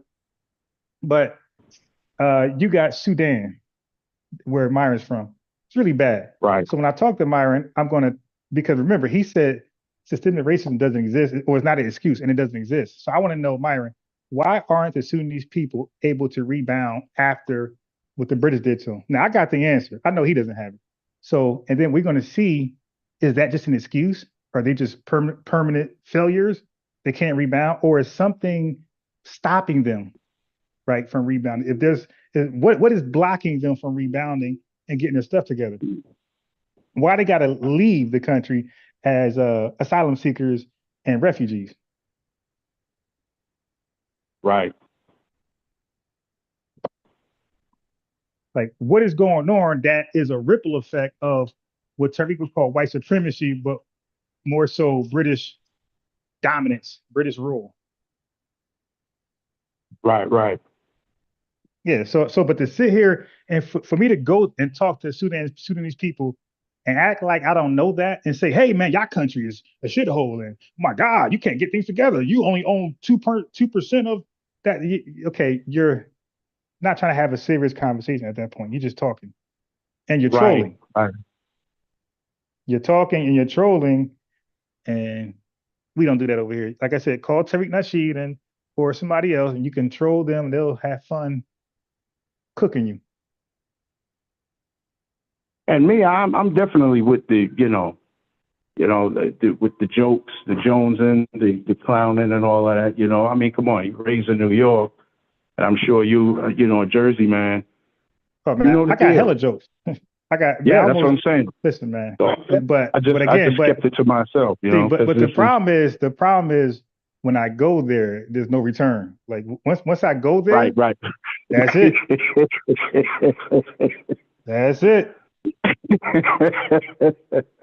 Yeah, man. I already know the deal. I already know.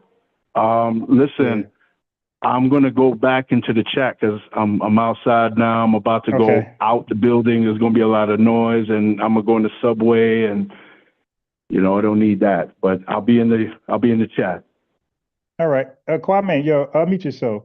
What you call hung up? I was gonna let him talk. I was gonna let Jay finish. I just wanted to get it all out and explain what he's doing, and then he could take it away. I wasn't going to mute him forever, but he hung up because. Go ahead. Sorry to interrupt, brother. If you're on later on tonight, I'll be available to come back on.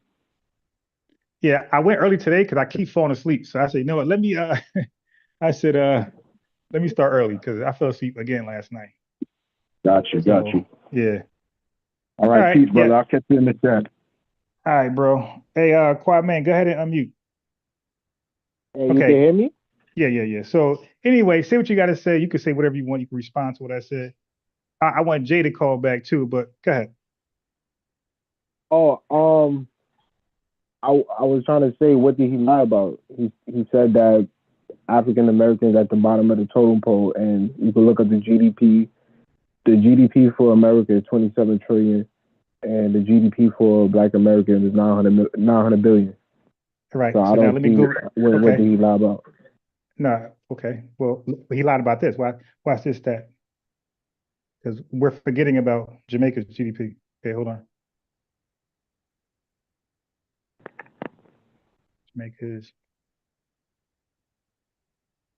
19 billion. Well, Jamaica's GDP is far below the GDP of this country. Okay, so we can't be in the bottom. That's the whole argument. As long as you're existing, no, he's talking about America. Yeah, but what they got? No. Right, and I'm talking about Jamaica. So I'm saying you could only compare GDPs. Okay, listen to what I'm saying. For something to be on the bottom, you have to compare it to something above it, right? Yeah. Okay. So Jamaica has GDP. He's comparing the different groups that's in America: white Americans, Black Americans, Hispanics. These are all different groups that reside in America. So right, but why are we limited out of those groups? Right, Black Americans at the bottom of the GDP. But he doesn't tell me when the compare. Okay, this is what I'm saying. He doesn't get to tell us when the comparisons stop. Like if we're comparing the best NBA players, I just can't say SGA or Cade Cunningham. I gotta entertain Tatum. I gotta entertain Jokic. I gotta entertain other guys. Giannis. I just can't give you two guys and say, okay, end of the. No, there's more people to add into this pot. So I'm volunteering Jamaica's GDP. So I'm saying as long as you guys, I'm sharing my screen right now. So I'm saying as long as you guys are in existence, we will never be at the bottom. We will always be above you. Now we're at 900 billion. You're at 19 billion. Okay. You're not even God damn, at least we're near 1 trillion. You're not even close. Okay. And by the way, most of y'all money is tourism. Y'all sitting there, and that's called panhandling.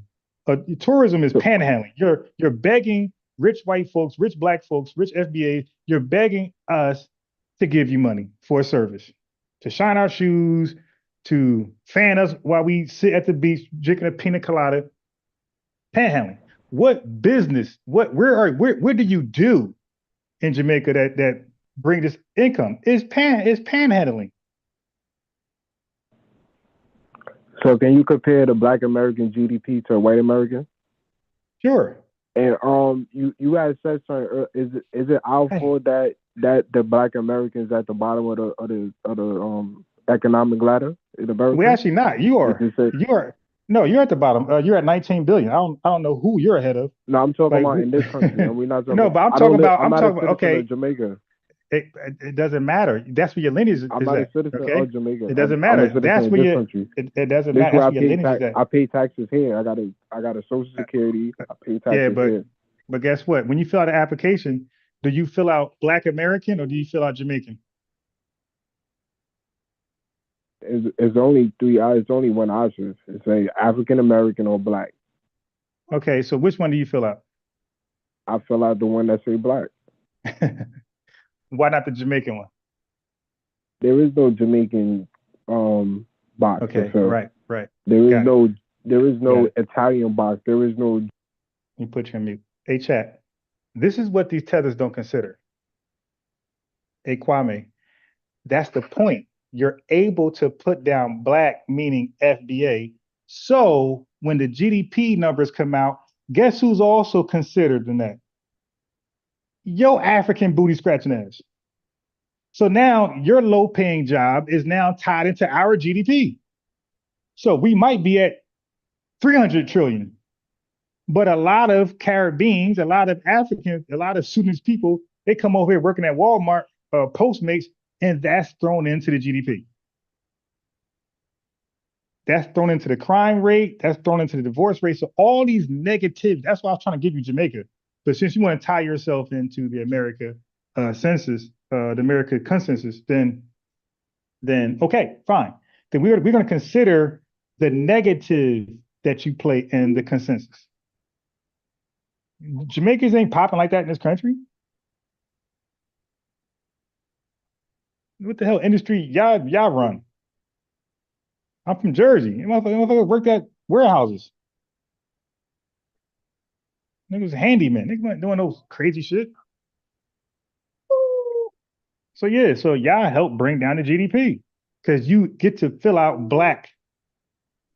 So that's called throwing rocks and hiding your hands. You're able to fill out Black, and then when you make our stats look bad, you're able to say, no, that's just y'all.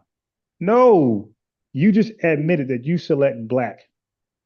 So when y'all work at a sweatshop, that's getting coupled into our GDP. No, we're not. And that's why we want to delineate. We don't want that to happen going further. Because you see what happens, chat? They're able to mess up our lineage, our public outlook, and then go hide.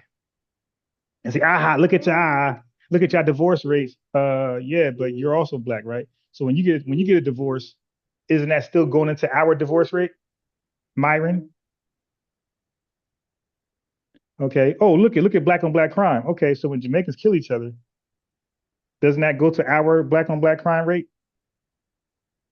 So when y'all sell drugs, aren't y'all included in our crime rate? Yeah. Okay, yes, that's true. Exactly. So we don't know the real numbers because you guys influence our numbers. The diaspora and Africa, you guys influence our numbers, okay? So we want to delineate for those reasons. We don't want to be tied into all blacks for the GDP to be read out. We don't want to be tied to all blacks for the crime stats to be the face of the crime stats, to be the face of the GDP. We don't want to be the face of all black people anymore. You're going to be the face of your own shit. And I would love to see the GDP of Jamaicans only in America. I would love to see that shit. Because a lot of y'all are illegal as hell. And y'all doing handyman jobs. Y'all selling drugs. Some of y'all don't even fucking work. Y'all just collecting government welfare. Okay? So, no. That's not going to work. You get to say you're black and be included in the stats, bring down the stats, and then act like you're not part of the low end of the stats. That doesn't work, man. It doesn't work. So, yeah. So I was trying to keep it somewhere else, keep it to stuff you don't know about, like Paul Cuffey and Martin Robinson Delaney and all those folks who you just know the name of, but you don't know about them. I had to bring the research. You just introduced names, but you didn't know anything about them. Okay, I had to do that. And you see, chat, they were only comfortable in talking when it was like mudslinging. Oh, culture. Oh, GDP. That's when they get the confidence. But I just killed that. Dude, you guys are hella deep in New York, New Jersey, and you guys are committing crimes as well, and you're adding to the crime stats. You guys are in prison like everybody else, not making no money, so you're contributing to the GDP. Why it's so low? But then you're gonna say, no, we can't compare Jamaica over here on our dime, talking about what we make, and we're like gazillionaires compared to them. 900 billion to 19 billion, but no, wasn't that Myron's angle when he talked to Tariq Nasheed? No, don't bring up Sudan. We're just gonna throw rocks, but don't throw rocks back at us. And when you compare us, compare the ones who are in America benefiting from your side programs, set aside programs. Compare us only in America who are benefiting from your set aside programs. We're able to get hired under black. You ever thought about that? How about you're getting hired because you are claiming black? Why don't you select other and try to get hired?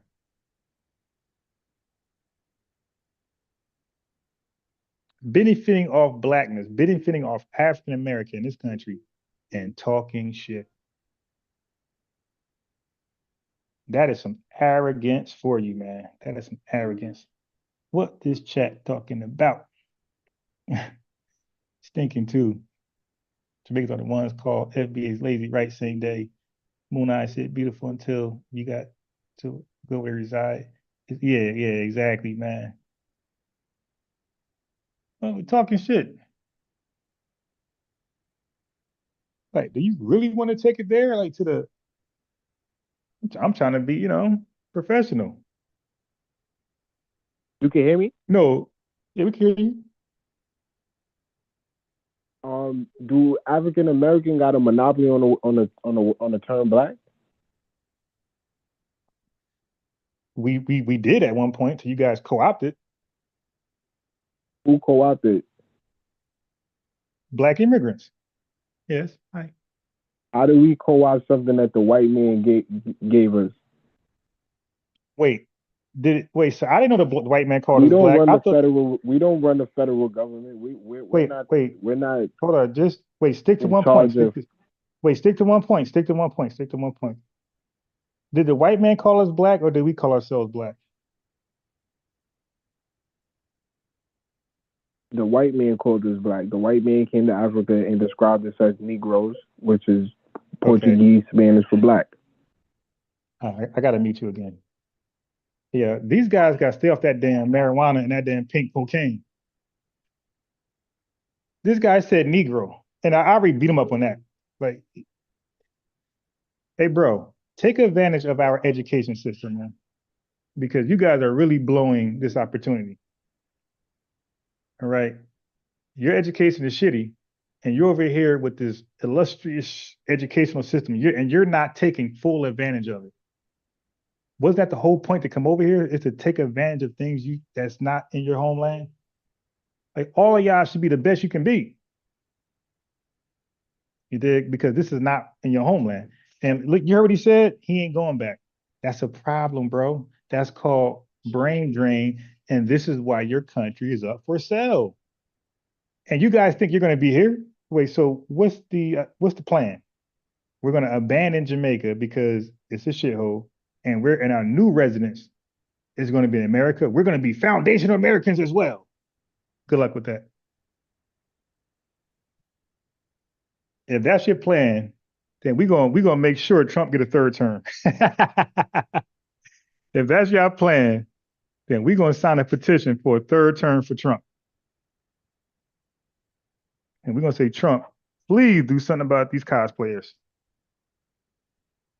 If that's your plan, we're gonna cape for a third term for Trump.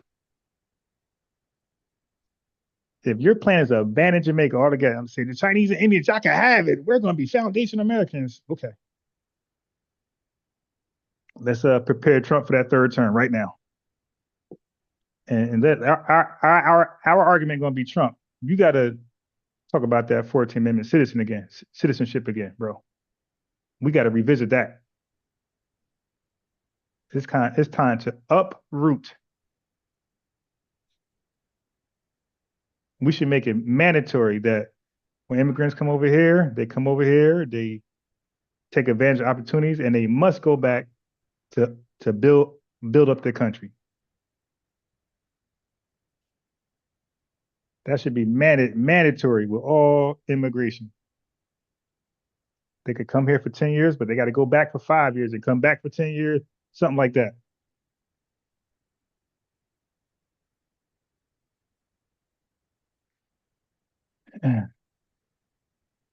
He said in the English language, this is a fool.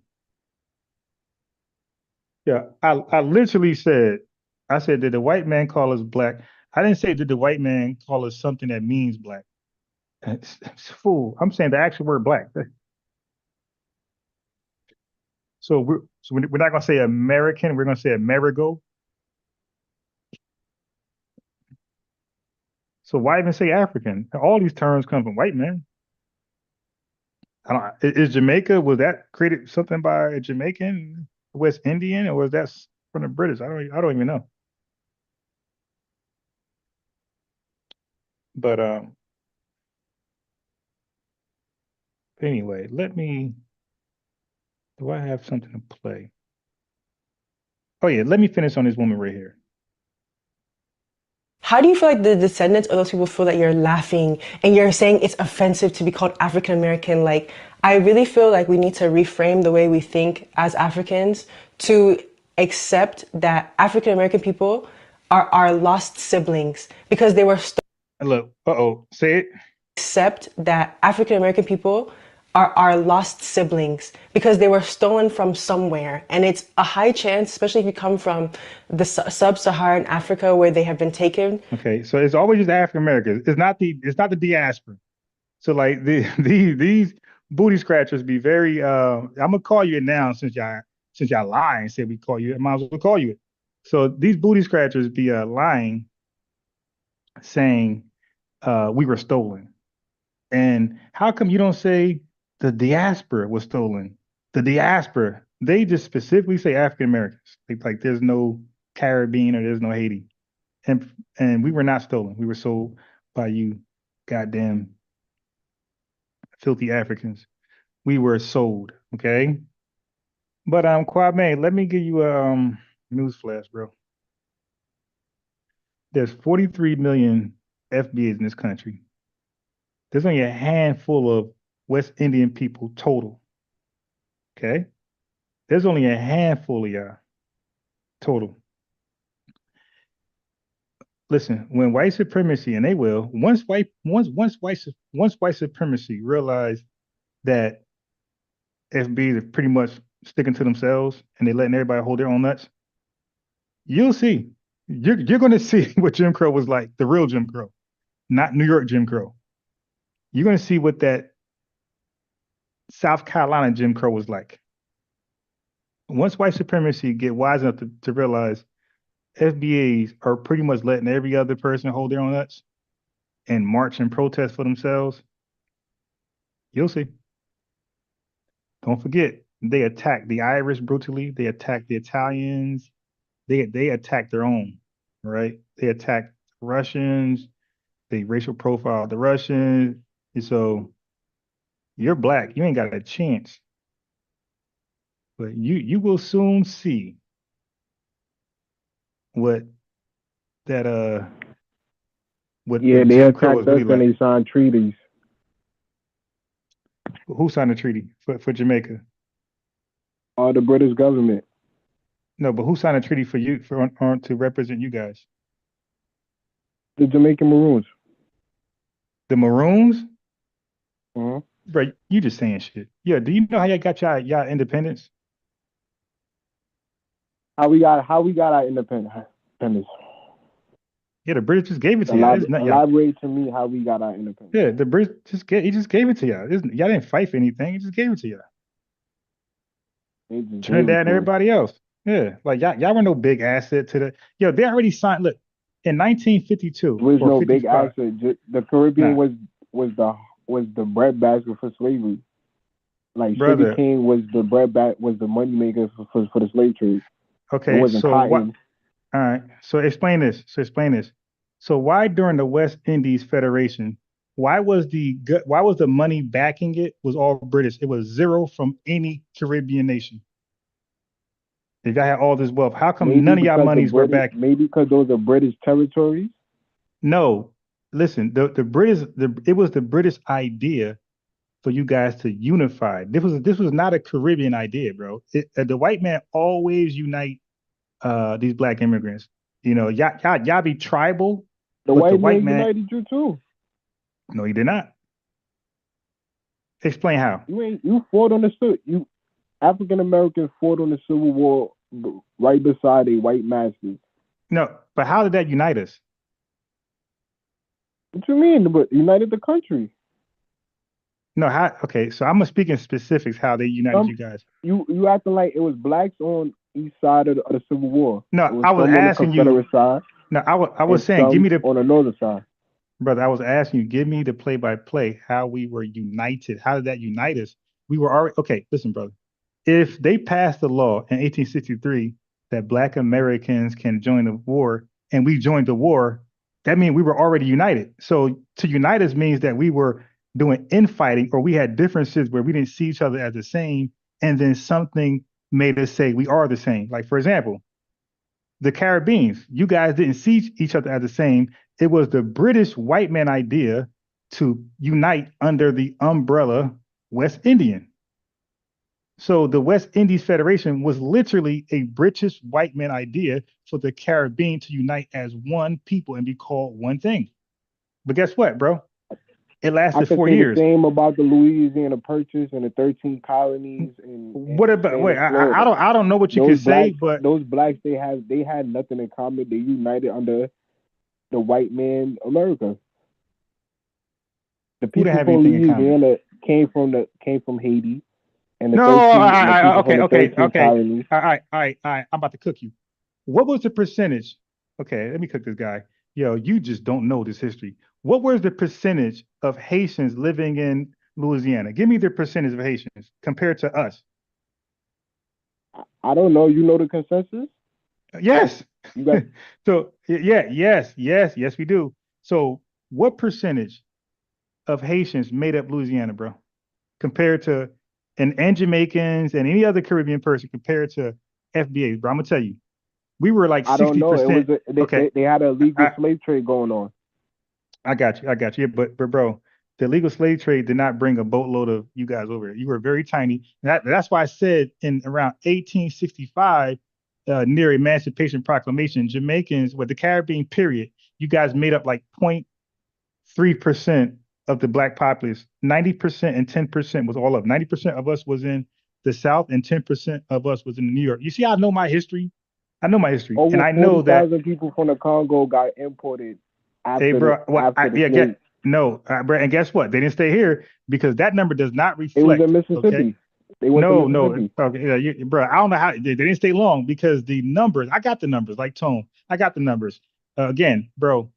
How many black people was imported from Africa and the Caribbean after the slave trade ended? So, got it. Let me hold you, bro. As far as now, I don't know if they came here for just a stopping, point and left. What I'm saying to you, Kwame, is this: you gotta listen. I'm saying for those who actually resided here, when the smoke cleared and they resided, it was in between 4,000 to like 15,000 West Indians around 1865 to the early like 1880, 1890. There was in between 4,000 to 15,000 total West Indians, bro. You're talking to the wrong guy. And let me tell you about Louisiana. You guys made up like 3% of that population. Just 3%. We made up 60%. So again, you got all this information, but you're wrong. You're wrong, bro. You were always in small numbers in this country, and you're in small numbers now. You're like 6 million deep total with 43 million. And you are largely in New York and Florida, largely. I think Massachusetts. Brother, that 40 million number is inclusive of Africans and Caribbeans, not it's just African Americans. It actually isn't. I got the numbers. I know how to research. I got the numbers where, brother, listen, there's only 6 million. Wait, first of all, do you know you guys are documented, right? When you guys come over here, you're documented as immigrants. Like you could later on fill out black. How are they going to document second and third generation people that have been here? There's people from the Caribbean that have been here since the 30s and the 20s. Hey, brother, they're immigrants. So they got immigrant. They got Jamaican immigrants from 3 generations ago, and they got a separate census for those. Bro, how many? Okay, watch this. Let's just use simple math. Okay, so when you were here in small numbers, you were procreating. We were here like 1,000 times more than you guys procreating. Do you believe you guys closed the gap or numbers? Do you think you guys caught up with us? Bro, you still make up like 0% of our populace. That's why. That's because about 60% of the black people in New York is from the Caribbean or Caribbean ancestry. And guess what? We know how many is there. I said you guys are largely in Florida, and you are largely in New York, but you're more so in New York. So you're here. It's 6 million total West Indians. Now we can do further research and see how that numbers. We can see the ins and outs of the numbers. We can do that. But bro, so you're saying 6 million total Caribbean in America. So how many Africans in America? Well, you are the Africans in America. Oh no, I'm sorry. The Africans. So Africans from Africa, you talking about? So matter of fact, I'm sorry. I believe. I'm sorry. You don't have African ancestry either. You don't have African ancestry. Okay, so when you say, watch this. You asked me say you how are many African. So I'm trying to understand. Okay, but you got to let me answer the question. I got to mute you again. You asked the disingenuous question. You said, "What about the Africans?" I said, "You are the Africans because you're not black, right? You guys don't claim to be FBA American, so you must be the Africans you're asking about because we don't say we're African culturally or ethnically. We say we are FBA ADOS. So when you ask that question, I'm thinking you're asking me about a separate group from us. See, these guys, they just ask random questions and then they get an answer. Then they say, no, I was talking about this. I was talking about that. Mm-hmm. So when we ask them to be specific and more clarity, they get offended. Hey, man, Black Americans on the bottom. The bottom of what? You know what I'm talking about, man. Okay. So you got offended when I asked for clarity. So this time I don't ask for clarity. I just assume you mean yourselves. The Africans are you people. But now you're saying that's wrong. Aren't you African? Brother, I don't know when you want me to ask for clarity or you want me to just assume what you mean. That's why I just say, man, just make it plain. Like Malcolm X, bro, make it plain. Make it plain with the question, man. Unmute yourself and make it plain. Make the question plain so I can answer to the best of my ability. Okay, my question again, what is the population of Africans in America? Who are the Africans are you speaking about? The continental Africans. I'm not talking about diaspora from the Caribbean. I got it. Yeah, so I think the total number, because when I said 6 million, I think that's total. So I think it's in between 6 to 10 million combined Africans and that the diaspora.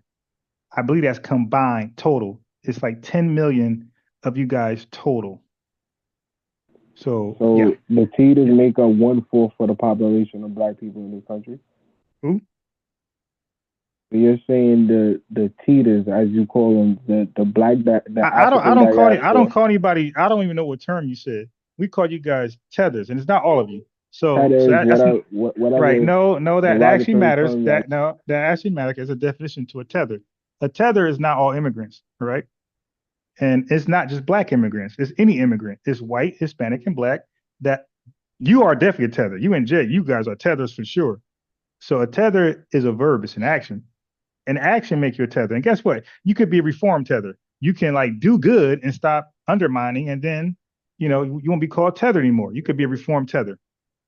But tether is reserved for specific immigrants, Black, white, Hispanic, that undermine us like you and Jay been doing all day. So, but tether does not represent the total Black immigrants that immigrate to America. No.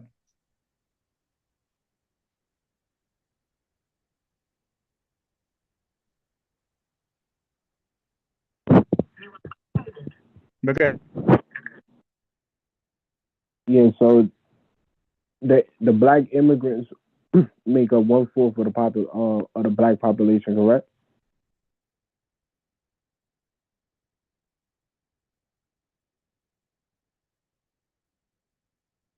Hello?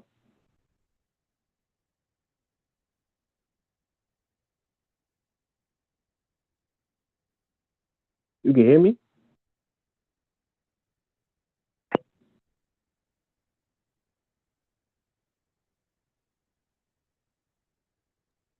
Yeah, I'm on mute. I'm on mute. My dog, Dan it hit me in the damn eye, man. Tore my face up.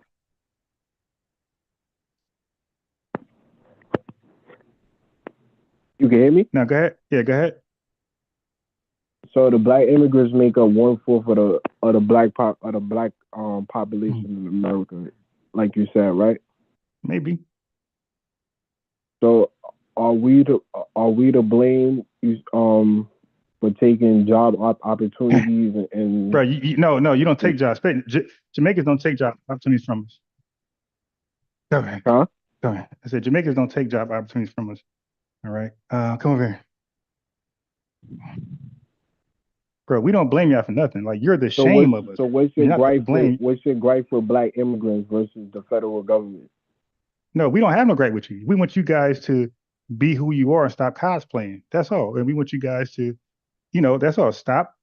We would like for you guys to put down on applications Barbadian or Bahamian or Nigerian or Jamaican. We would rather that. We don't want you guys to be coupled into us, because then when you guys bring down our stats, it doesn't reflect you guys. It reflects only us, as you and those guys mentioned stats earlier. And you kind of like eliminate yourself out of the reason why our GDP is so low and our crime rate so high. So we don't like that. We don't have a problem with you guys. You kind of too insignificant. Right now I'm in South Carolina. You're not even here. So you're not even a problem to us. So no, we don't have those talking points for you. We just you say that we bring down the GDP, but most homeowners that's in New York, as I could say, that are black, they're from the Caribbean. If you look at neighborhoods like Canarsie, Flatbush, you just said most home. Hey, bro, you just said most homeowners. Okay, so now in New York.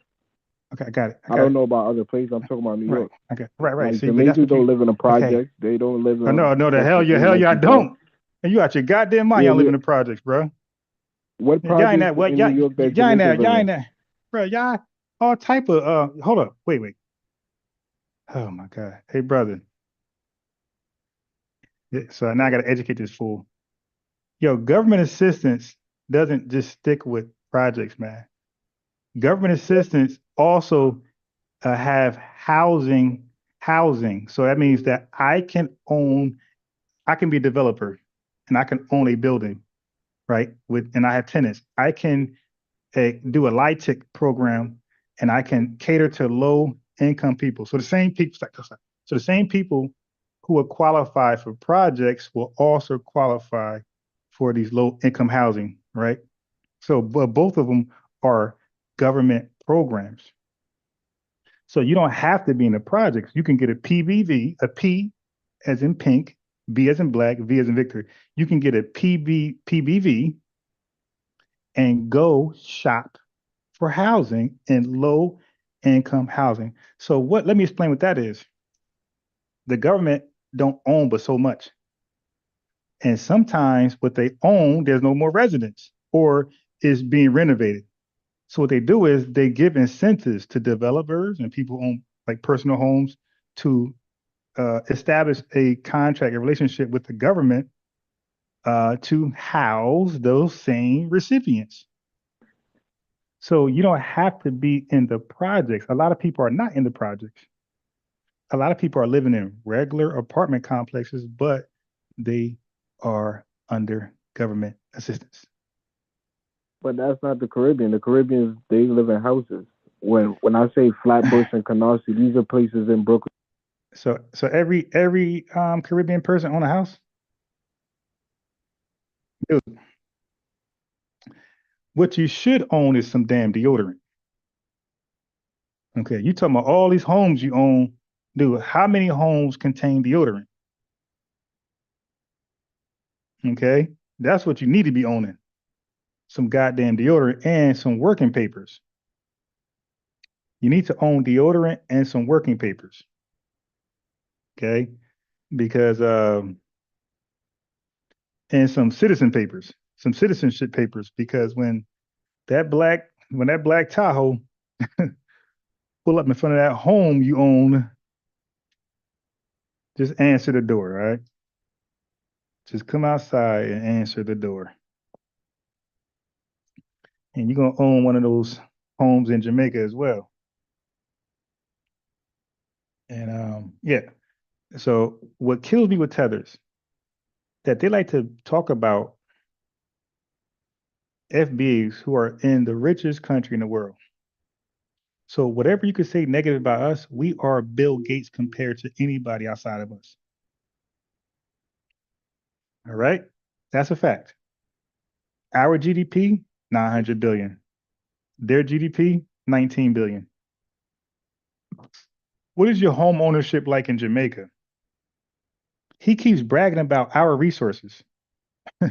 He keeps bragging about the little bit they're doing.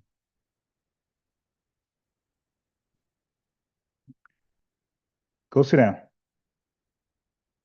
So he's bragging about the little bit they're doing with all this opportunity, right? Isn't this the land of the free?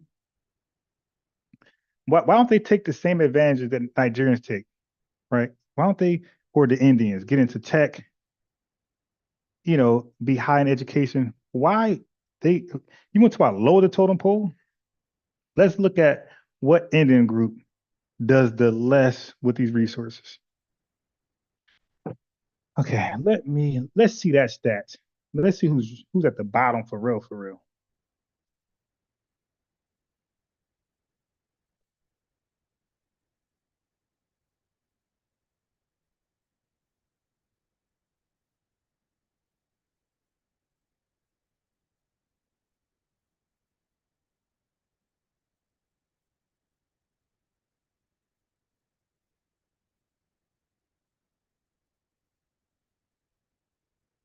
1 second. Let me play this lady real fast while I look this up. That they could literally be our sisters, our brothers, our cousins, right? So that being funny or like that being a joke is just so corny to me. And I think to be on American land where African Americans have been here for hundreds of years, it's so clear that their culture has been able to be preserved. And I think something happens when we dissect. I've done talking about African Americans a lot, in particular talking about like Caribbeans or South American people.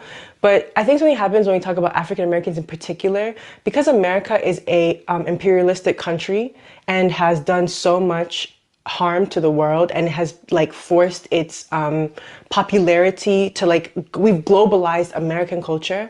I sometimes feel like African Americans get the brunt of this. Like, I feel like sometimes globally people think African Americans have as much power as white Americans or non-Black Americans. And it's absolutely not true. So sometimes I feel like because the culture is so exported, people feel like African American culture is so exported, they think that, oh, well, why you guys have so much privilege. It's not true. Like, one thing I've learned from traveling, Black people are suffering everywhere across the world. Black people are suffering. Like, it's not, being American and being Black doesn't mean it's gonna be easier than being Black in Germany or being Black in Kenya. Like, of course, there's certain things that come with having an American passport or having American, like growing up in a country where you have certain things. But this country is so wild because not everybody even has like the vastness of disparity is so immense in America, and you really wouldn't know unless you've been here. So I also really don't like when people who aren't from here talk about this because you don't know. And it's very complex. And I think when you make cultural critiques on people who have been trafficked or kidnapped or stolen and are descendants of Africans, it's very messy. I don't really feel like anyone should speak on it unless you're from. Search for Taylor Brands to get that LLC next to your business name. Just go to their site, enter your LLC state, add your business name, answer a few. All right, so as she rants, let's go ahead and look at the top performers, right? The top immigrant performers. What do you think Jamaica's at? Okay, so last. Okay, the top performers, Jamaica's last. Nigerians are known for being highly educated and self-made success, okay? So they are taking advantage of their experience in America and all the resources that we offer. Indians are second, use skills and education to dominate high-income industries. So they take advantage of the education that's in America when they immigrate over here. Chinese people, their strong business community and economic success. Again, taking advantage of the American educational system. Look at these fools. Hard work and fixing cars. Hard work in the landscaping business. Look at this shit. Look how they contribute. They don't take advantage of the United States educational system at all. It's just hard work and landscaping, fixing a car, a mechanic. Dude, stop, man. We own a house. It's 90 of y'all in the damn house. Yeah, 90 people paying the mortgage. Makes sense to me. Dude forgot they'd be like 10 deep in a home.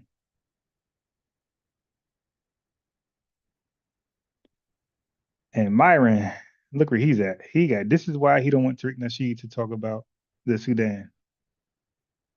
Okay. This is why.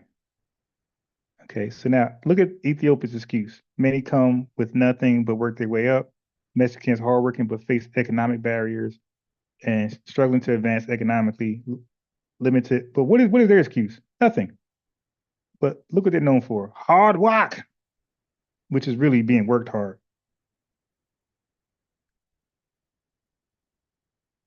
Yeah, they be killing me, yeah. My man was talking like they actually were taking advantage of all the opportunities that America afford these immigrants. What happened to the American dream the immigrants come over here for? You see the Indians, the Chinese, and the Nigerians, they're taking advantage. They're becoming doctors and this and that and engineers. Jamaicans come over here and just do landscaping and hard work jobs. You can do that in Jamaica. Okay, good. You can do that in Jamaica. These hardworking jobs.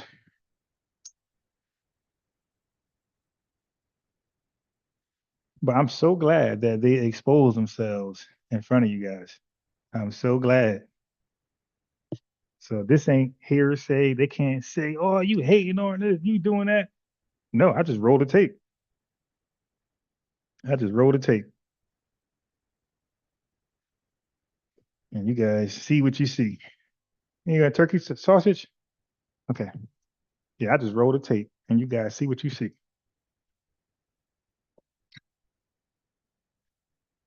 So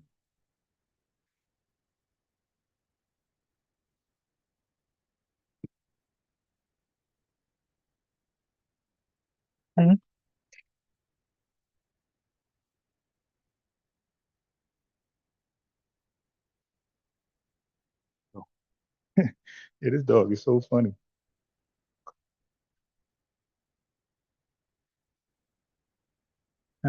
Yeah, we fix it. Dogs are so smart. Like they know when the food is for them and when it isn't. Yeah. Oh, you made a mess. Yeah, they all right. I gotta get a mop. Dogs know when the food is for them and when it's not. When I'm preparing in the kitchen, like, he'll have this happy face when he knows it's his. But when I'm preparing something that he knows is not his, I look at him, he had this scared face. It'd be hilarious. K-Rock.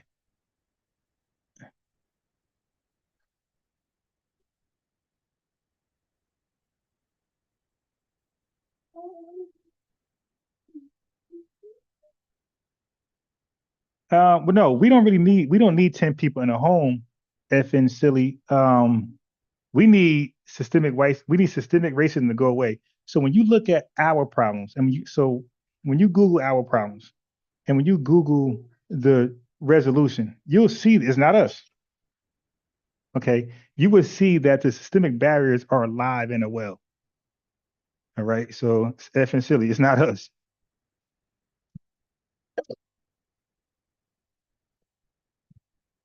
All right. So don't forget, Jamaicans are being discriminated because of us.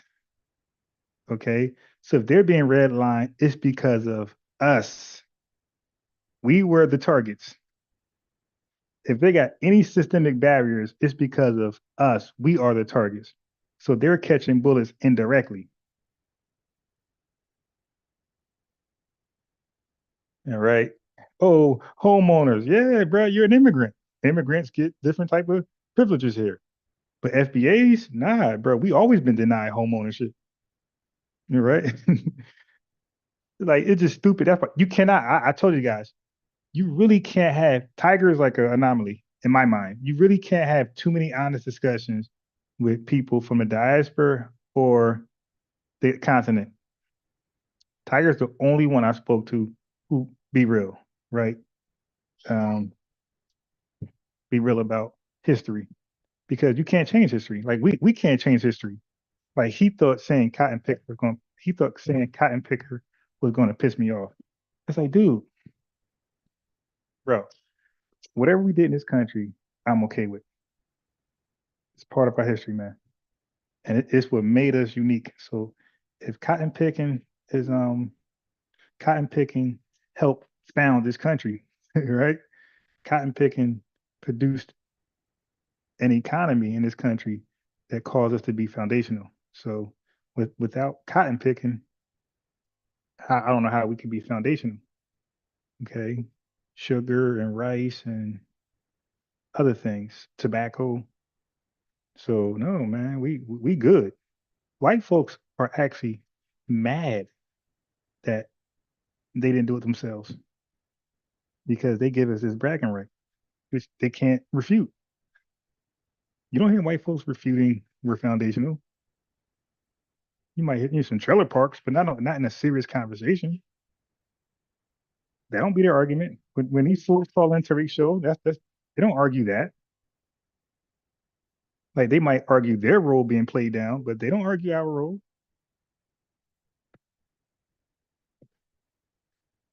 Okay, sit down. Yeah, they don't argue our role at all. That's what goofies like Jay and Kwame does. Yes, I kicked Kwame off because he was no, you could tell he was no longer interested in having a conversation. He just wanted to troll and try to compare 43 million to, don't forget, when I said Caribbean people, that is Caribbean people collective.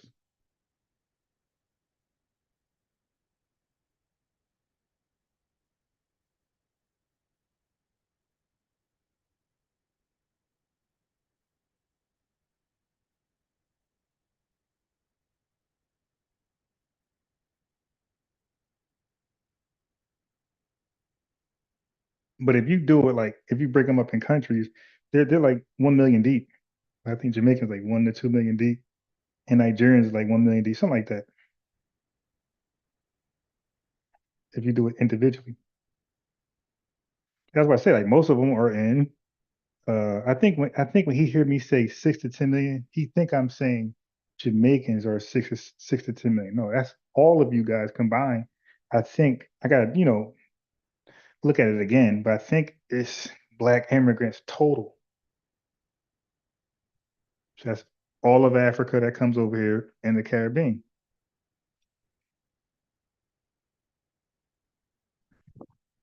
So when he say, "Hey, we're in New York," you're like, "Yeah, you're like 400, you're like 600,000 deep in New York, and like 400,000 deep in, or 300,000 deep in Florida, and 200 somewhere else, and that's it."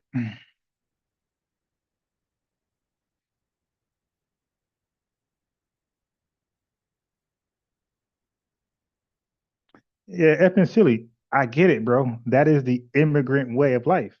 The big house with 10 families in there and grow up together. That's to the American life, to a first world country, that's primitive. I'm just being real. That's not ideal for a first world country. That's primitive. A first world country promotes nuclear families, nuclear family homes. We don't promote 10 people living in a house. I understand. So that's another thing. Like they come over here with these third world concepts, and they think they can apply it here and it makes sense.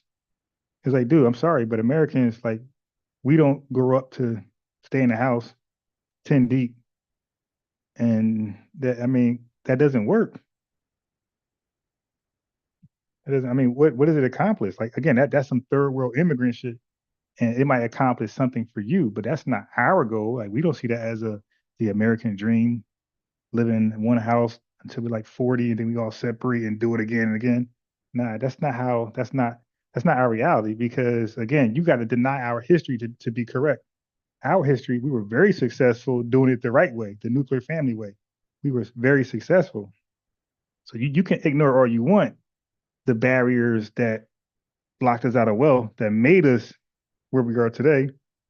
I don't mind, because your delusion doesn't change history. So in a real debate forum, like I did Chaotic Truth and Hamadou Myron, you're a tether and you say so doesn't work. There are real reasons why FBAs are, why we got some shortcomings. There are real legit reasons, and we're not gonna let anybody look past them.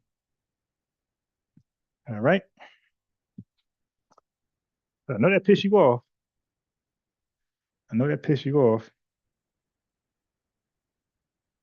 But keep it up, because while y'all live where y'all live at, and y'all have all this hatred and vitriol for FBAs, don't worry, it's going to be seen, and FBA is going to start reevaluating. They're going to start reevaluating their friendships with you guys. They're going to start saying, "Wait, am I really cool with this Caribbean guy, or does he think like Kwame? Does he think like Jay on the low, like a white supremacist? Like we do that with them." You have a white friend named Jeff. He seems cool, but then you'll hear Jeff uncle say the most racist stuff against FBAs, and we be like, damn, that's Jeff uncle. You dig? That's his father's brother. I wonder if that apple fell too far from that tree. As far as Jeff, I wonder if Jeff is the apple that fell real far from that uncle tree. Cause we start come over here. Cause we start saying, I wonder if Jeff thinks like his uncle. Then what you start doing after that, you start distancing yourself from Jeff because you're not sure. You're like, you know what? Let me play this cool. I'm thinking Jeff. Okay, you made a mess. Come over. I'm thinking Jeff has a great chance. Let's see right here. I'm thinking like his uncle.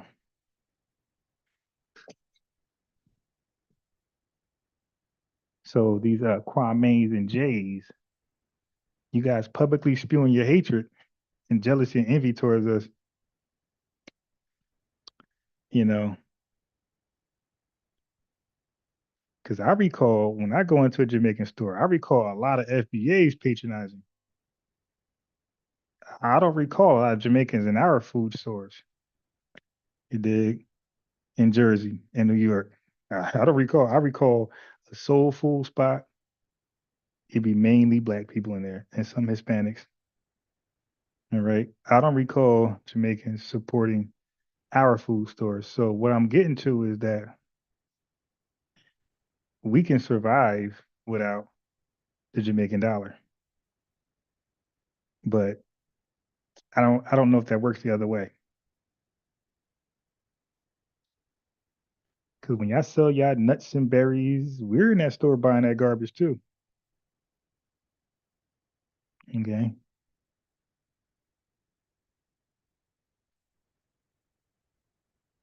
Those entrepreneurial jobs you got landscaping, we're gonna say, you know what? Hey Pablo, how much? Michael? Nah, I don't want your business. Pablo, how much? That's what's gonna end up happening.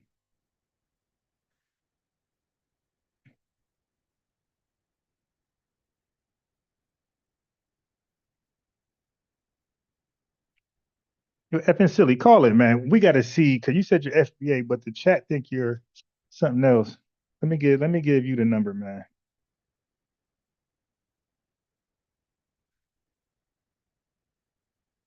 Hey, you don't got to be FBA to have a conversation, but I don't know your angle. So here, let me give you the phone number. Call in, just for a little while. You ain't gotta stay long, because I'm actually gonna get off in a second. It's hot as crap. What degrees is it? It's hot as crap. I supposed to been went outside.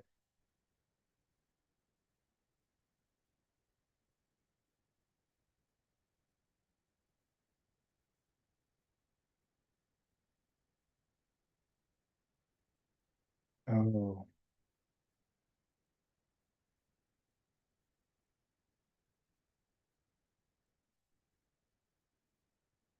see what degrees it is. It can't be. Got to be hotter than that. Dang. Okay, there's stuff in here. 70. It must be no wind. 78 degrees, almost 80.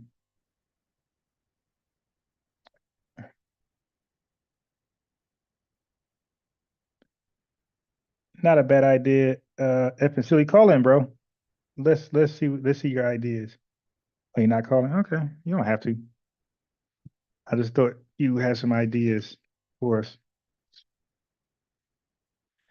Okay. Do I have any more videos? Yeah,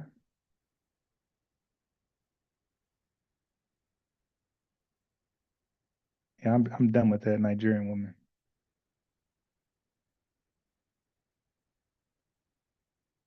Yo, that'd be killing me how people want to compare, people want to talk about us as a collective and then say, hey man, look at you guys. You guys not doing that well in your country. You're at the bottom of this and bottom of that. And then we say, well, what about you? Oh, nah. So now look at this argument. They want to compare our top tiers with the bottom tiers and say, on average, look, this is who you are. But when we say, okay, let's look at you guys, Kwame would say, no, look at the ones who own homes only. Look at the top tiers, don't look at the bottom tiers. So when it comes to FBA, let's compare your entire lineage, the good, the bad, the ugly. But when it comes to us, let's just compare our top tier. No, sir. We're comparing your whole as well. We're comparing holes with holes, okay? Holes with holes, whole populations with whole populations. We are light years above you. And that's why with Jay, I said on the bottom of what? Because we're never on the bottom as long as there is something called the Caribbean. We're never on the bottom and when there's something called Nigeria or something called Africa. Okay, as long as there's something called Africa, the Caribbean, and Haiti, we're never on the bottom. Okay, so hope you don't miss that.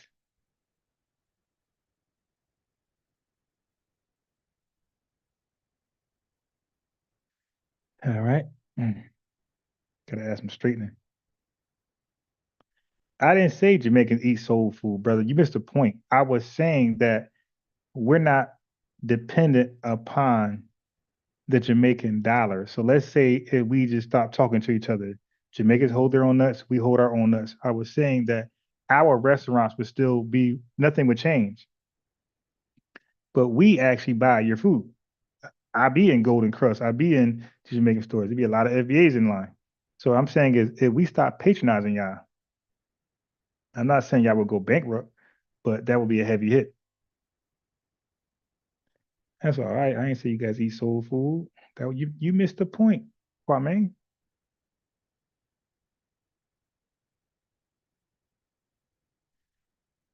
All right. Yes, I'm gonna close this one out so it's already long. I'm gonna make it too long.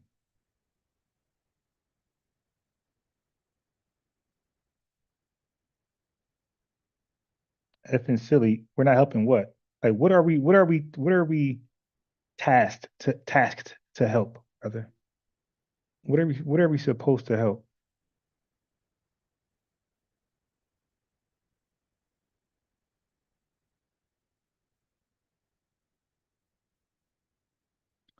So Kwame, you said you don't know if they will embrace you.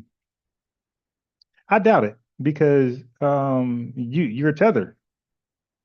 Like if they was to replay this audio you spoke today, especially the latter end of the conversation, neither one of them will embrace you. I can confidently say that.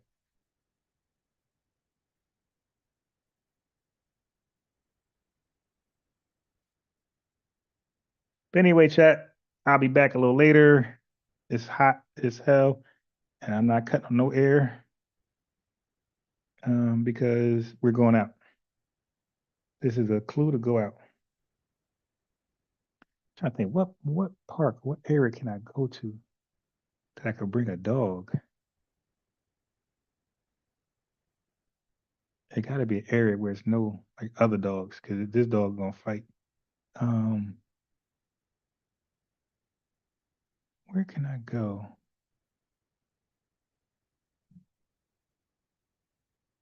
That I could bring a dog.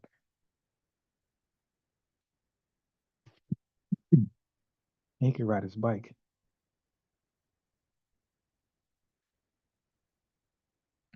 I don't know. I'll figure something out. All right, chat.